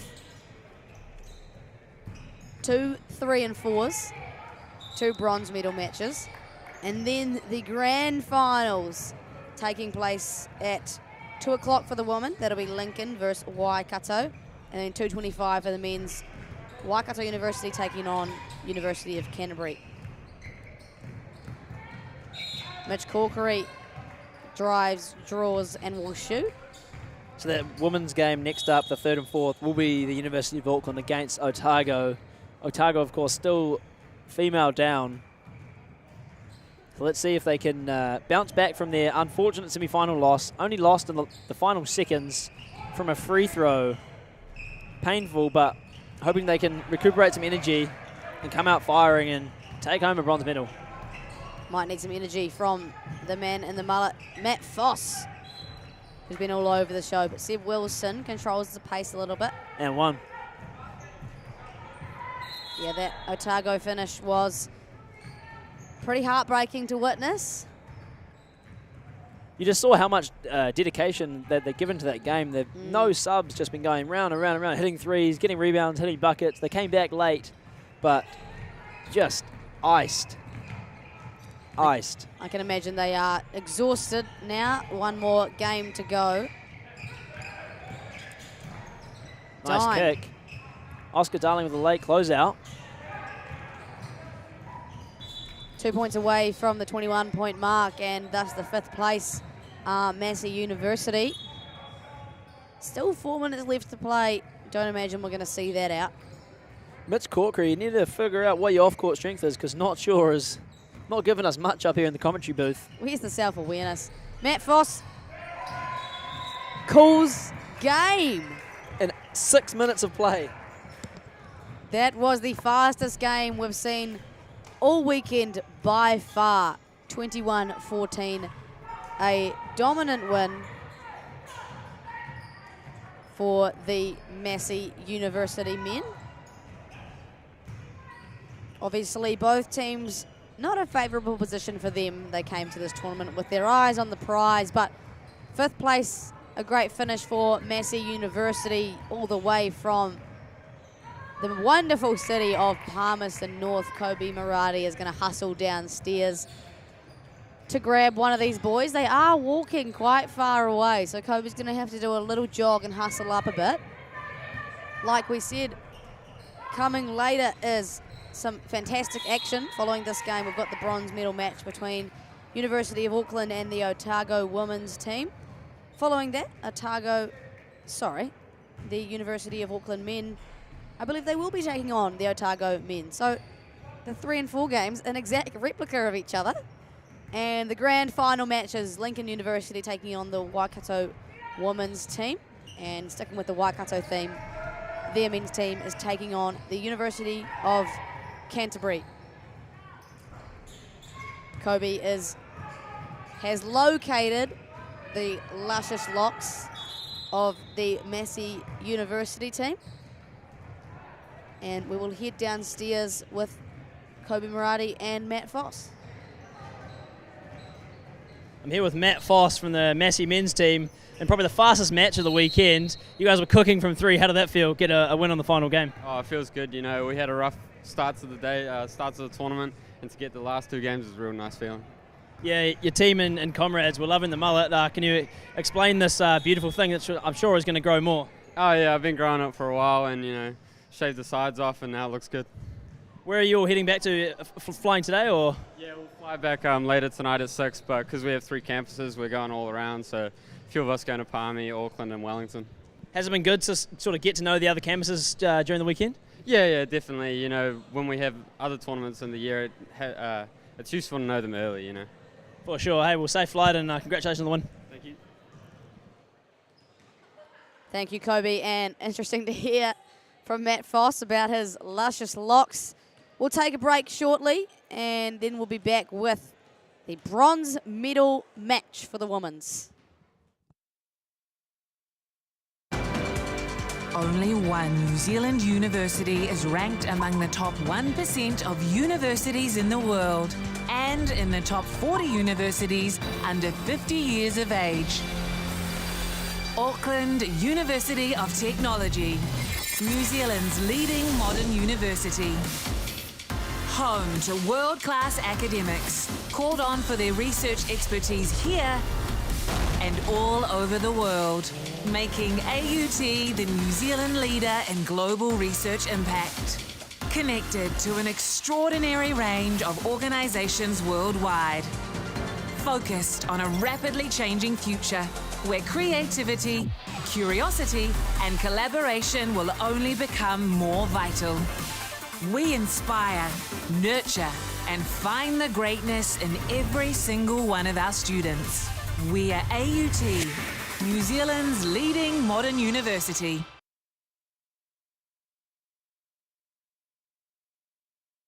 We believe where you live shouldn't decide your destiny, and that any place can be a place of learning.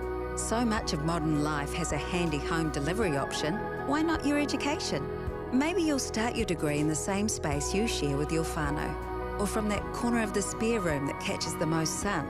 Start your new what at the place where where can be anywhere, online or on campus. Massey, New Zealand's leading online university. Apply now at massey.ac.nz.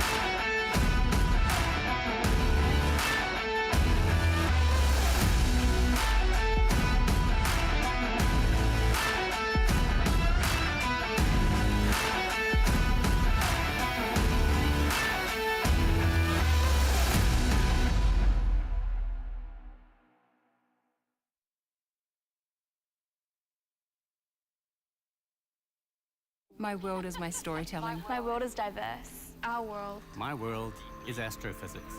It's always been a dream of mine. I don't know what my career pathway will be. I approach architecture from the point of view of my culture. I want to contribute to my people. It's a way I can give back. I want to change the perception of engineers. I want to take my tohu home when I graduate. Right now, it's about me. And this is my chapter.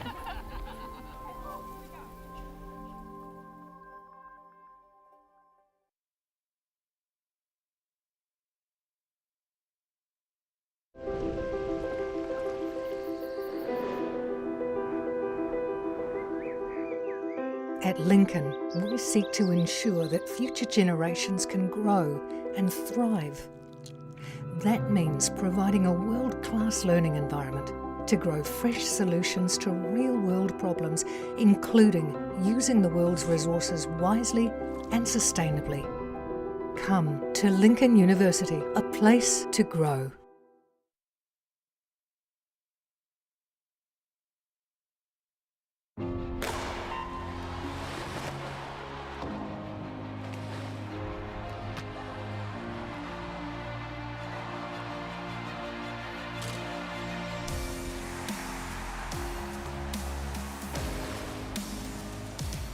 FISU, World of University Sport.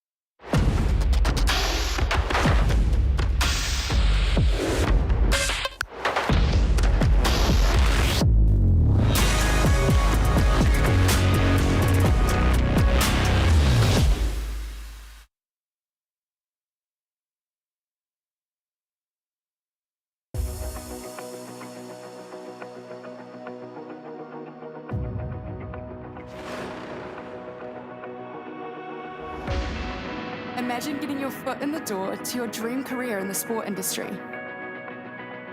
As you represent your uni, building lasting friendships, connecting at national and global events, connecting with peers and mentors who help connect you to your future.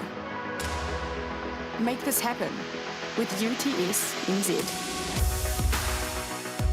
I've definitely made some really personal relationships and friendships through volunteering.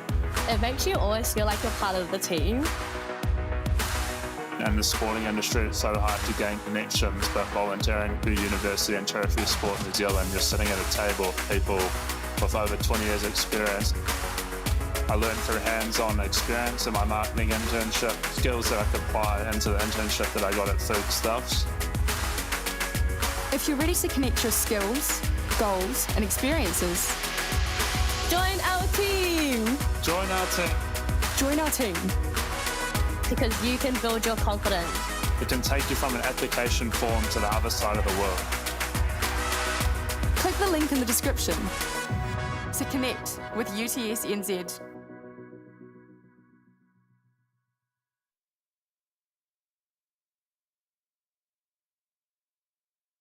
This is the University of Waikato, where every day people are making a positive change. Where research helps tackle global challenges and elite athletes can compete at the top of their game. A place where people are given the tools to protect their whenua for future generations. Where talent is nurtured and excellence is celebrated. It's a place where industry, innovation and education converge, and where moments are shared with loved ones.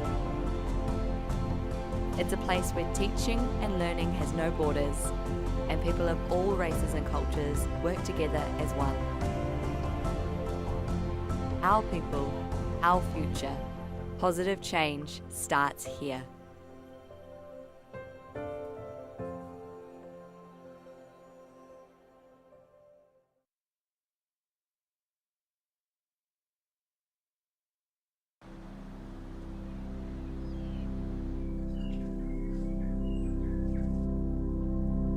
This is a big moment for the University of Otago.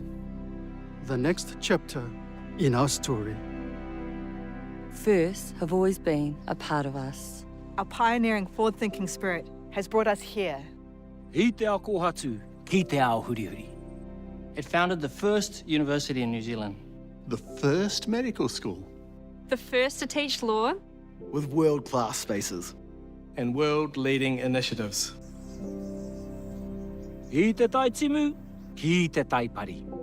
This is a place of many peoples. Of many voices. Of many aspirations. Of many firsts. University of Otago. Otako whakaihuaka. A place of many firsts.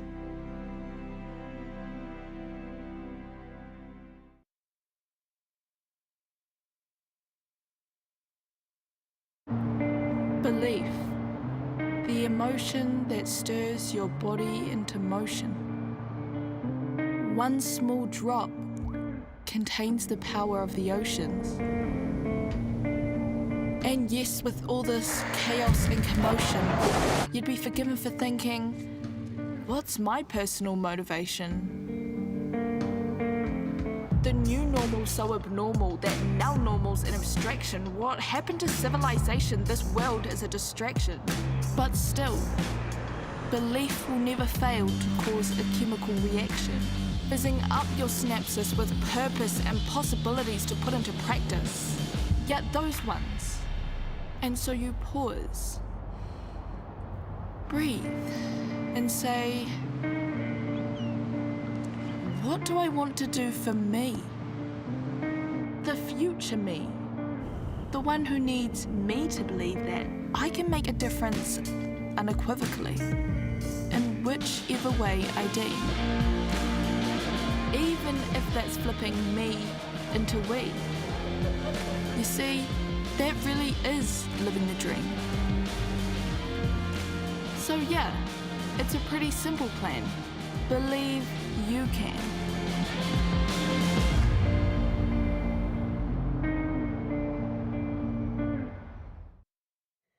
Kia ora and welcome back to the afternoon session of day 2 of the UTS NZ 3x3 Nationals. We have our bronze medal match for the ladies. The U of A taking on the University of Otago. How excited are you for this one? I'm excited. The last time we watched the Otago and Auckland women play, it was some aggressive basketball. The Otago women are still a female down.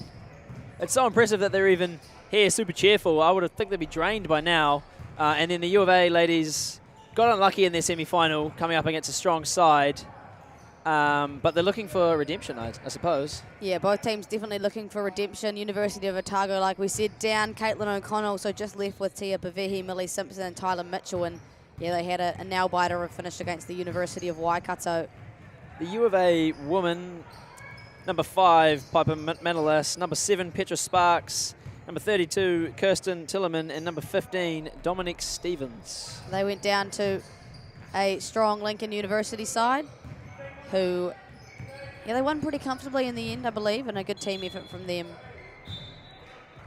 Both teams, no games left after this, so the ability to put all their cards on the table for this one. And interestingly, we saw them warming up together before the game and playing a game of knockout. 3-point knockout at that. Me, myself, and my friends in high school would play from the free throw line, so it shows the levels of these ladies playing from the 3-point line. As we get underway, I just thought it was awesome to see these two teams that are competing against each other warm up with each other and be all friendly. Like it's cool to see the community that the 3-on-3 game creates. they had so much time because the 5th and 6th match between the men for Lincoln University and Massey University that was on the courts about 15 minutes ago was over in a flash. Yep, they speed run that one. So they had the extra warm-up time and they went, why not play a bit of knockout? As you should. I actually didn't see who the winner was, unfortunately. Millie Simpson. Might not have been her. Piper Manolas. Either team yet to open their bank account. Tia Pavehi had a hot start in their semi-final. And interestingly, a technical foul was awarded against this Otago University team for sideline coaching. It wasn't actually the coach that was chirping. We're not actually 100% sure if it was a fan or family member of the same team. I'm assuming it was, but... So I have got confirmation now. Confirmation? Yeah, his name is Coach Alf. He is from Dunedin, but he's not associated with the women's side at all. He was just there, but obviously passionate about the Otago girls. So, you know, they wouldn't be happy about that one, but didn't make or break the game. Well, anyway, back to what's on the court now. Petra Starks. Oh. Kirsten Tillman has to throw one up and gets it going for all scoring. Did that go in? No, it was in and out. I saw it over the rail and it looked like it went in. That's what I get for being 5 foot tall and not being able to see over the rail. You said it, not me. I did. Petra Sparks can't connect. Closes on the rebound, though.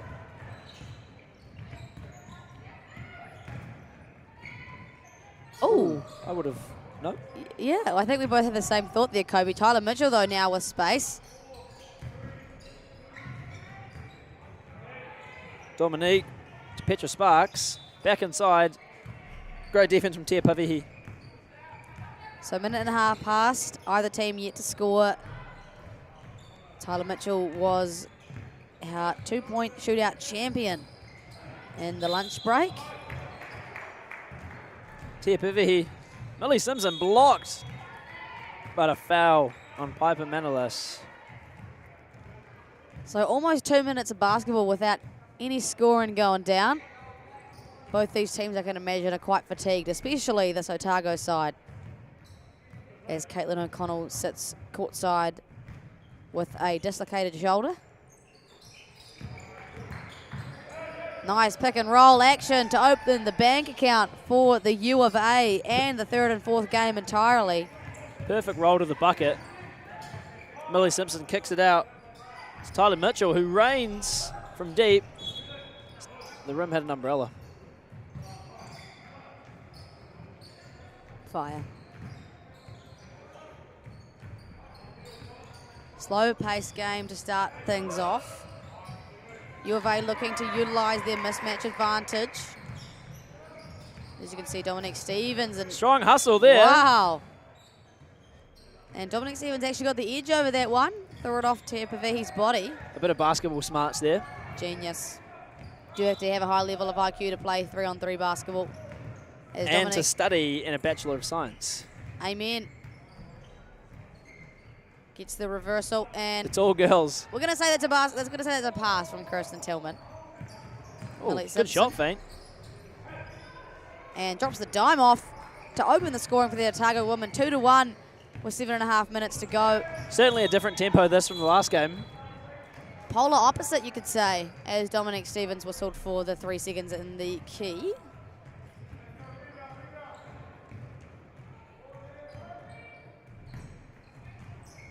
Away screen rejected by Millie Simpson, just looking to go downhill instead. Great step through. Nice use of a 2-foot finish and fundamental action. Tia Pavihi, strong to the cup, but a little overzealous. Good to see the fundamentals, as my old primary school coach Tony Strange would say. It's all about the fundamentals. And it's true. It is all about the fundamentals. Oh, that was actually quite good from me. Shout out Tony Strange, a Nelson Giants legend. I coach a lot of young girls, and that I put a huge emphasis on always playing off 2 feet in the paint. Just better decision making and, you know, better balance. And we saw Millie Simpson create a bucket off of a 2-foot stop. 2 plays 2, just under 7 minutes in this bronze medal match. Someone's going home with a medal later today. Dominic Stevens in an uncomfortable position, dribbles herself out of it. Shot clock running down and out. Great defense from the Otago woman. Showing very little signs of fatigue, regardless of their player situation. They're definitely digging deep, finding it somewhere within them to continue and push through. Little give and go. Caitlin O'Connell really seems to be enjoying what she's watching from her team, although not on the court. Nice for her to still have a chance to be involved.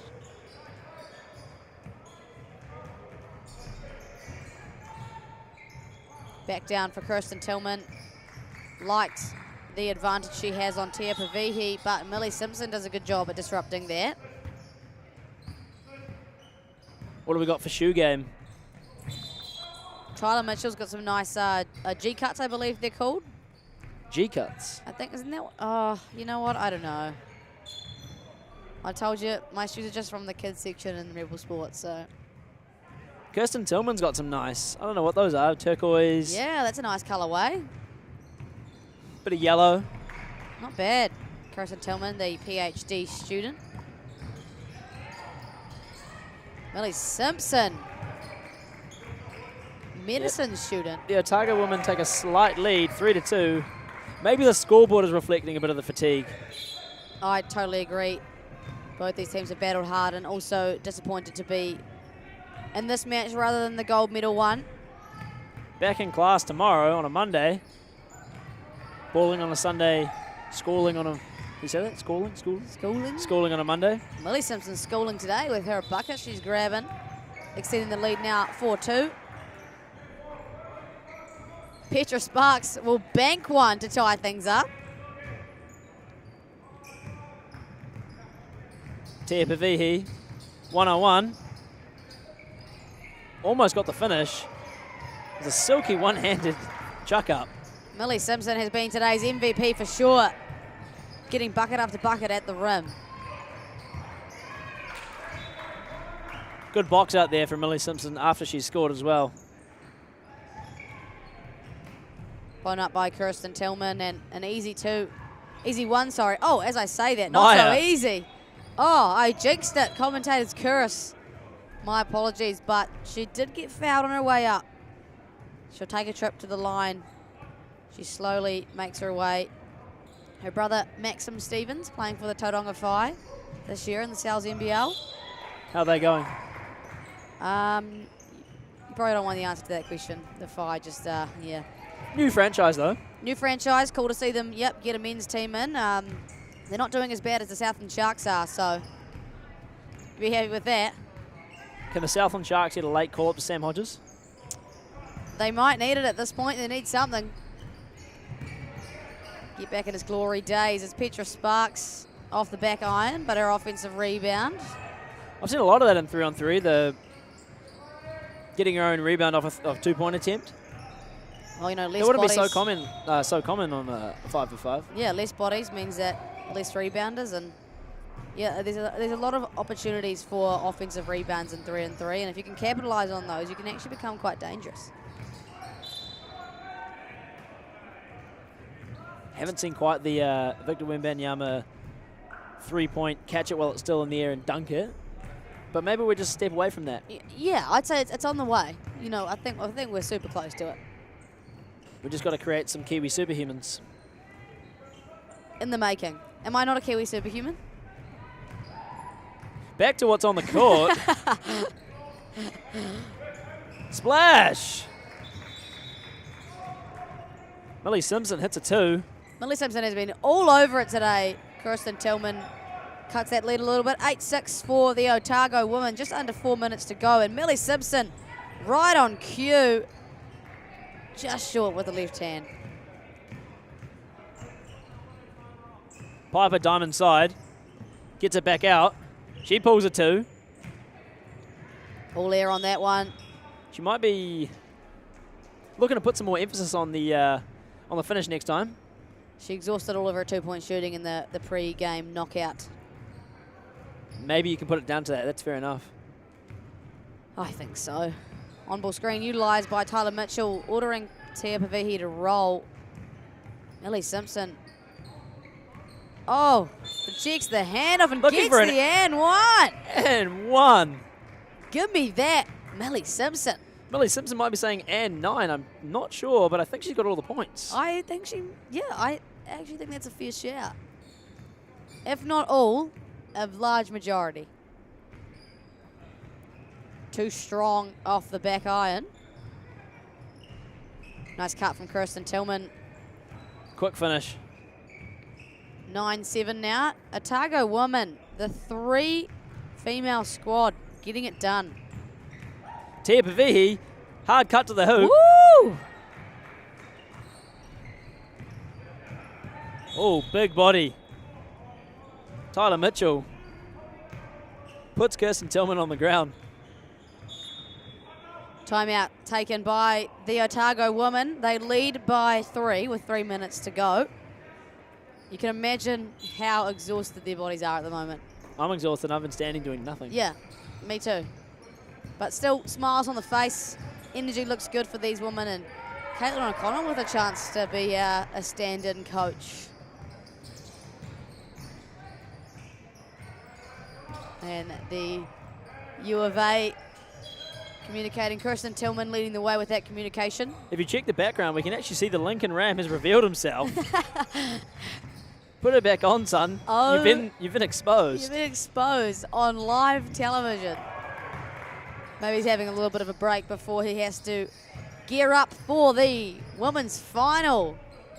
Coming to you at 2 o'clock, Lincoln University taking on the Waikato women. Me and Kobe are doing a live commentary bit on that game, so stay tuned. The men's 3rd and 4th game coming up after this will be still the exact same matchup, U of A versus Otago. So depending on the result of this, we might get a university sweep or a bronze medal apiece. Would be cool to see. Kirsten Tillman wants that bronze medal, can't connect. And Millie Simpson has been the it girl for Otago today. Ooh, hard foul by Kirsten Tillman. Tia Pavihi just coming in hot with aggression at the rim. I wouldn't want her driving at me. I would move out of the way. You take that charge, Maya, don't lie. You don't need to be humble. You take that charge. It's hard to take charges in 3-on-3. They don't really call them. I'm screwed. Is that why you're up here, not down there? Exactly. And that's why Millie Simpson is a bucket. 11-7. Or 7-11. Sounds cooler. Dominic Stevens looking to work. Ooh. Tia Pavihi is unhappy. Might have been all ball. Could have got a bit of hands. We're not the referees, so that will put U of A on the free throw line with Dominique Stevens. And she cannot convert. Tia Pavihi, strong rebound. Dime dropped to Millie Simpson, who has 1 second to shoot. Don't know if there's a recognition of the shot clock. And Tyler Mitchell. Doesn't count. Her first one of the game too. Tyler Mitchell was already taking the win on shoes. Almost got a 2 as well. Oh, and got the win in the lunchtime 2-point shootout competition. Did too. Shot the lights out in the Selwyn Sports Centre. Piper Manolis not quite doing the same. Minute 40 left to play. Only a 4-point lead really can swing anyway in 3-on-3, but Otago have looked pretty comfortable so far. Can they get Millie Simpson open? Tyler Mitchell continuing a hard streak of shooting. Quite uncharacteristic for her to not be a high caliber shooter from beyond the arc. She got unlucky with the shot clock call when she laced on the floor. That was tough. That might have got her out of there. And Tia Pavihi struggling again with the physicality of Kirsten Tillman. A slight mismatch.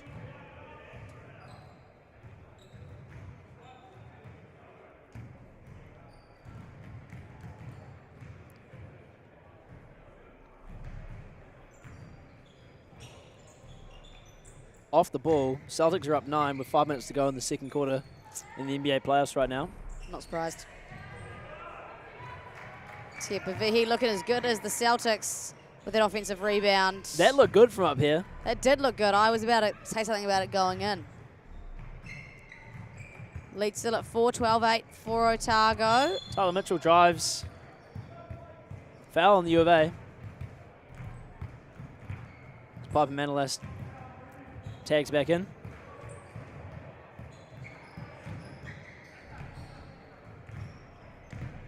Tyler Mitchell taking the opportunity to now go downhill instead of attempting 2-point shots. And a travel call as she puts her head back in frustration. Typically would be a time that maybe you would take a sub, but no one to turn to for these Otago University women.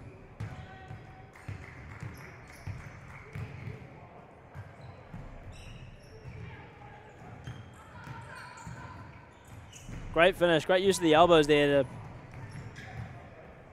keep Tia Pavihi off her. Millie Simpson has been the woman A minute to go. Otago up 5. They've looked pretty comfortable in this lead for the entirety of the game. Would you agree? I would agree. This bronze medal is looming. Still 48 seconds to go. U of A need to make a move now as they have started it with Dominique Stevens. Oh, beautiful decision making by Tia Pavihi. Wants that bronze medal and is likely to get it. 30 more seconds on the shot, on the game clock, sorry.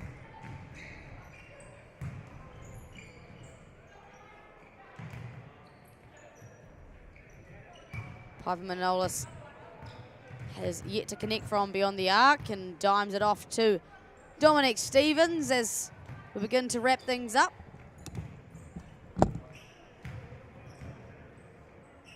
Five seconds to go.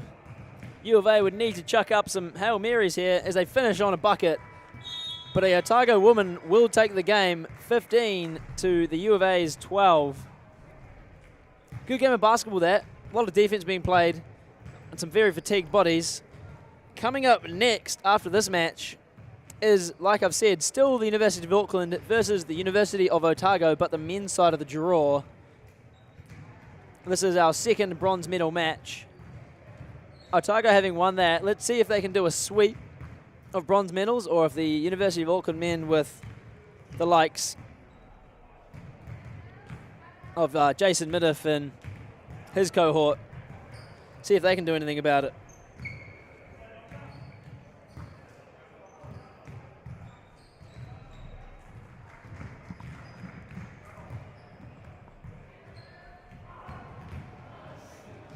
Right, firstly, how's the body feeling? It's a bit of a tough gig to play 2 games with 3 players.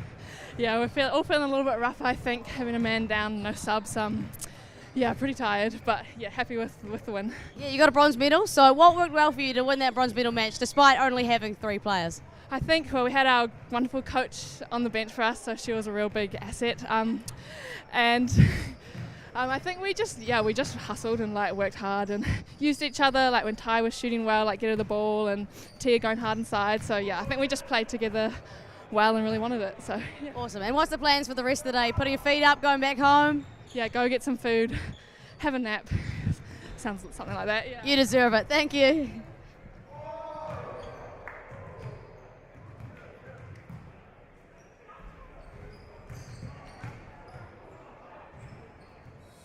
Do you want to study with world leaders in future thinking? New Zealand has been ranked the #1 English-speaking country for preparing students for the future, and all of our universities are in the top 3% in the world. Start your journey to a high-quality New Zealand education by choosing a recognised study option available in your country. Take the first step towards your New Zealand education now, because the world needs new.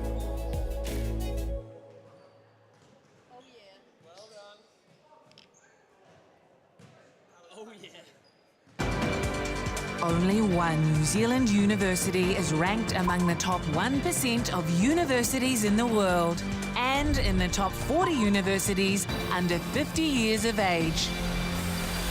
Auckland University of Technology, New Zealand's leading modern university.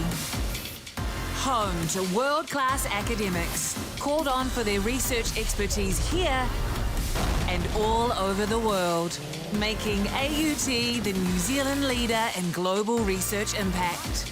Connected to an extraordinary range of organisations worldwide. Focused on a rapidly changing future where creativity, curiosity and collaboration will only become more vital. We inspire, nurture and find the greatness in every single one of our students. We are AUT, New Zealand's leading modern university.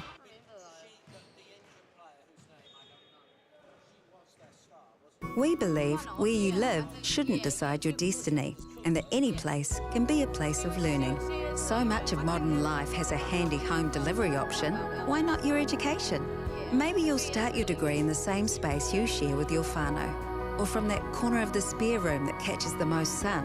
Start your new what at the place where can be anywhere, online or on campus. Massey, New Zealand's leading online university. Apply now at massey.ac.nz.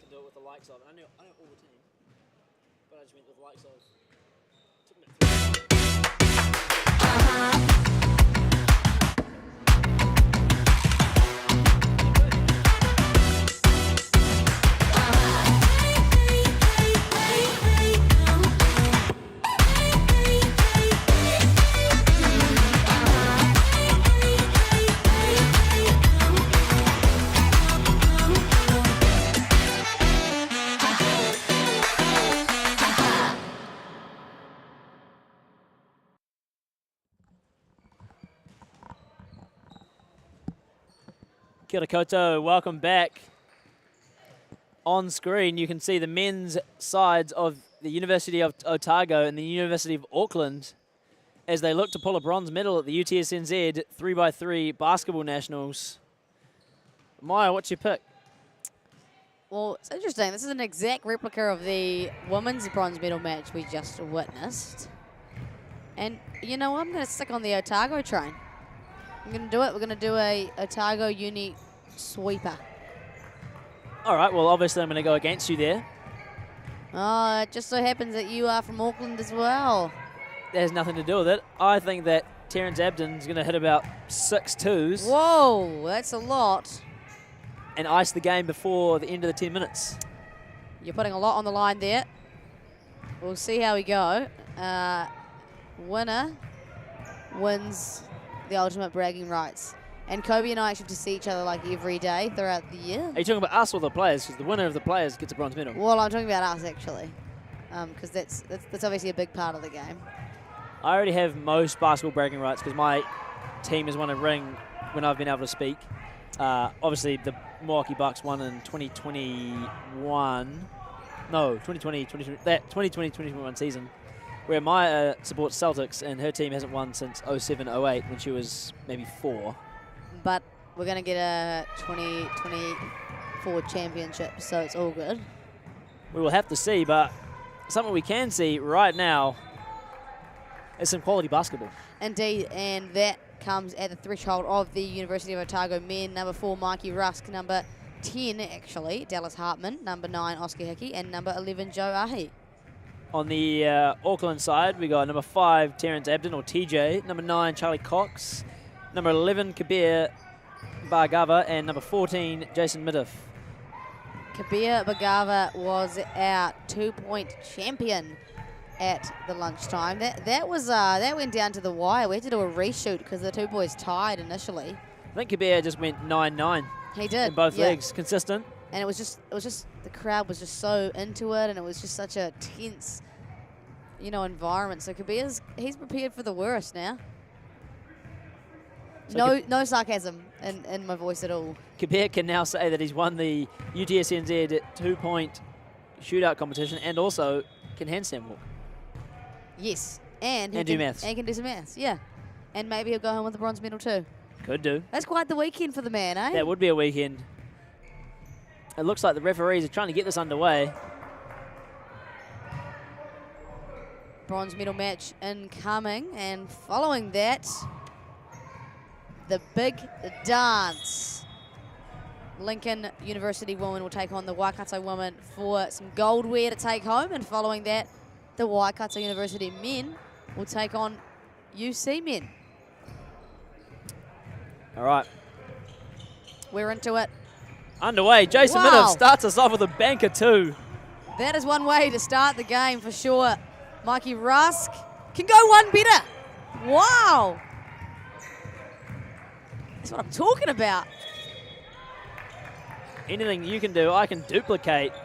Terrence Abden in and out around the rim. Commentator's curse put on him by Kobe. I'm staying confident. Not so much of a hot start from Dallas Hartman as it hits the structure. The structure? Well, that is what it is. What is that thing called? The structure. There's no way it's called the structure. It can be whatever I want it to be. Thanks very much. Oscar Hickey with a 2 of his own, can't connect. Both teams very happy to let it fly. Jason Middif driving to the basket with 2 seconds on the shot clock. Gets his own rebound. Kabir finds himself at the 2-point line. Oh, surprised he rejected that one, but wide open, blows the layup. You know what they say, sometimes when you're in space, there's no oxygen and you miss. When the open lane's a little bit too open, is that what you're trying to say? That's what I'm trying to say, yeah. Thanks, Mike. I'm with you. Long one, knocked down by Charlie Cox. It's a fast game to start. Fast attack at the rim as well. From Mikey Rusk. Our 2-point champion. Not quite getting underway just yet. Joe Ahi steps back and fires. Can he get his own miss? He can't. Left Charlie Cox wide open, sidesteps. Again, in and out. This room is ruthless. Couple of toilet bowls to start the game, and Oscar Hickey just can't connect on anything. You'd probably rather a toilet bowl than that, but nonetheless, 3 apiece in the bronze medal match. Still got 8 minutes left to play. This pace is kind of indicating we won't go the distance. Terrence TJ Abden driving to the bucket, laying it up with a little bit of finesse, as he then gets taken to town on defense. Tied back up, Kabir Bhargava. Obviously a hot closeout, taking advantage of that and getting to the rim. It was a nice finish. My, oh my, these guys are desperate to finish the game as quickly as they can.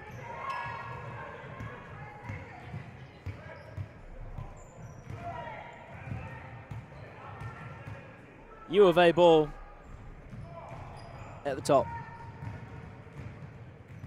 Good matchup between TJ and Mikey Rusk. Jason Mitiff can't really pass to yourself and collect it again. I think I saw the hesitance on that as Dallas Hartman. No, thank you.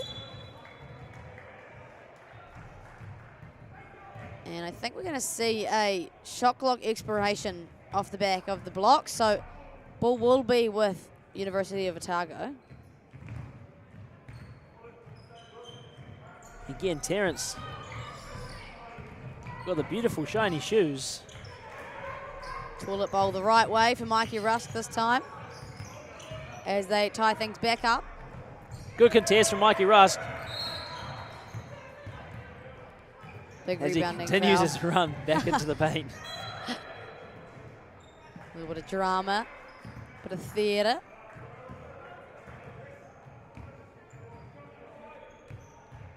Horn set. Flare screen for Joe Ahi. Foul called on Dallas Hartman. Called for putting two hands on a body when setting a foul. He looks a little bit perplexed about that.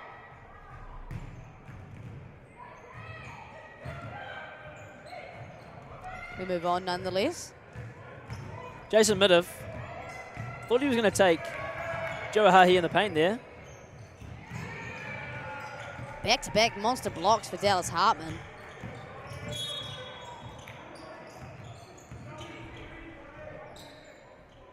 Joe Ahi, nice looking step back, just couldn't get the finish. Terrence Abden, nice cut. Again, good defense from Otago. And Joe, again, almost splashed at a three. Well rebounded by Mikey Rusk. Otago take a 1 point lead. 6.5 left to go. Plenty of time for either side. Joe Ahi, trigger happy in this bronze medal match. Foul's going to go against the U of A. Only 2 fouls for them and 1 for Otago.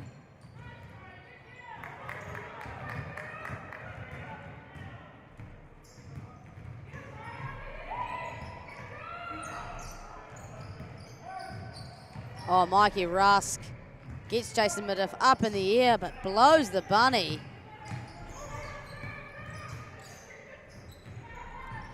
A 2 point champion couldn't lace that 2 there. Nice looking step back from Joe Ahi. Again, just can't get the right roll. The step back's nice though. It's a silky step back.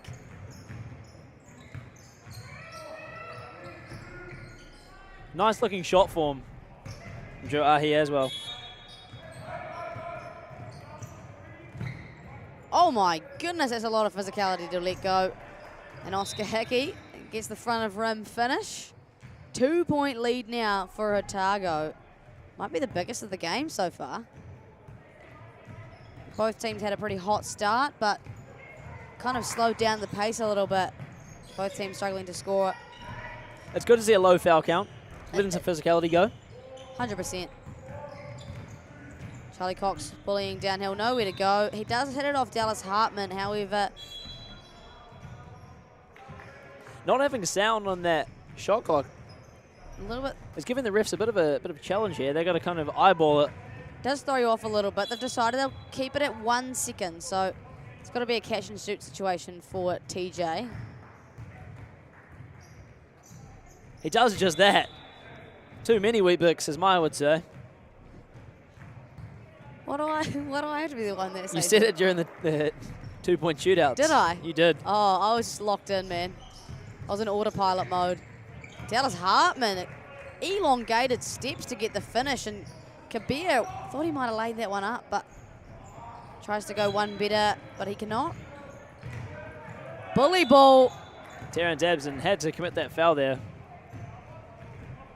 Kind of what you got to do when you are the smaller of the matchups. Otago lead by 3. Do you rate the white uniform with the white leggings, Terrence Abden?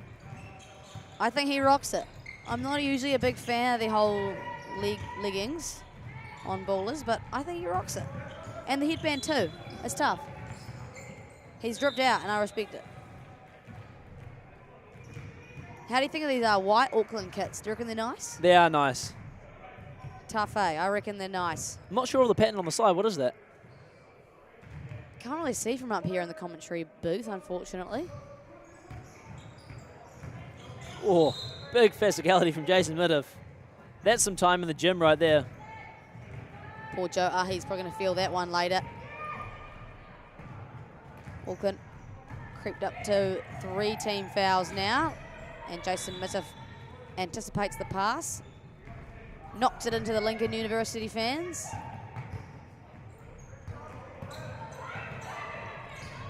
Mikey Rust works out of the jab step. How's the spin move? Mikey Silky Rust. Smooth finish. Otago University want to go home with double bronze medals.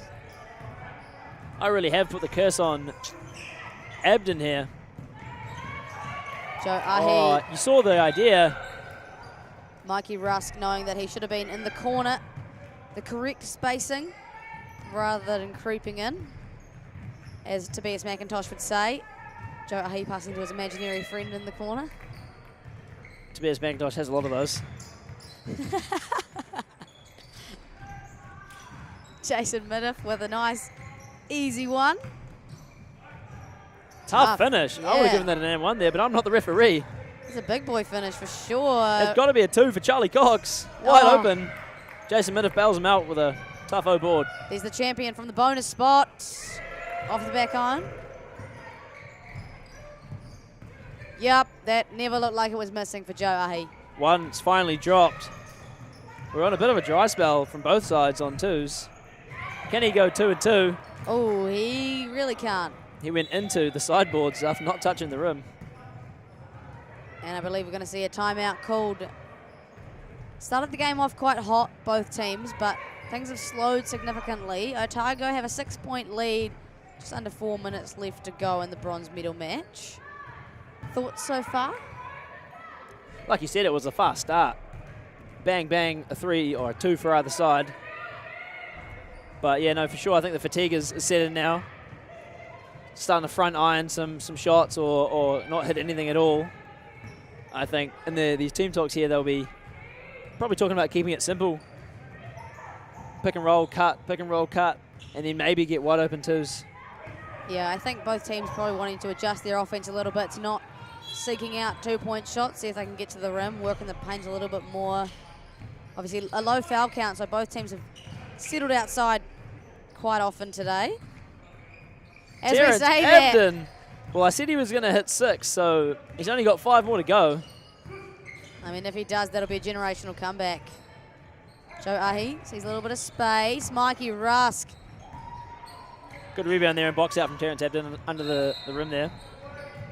2-point king gets fouled on the line, but his foot just been notified by the referee. His toe was creeping over. Oh no! I thought it was Did he a stand foul. out? Maybe he I think he did might have step put out. his foot over the sideline. Just. Joe Ahi takes a whole bunch of contact. And Terrence Abden has committed a few of those today. well, when you have no personal fouls, you might as well. And there's not much he can do being a smaller guard. And it's effectively like you're forcing him to work for the points as opposed to getting an easy layup. And a smart foul, it seems, from TJ. He's wrestling the ball. TJ's given us some entertainment up here in the booth. This is Someone tell him his Nike headband's upside down. I think that's a fashion statement, actually. We'll have to ask our fashion student from Massey. Oscar Darling. Have to ask him what he thinks about it. Yeah, that would be interesting to know his thoughts. Jason Middif denies the kick out and just goes to work. 9-12.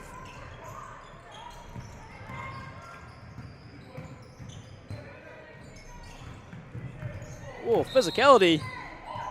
Ends with Terrence Abden on the floor. Lifted up by his teammate, Jason Middif. Oscar Hickey appalled at the foul call, but I think that was pretty valid. Abden and Middif have a high school bond, playing for Osmond College together. It's cool that they get to take it to tertiary level. Jason Middif let that one go pretty quickly and then commits the foul. Up to 5 now. Hard on Mikey Rusk. His body's been taking a bit of bruising today. Luckily, this is their last game before they can rest up, put their feet up, and watch the finals action.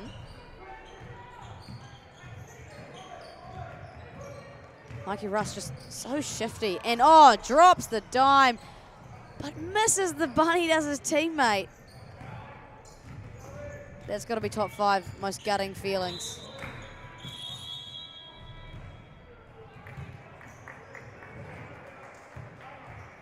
Still have 2 minutes of play left. Otago only lead by 3. Ebb the 1-on-1 with Rusk right now. Great defense.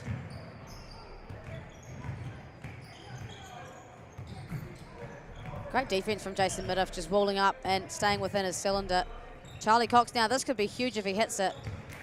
2 minutes to go. Otago up 3. And this is anyone's game. This is truly anyone's game. Charlie Cox will take a seat after that air ball. Joe Ahi working out of the low post, but turns the ball over. Here he goes.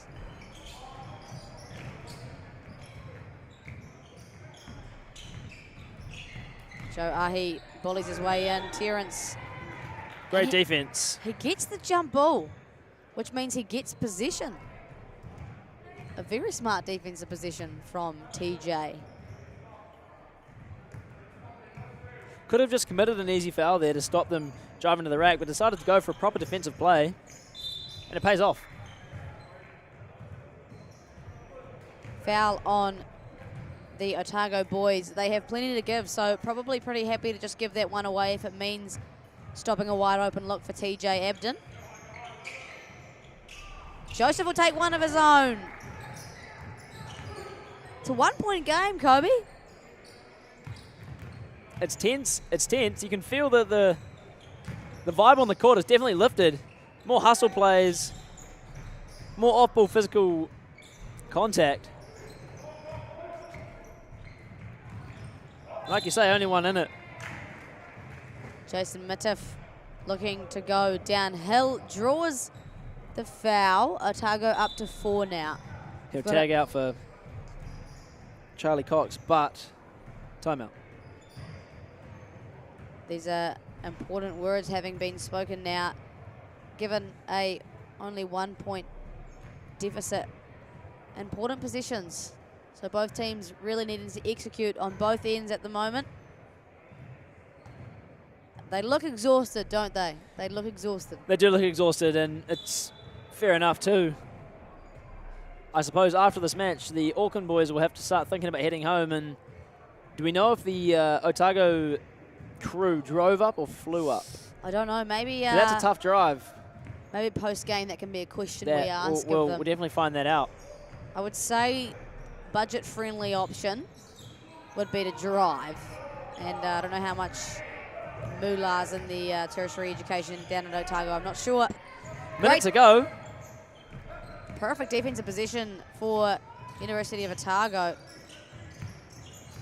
Oscar Hickey looks to dance. Mikey Rusk. Could put an ice on the game. Doesn't connect. He gets the ball back, does Mikey Rusk. Oh, a little behind the back move. May I have this dance, but can't connect. TJ. This could take the lead. Terrence Abden will feel he should have hit it there. Tail end of our game now. Business decision to foul Dallas Hartman. They've still got one to give. 15 or 14 more seconds to go. So another foul here will be free throws for the University of Otago. A little glitch in my system just then, sorry. Happens to the best of us. 7 seconds to work with for the shot Joe clock. Joe Ahi. Ice the game. Ice in his veins does Joe Ahi have. The Otago men do the double for the women as well.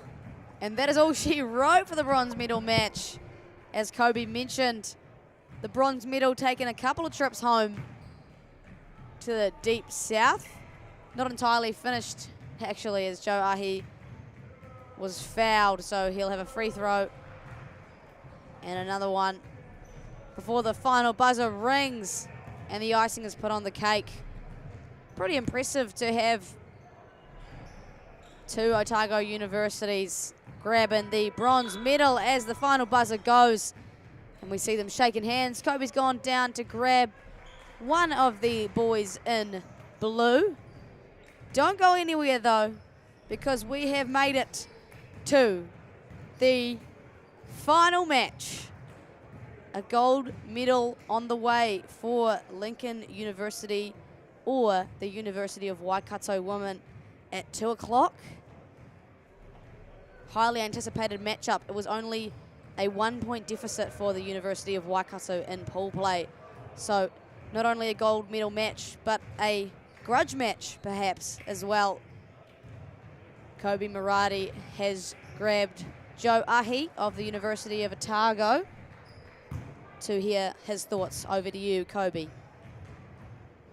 So I'm here with Joe after they got a big win in the third in the third and fourth playoff game. Are you driving back down, or are you flying? Yeah, we're driving. We're sorry we wanted to get that game done pretty quick. Unfortunately, we went all the way to the end of the time, but yeah, 4.5 hour drive, not very nice. That drive down, there'll be a bit of time to celebrate that bronze medal.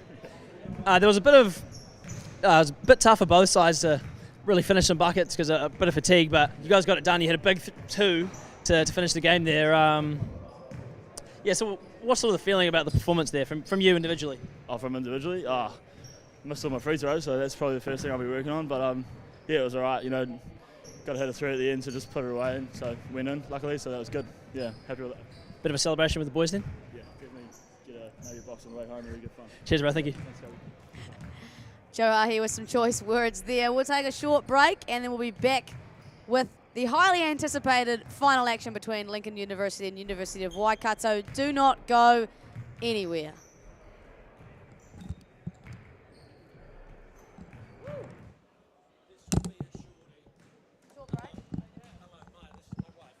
hello. Nice to meet you. Oh, I've got my money on Lincoln, but it could go either way, honestly. They played in full play and they only lost. It was like when Lincoln won by 1. Oh wow! Yeah. Are you here spectating? Just watching him do his thing. Don't want to help out at all. This is Kobe, my co-commentator. Yeah, I saw you. Oh, you've met. Yeah, we did. Oh, yeah. Yeah. That was good. I was eating my own words. Yeah, did you know what you wanted to ask? Are you ready to go? Yeah.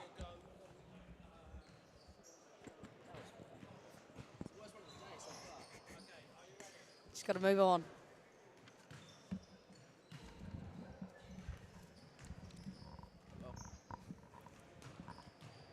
Kia ora, no mai, haere mai, and welcome back.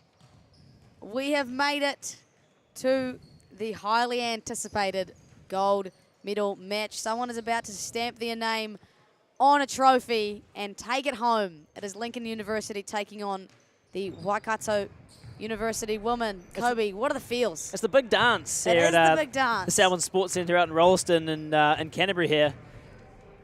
I mean, there's not really much else to say other than there's two quality sides in Lincoln and Waikato who both had great wins in their semi-finals.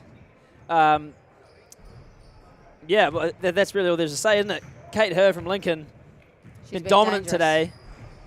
And perhaps a grudge match because these guys saw each other in pool play and Lincoln got away with a shy 1-point win. So obviously Waikato, a little chip on their shoulder coming into today. And for the University of Waikato, we have number 1, Maya Tangaho, 3, Mafaro Mapengo, 5, Kayla Manu Irirangi, and number 6, Carly Ohia. And for the Lincoln University women, we have Hana Lacey Rameka, Maddie Cunningham, Kate Herman, or Kate Herr, as we've been saying all day, and Maddie Timms. Yeah, both really formidable rosters, and I think the reason that both these teams are here is because they are deep. All 4 players can score the ball and play high-level 3-on-3 basketball, which is why they've made it this far. So, you know, we've done some live betting. We did our little live bet on that 3 and 4 game, which I won, BT Dubs. Maya, who'd you pick for the women then? Well, I'm decided to go with Lincoln University. Without any Canterbury bias, Lincoln University going to be my pick for the woman. What about with bias? Lincoln University on my pick. Well, I've obviously gone against Maya. I think that Kayla Manu Irirangi has been a standout today. And I'm thinking that she might be able to pull through this Waikato team. For the men's side of it, I've moved to Canterbury for University. So I'm not due to that, but I'm going to go with the UC men. There's my pick to win. I'm going to go against the grain for this one, move away from my hometown where I'm born and raised and go against and pick Waikato University men. I think Daniel Dobson is a force to be reckoned with.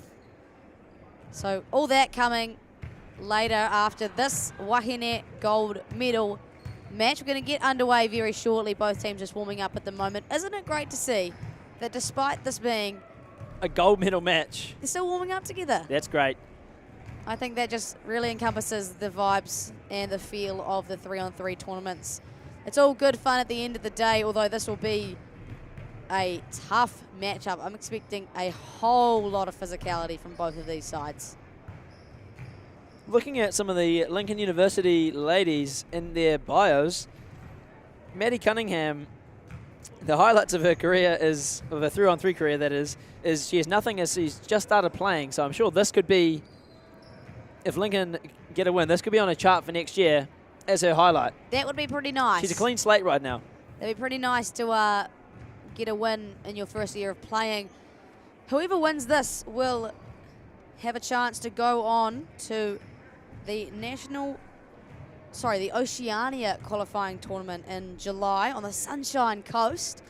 So a trip to the Sunshine Coast, that's motivation enough. And 100%. if the winner of that will earn an all expenses paid trip to the University World Cup in China. A date for that yet to come out. But so not only are these guys wanting to go home with a gold medal, they also get a trip to Australia and potentially China. I mean, if the gold isn't motivation enough, I'm sure that'll do it.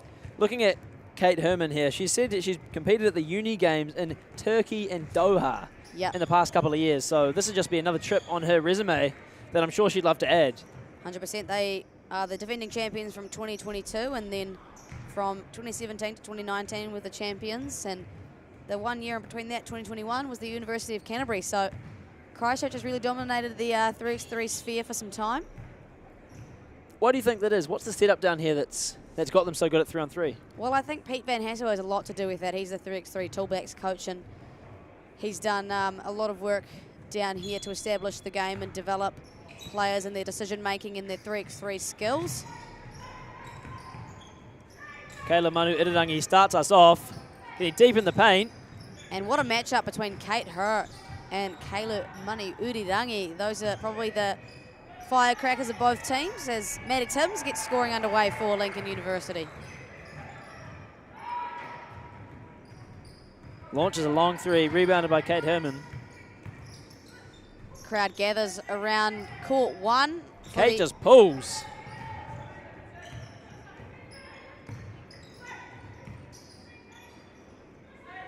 Tight defense along the 2-point line, excuse me. Maddie Huge Timms. blocks. And that'll see the end of the shot clock for the University of Waikato women. So Lincoln will gain possession after a huge block by Maddie Timms. Almost a minute gone by and only a point scored. I didn't predict this to be a low-scoring affair, so we'll have to see over the next couple of minutes how it shapes up. Hannah Lacey utilising her fundamentals but can't connect. Lovely crossover. Hannah Lacey on the back foot there and then just brings her hands down out of her cylinder. As we see a large crowd of Lincoln University supporters and most notably the Ram. He had his identity revealed not more than 20 minutes ago, so it's good to see he's got his helmet back on. One apiece now in this finals matchup. Both teams very strong and aggressive defensively. Kate Her left wide open. All ear. I'm not sure we'll see too many of those today from her. No, the standard set by her today has been nothing like that, and I'm sure that just a bit of fatigue and it won't happen too much more or too often. Kalamanu Irirangi connects and gets the 2-point shooting underway. Waikato now take the 2-point lead, thanks to that too. Maddie Cunningham wide open, ties things back up. Just kidding, they're still down by 1.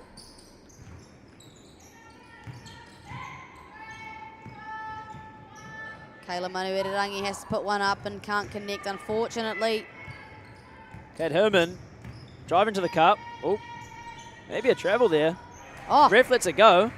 Gets one away, ties things up. 8 minutes to go. Kayla Manu Irirangi launches. She shoots almost one-handed.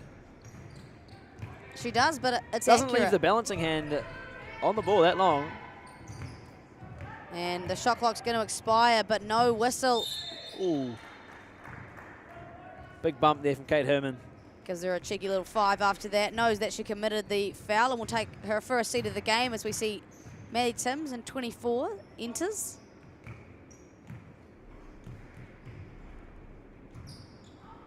Back rim with the free throw for Maya.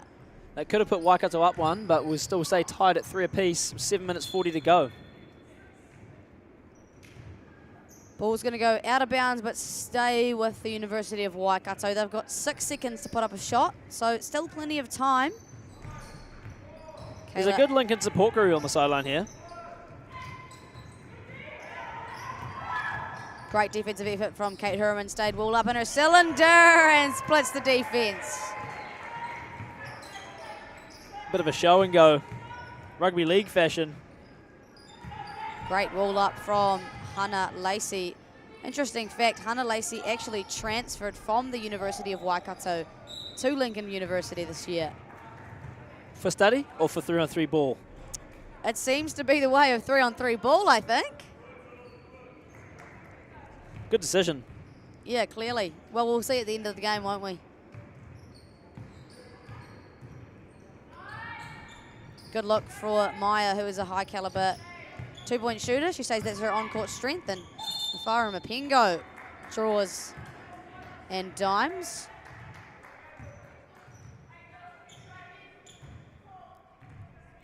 Waikato ball at the top with Maya. Beautiful pass. Just can't quite connect with her teammate there. Carly Ohia. Kate Herman and Kayla. An anticipated matchup at the top. Hannah looking to bully her way in the paint and absorbs a lot of contact. We'll get to the free throw line. She would have been looking for the and 1 there. She had a pretty decent peek at the basket. I reckon she'll look to put a little bit of a stamp on it and extend the lead to 2 with a made free throw here. Interestingly, Lincoln woman out to 4 fouls already. Waikato with just 1. Hustle play from Maddie Cunningham, and we've seen a plethora of those across the day, haven't we, Cody? We have, yeah. I think, although there was a hustle play, Mafara Mapingo did well. Just get her hands out of there to make sure it came off of Lincoln. As she plays some on-ball defense, Kate Herman launches. Shown to be happy to launch from beyond the arc early in this finals matchup. Kayla Manu Irirangi, a little bit of a flop possibly. Contact not awarded, and Kate Herman gets her offensive rebound. Kayla Manu Irirangi claims the foul on that one. So a low-scoring affair, and I think that is testament to the incredible on-ball defense we're seeing from both these teams. Hana Lacey-Ramika at the free throw line. Nails it. 5-3 now for the Lincoln woman. Tough step back. Long rebound. Kate Herman. Back into Hana Lacey-Ramika. A little bit of a hook around former teammate Carly Ohia. And then foul committed by Hannah, who seems to be a little frustrated. She'll take a seat. And we'll reset up the top for the University of Waikato. Nice, look. Nice step back from Kayla Manu-Irirangi. Bit of a hustle play and a little trip over the feet there into the Basketball New Zealand sign. You know, interestingly, the Girls Got Game sign has not taken a hit despite... I don't think it's been touched. No, it got hit almost every game yesterday, but it's been left alone today, which is lovely. Kate Herman also left alone for a left-hand layup. Kayla Manu-Irirangi likes the step back. 3 seconds on the shot clock. Got to get something up, and does. Another rebound on the defensive side for Lincoln. They haven't given up too many offensive boards here. 6-3 lead. Still 5 minutes to play, and we know these games can just flip a switch at any given second. Kayla Manu-Irirangi. Huge contact on the offensive board there. Lincoln women up to 6 fouls now, so any more fouls they commit, bonus free throws, and that's huge. I think Waikato will be happy with that. 100%. Just keep driving to the bucket, getting fouled. Yeah, they'll be looking to put Lincoln in some pretty uncomfortable positions now. As Maya can't connect. Typically a really good two-point shooter. That is described as her strength. As Maya was the 2023 3x3.exe International Youth Player of the Year last year. Kate Herman uses her step through. No, can't finish, but gets her own board and drops it. A little bit of a comfortable lead now. 7-3 for the Lincoln woman, and all momentum in their favour. There we go. Now that that foul has been committed, Waikato will be in the bonus for 4 minutes and 49 seconds. It's a tough gig for the Lincoln woman, and Waikato University can definitely take advantage of that. Force Lincoln into some pretty tough defensive positions. Front rim, though, for Mafara Mapingo.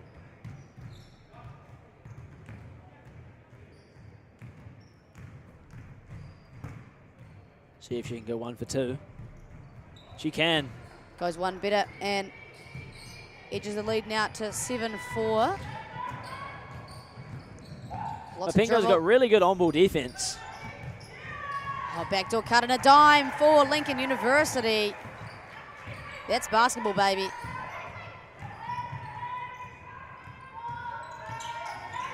Great defense from Lincoln. Got to chuck it up with the shot clock winding down.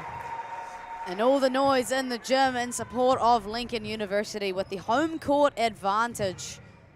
And that may help their momentum. Oh, jab, pull, connect. Ice. 10-4 lead now for Lincoln. All momentum going their way. Can they answer? University of Waikato cannot.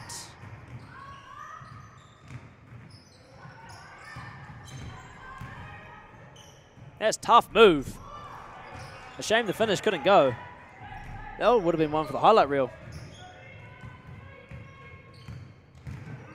Mapingo. Couldn't get the left-handed hook to go. And shot clock actually ran out. Referees looking at each other.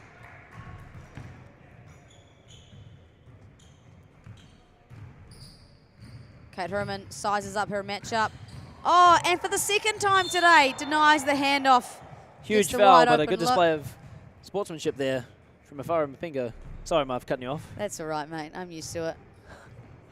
Always talking over me, this guy.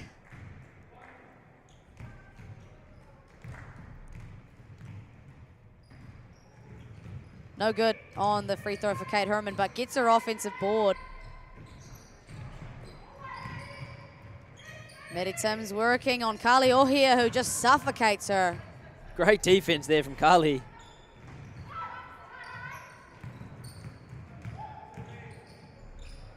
Maya. Not a whole lot of time on the shot clock there. Did well to get one up. Overzealous on the shot there from Maya as Kate, who has been the star of the show, Maddie Cunningham, gets a lay of her own. Nice looking one too. Lincoln have looked dominant and just dominant today. 11-4, comfortable lead. the Waikato women need to take advantage of being in the bonus right now. 100%. You'd think they would utilise that a little bit more and force Lincoln to play some defence, although Lincoln have played some really great aggressive perimeter defence and have made it difficult for Waikato to generate any kind of offence. Kate Herman cuts straight to the basket. Takes a tumble after getting hit by Carly Ohoya. Kate Hurt is a difficult defensive assignment, that's for sure. What makes her so crafty? Well, she's just really simple, but she's also very strong and fast. She doesn't do anything flashy. She's really good at getting downhill and straight line drives and picks her moments where she wants to reject handoff, and then she makes herself hard to guard in her versatility as well. She can shoot the 2-ball as well as get downhill. So great strip there from Mafaro Mapingo. Waikato can't retain the ball, but still great defense. love the confidence from Kate Hur. Can't connect.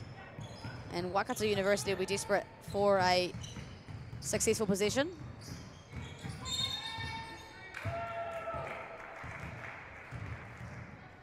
Tough there for Waikato. Yeah, we've seen that call quite a few times today. And that'll edge Waikato women up to 5 fouls. So only 1 to give now for them.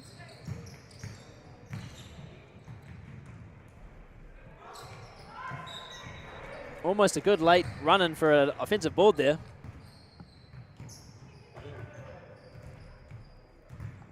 Carly Ohia will take the ball from the top. Manu Irirangi stops on a dime and hits a free throw, Jay. She's tough at that shot, man. Don't see her miss many of those, that's for sure. God blimey. Good cut. Great basketball. There's that one-hander. Hasn't proven to be that successful for Kayla Manu Irirangi today. And another one, identical plays from both sides of the court, and Lincoln University are so close to stamping their name on that final ticket. Up 8, 2 minutes. It's going to be hard for the Waikato women, but they can do it. 2 minutes is actually a lot of time. It is a lot of time, but some things need to be changed in order to claw back. Not sure what the hold-up is, but we're back underway. Can't make that tough layup there. Lincoln have done really well moving off the ball, which was so much space in 3-on-3. Extremely important. As a physical battle for the rebound will go way of University of Waikato. Maddie Tim's got some words to say about that, but we'll head into a timeout for both teams. What do you think the words are for the University of Waikato women right now? I can see their faces. It's faces of frustration, but I'm hoping that they're using that for motivation. I can't speak to exactly the tactics they're going on because the defense from Lincoln has just been great. They're probably looking for fouls, but Lincolnites aren't giving them up. And so yeah, that speaks to their incredible discipline that they've been taught, and forcing Waikato into some pretty tough positions and forcing them into dead spots.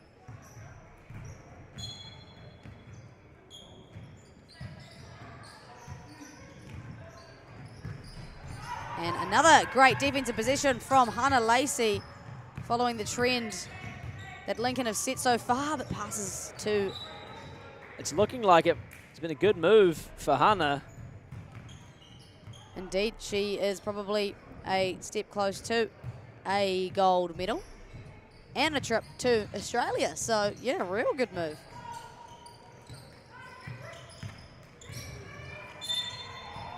Maddie Cunningham closes the space a little bit too much. Kayla Manu Irirangi has a trip to the line now. Interestingly, Lincoln women on their 9th foul. So at 10, it's 2 free throws and possession back. Oh, wow. On a foul, any foul. That'd be pretty uncommon to get 10 fouls in 3-on-3. Very uncommon. You don't see it a lot. I don't think I've actually seen it at all so far. That's a foul a minute. That's true, Kobe. That's true. Looking like Kabir Bagava with that mathematician's skills. Kate Herman, beautiful cross. Nasty, and a good finish. Finish. This has been an almost perfect performance from Lincoln University as Kayla Manu Irirangi desperate to stay in the game.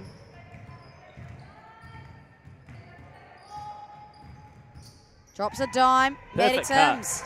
Nice. Perfect cut. Good basketball, isn't it, Kobe? It's great to watch. The on-ball defense from Lincoln, I just have to say, is so good. Definitely trained well and have worked hard on their perimeter defense. And Kate Herman loves to reject a handoff. Woo, it's hot in here. She's laced another 2. I think she'd be top of the leaderboards for hit 2s today as a quick response. We're just on a trade. Kate Herman. Back to back to back. We are ever so close to the final buzzer. Or could it be 21 first? Foul will be called against Waikato University. Just under 30 seconds to go. 10-point deficit. It's looking like the Lincoln women are going to take it in the time or by hitting the score. Are we going to see a 2-point shot by Kate Herr to solidify the game, book a ticket to Australia, and get a gold medal? I'd love to witness that. I would. That'd be quite the summary of events. So a foul from University of Waikato puts them into 6. Want any more fouls, and that's a trip to the free throw line, and then subsequently probably a trip to Australia for Lincoln University. So which trip's better? hard to tell, actually. This has been a blinder of basketball from both these Wahine teams as Hana, my mistake, edges ever so closely to that 21-point mark. The bank was almost open. They just closed. And they're going to look to dribble it out, but shot clock goes against. And Kate Herr. Hard defense. Clock stopped on 4 seconds to go. But it looks like Lincoln women will take it. She'll go to the free throw line. And a made free throw will put a stamp in it. Silence comes across the gym. All eyes on court 1. Kate Herman can't do it just yet, but the bonus means that she's got one more free throw to go. And can't do it once again. Wanted to go the duration, apparently. And as the final buzzer whistles, we have a 2024 UTSNZ 3-on-3 champion, Lincoln University, defending the throne, and they win for the 3rd year in a row. Not many times that you can say that. There is smiles across the faces of all 4 Lincoln University girls as they have not only received a gold medal but will book a trip in July to the Sunshine Coast. Kobe Murati has some words of wisdom coming from Lincoln University gal Hana Lacey Rameka. Over to you, Kobe. So I'm here with Hana Lacey Rameka from the Lincoln team, won the gold medal. Hana, we were told that you actually moved from Waikato to Lincoln and you've just won a gold medal. It's looking like a pretty good swap. How's it feel to win the gold with your new university? Oh, I mean, I've played with most of these girls for years, so it's like, I was nervous coming into the game, but I obviously felt good getting the gold in the end. But yeah, it's good anyway. Yeah. You're playing with such great quality players and great quality defense from Waikato. It seems that either side you would have played for would have done really well. Yeah. How do you find the whole tournament being down here near home at Lincoln University? I mean, it was good for us. We didn't have to pay for flights. That's one thing. But yeah, honestly, I think it was, we came into the comp feeling pretty confident because we've obviously been training a lot. But yeah, felt good getting the win overall and a clean sweep. Didn't lose. 100%. Well, congratulations on the gold and have a good day. Yeah, thank you.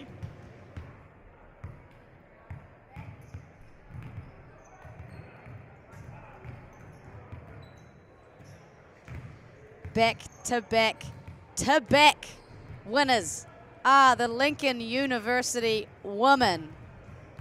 Gold medalists 3 years in a row is a flex that not many people can use. So congratulations to the Lincoln University women, and I hope you celebrate nicely tonight, the new champions. And in front of us we have the men's side, the University of Canterbury taking on the University of Waikato, looking to etch their name on a trophy and put their name on a ticket to the Sunshine Coast. This is a highly anticipated matchup. University of Waikato looking to go one better this time around. Kobe, how was that? How were the feels for Lincoln University just then? Oh, just speaking to Hannah, she was super nervous on the interview, but I think she did really, really well. She was just saying how happy she was to be at a new home, but she said she played with the Waikato girls for most of her life, so she was heartfelt and felt a little bit bad that she had to do that to them and take away the gold, but it seems that they'll be having a good celebration tonight. Yeah, I can say you can't complain about a gold medal. Third year in a row, I was saying that they've won, and now subsequently a trip to the Sunshine Coast with an opportunity to book their tickets to the World Cup. As you see in the corner of your screen there. It looks like they're getting the photo with the Ram. How good's that? We'll move our attention, though, to the men's final matchup. As we talked about before, the University of Canterbury, the defending champions, looking to go back-to-back. Interestingly, the champions before them in 2022 was the University of Waikato. So clearly, two well-established 3x3 tertiary institutions. We're looking at our picks. I have picked the University of Canterbury, and so Maya has gone against me, as she always will, and picked Waikato. So I think it's going to be an even match up here with our picks and also down on the court. Yeah, my pick for the University of Waikato came purely because I am a huge fan of number 23, Daniel Dobson, captain of this University of Waikato men, well supported by 27, Corbin Paiwai, 28, Tamari Vanderleiden, and 30, Siosi Tueti. The University of Canterbury men, we've got Aiden Tonge, Zach Hannon, or what does Maya call him? Z-Baby. Z-Baby. Noah Watson and Adam Bayer, who starts on the bench. Here we go, underway. Noah Watson drives to the cup. First points on the board. Not a bad way to start the grand final matchup for these boys. And here is an interesting matchup as Daniel Dobson gets one to go. Aiden Tonge and Daniel Dobson, the two most experienced 3-on-3 players at this tournament, battling. Big three, or two, sorry. Noah Watson in that left-hand jumper. Tamari looks to go one better but can't. Aiden Tonge, good defensive board. Z-Baby, up and under. Hits the reverse. Classy start for the boys in the maroon and gold. Well-rounded team. Daniel Dobson creates separation, but hits just the glass. Oh! Big block. Into the spectators. The ball goes. Tamari Vanderleiden. Stone cold face after that block. He's locked in.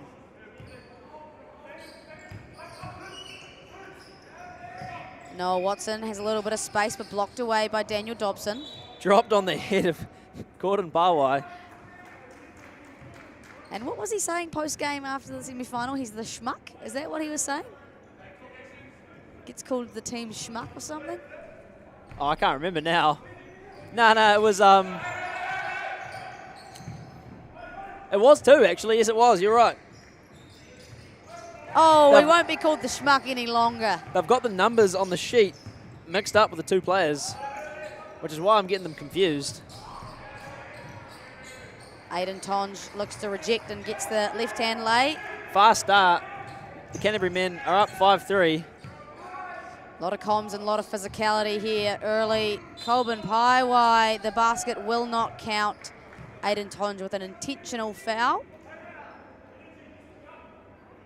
Daniel Dobson saying the energy needs to be up, ordering and barking at his teammates who trail by 2. Corbin Paiwai rejects the handoff, and Z-Baby! Huge block from the undersized player from Canterbury, Z-Baby. Oh. Blows the bunny. Does Adam Bayer. Stuck in the rim there. Canterbury grab their second team foul. Blowing the handoff action up. Must say, it's a tidy fade from Siose Tuiti. A little mullet sticking out the back. He definitely had that done perfectly for the weekend. He did, for the camera only. We got you, Siose. We see you. Z-Baby connects. Cash, back in his face. The home crowd of Canterbury is erupting at the success of the Canterbury men, who lead by 4.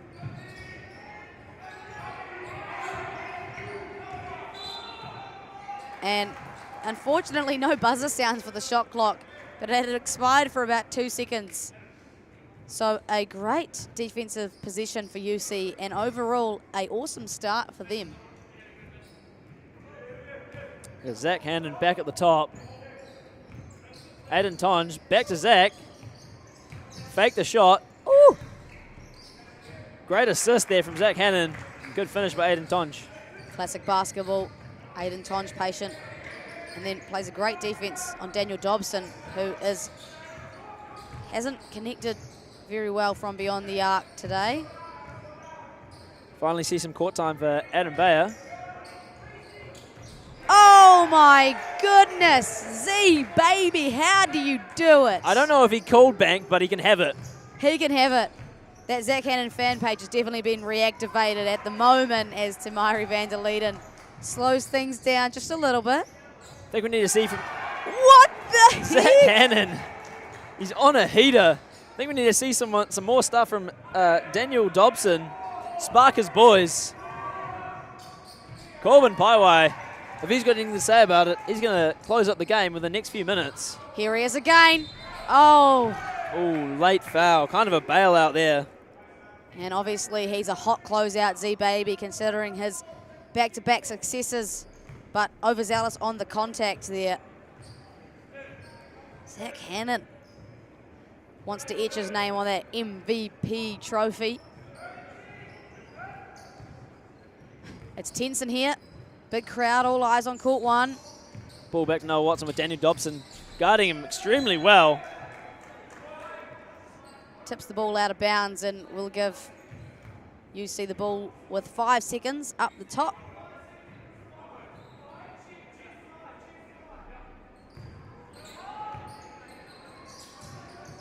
Aiden Tonge looks to work on Siose, who matches the physicality well. Waikato now wants to capitalise with a bucket. It's rough. Daniel Dobson's calling a timeout for his team. Daniel Dobson has had enough of this run by Z-Baby. What do the Waikato men need to do to change this momentum, Maya? You've got to force Z-Baby to put the ball on the floor first and foremost.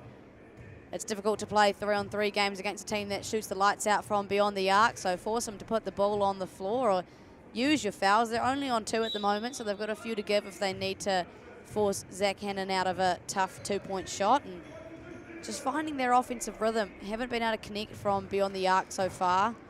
Do you think Daniel Dobson's going to play a big part? Absolutely. He's leading the charge, not only on the court, but just with the leadership and the floor general. Right, of course. But tough for him. He's got a hard matchup with Aiden Tonge. Corbin Paiwai takes it this time. Aiden Tonge takes him to school. Just such a classy player and so strong. Finishes well around the rim. Daniel Dobson, the man of the hour for University of Waikato. Still a 7-point lead, though, for the University of Canterbury. Good rebound there for Corbin Paiwai. Foul called will take them up to 3. Mentioned before, previous in the broadcast, Pete Van Hassel, the head coach of this team, is also the head coach of the 3x3 Tall Black team. So this UC is in good hands as University of Waikato get a back cut. Ooh. Like you said, Maya, they've started to use their fouls. Yeah, you can see Zach would have had a wide open shot, and if not, probably a lane to the basket. And they don't want to give any more points considering they are trailing by 6. Here we go, Zach Hannon. Man on fire in this game so far. Uses his hezzy to get to the rack. So crafty. And scored more than a handful of the Canterbury points. Daniel Dobson throws a dime to Siossi Tuetsi, so they're staying in it. They're hanging around. Noah Watson now to the rack, shows his athleticism there, but probably could have just laid it up normally to Mighty van der Leiden. Edges away at the lead. We're back to 4. We are back to 4. Zach Hannon, another drive to the bucket. Up and under, rough foul on Daniel Dobson, but that'll put Z-Baby back on the free throw line. He ordered his teammate Adam to get out of the way. Zach Hannon likes his chances against all 4 Waikato University players, so looking to just hunt downhill and draw fouls. Waikato up to 4. And connects. Laced. 5-point lead with 5 minutes to go. Given this pace, I don't think we're going to go the duration. I'm feeling a 21-point finish. The defense could tense up, though. That's true. And they could start missing. But I wouldn't mind if it goes the time. Makes things a bit more exciting. Daniel Dobson popped on the roll, but Corbin Paiwai didn't see him. Throws the dime to Aiden Tonge, who collects and finishes. Here we go. They need to get the ball out to Daniel Dobson, their star player. He's been locked up currently by the University of Canterbury boys. Yeah, for me, University of Canterbury just seem so much deeper.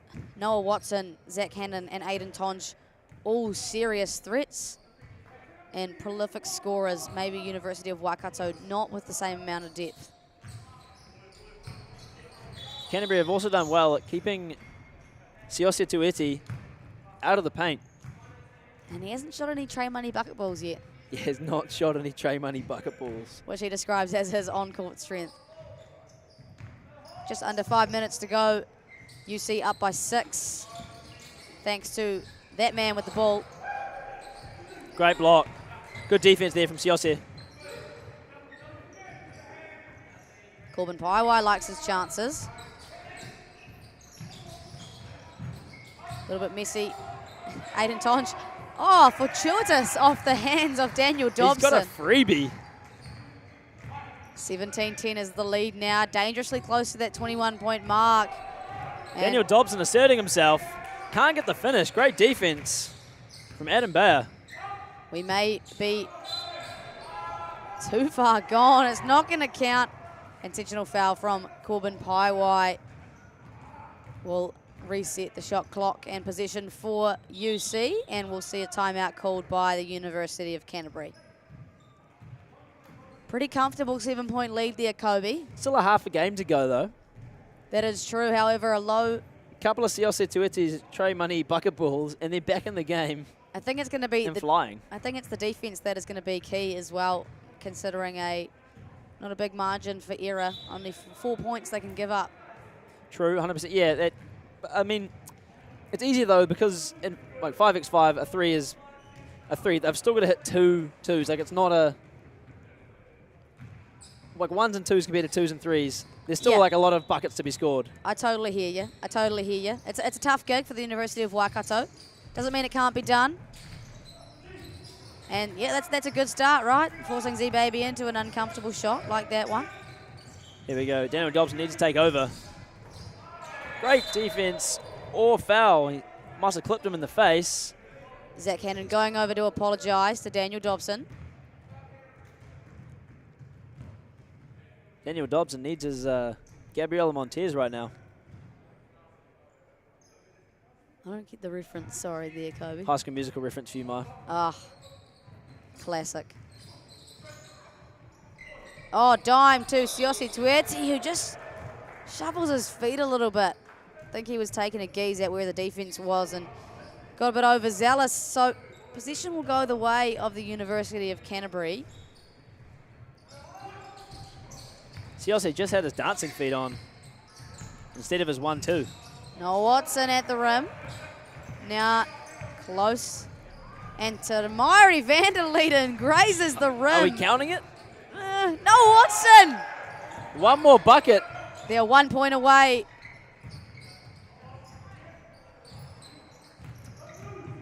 From the gold medal. And they will be back-to-back champions. And he hits it. The crowd erupts, and Noah Watson finishes it for the UC boys. Gold medal. Back-to-back champions. The University of Canterbury. They have done it 21-11, a dominant performance from these UC boys who, like the Lincoln University women, have been undefeated, clean sweep the tournament and have stamped their name on the gold trophy alongside some flights and accommodation to the Sunshine Coast in July for the Oceania qualifying tournament, perhaps a possible trip to China for the World University Games. What a tournament it's been for those boys, led by Z-Baby, Zach Hannon and Aiden Tonge.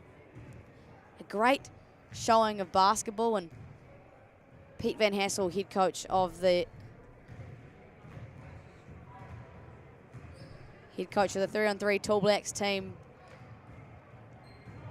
proud to have coached his boys to a victory.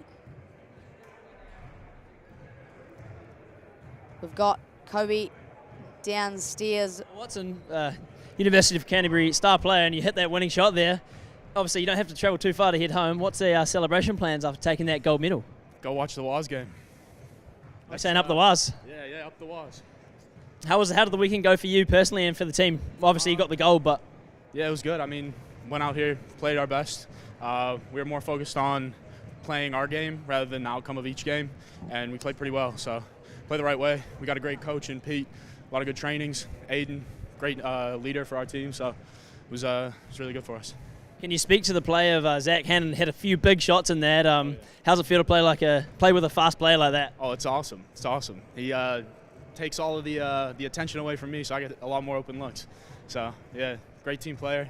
We got a lot of guys that like to share the ball, so it makes it easy. Hey, well, congratulations and enjoy tonight. Thank you. Appreciate it. That was Noah Watson of the University of Canterbury boys alongside Kobe Marati, and that was all she wrote, folks, for the weekend. The UTSNZ 3-on-3 Tertiary and University Nationals is over. Lincoln University women are your champions alongside the University of Canterbury. Thank you all for tuning in.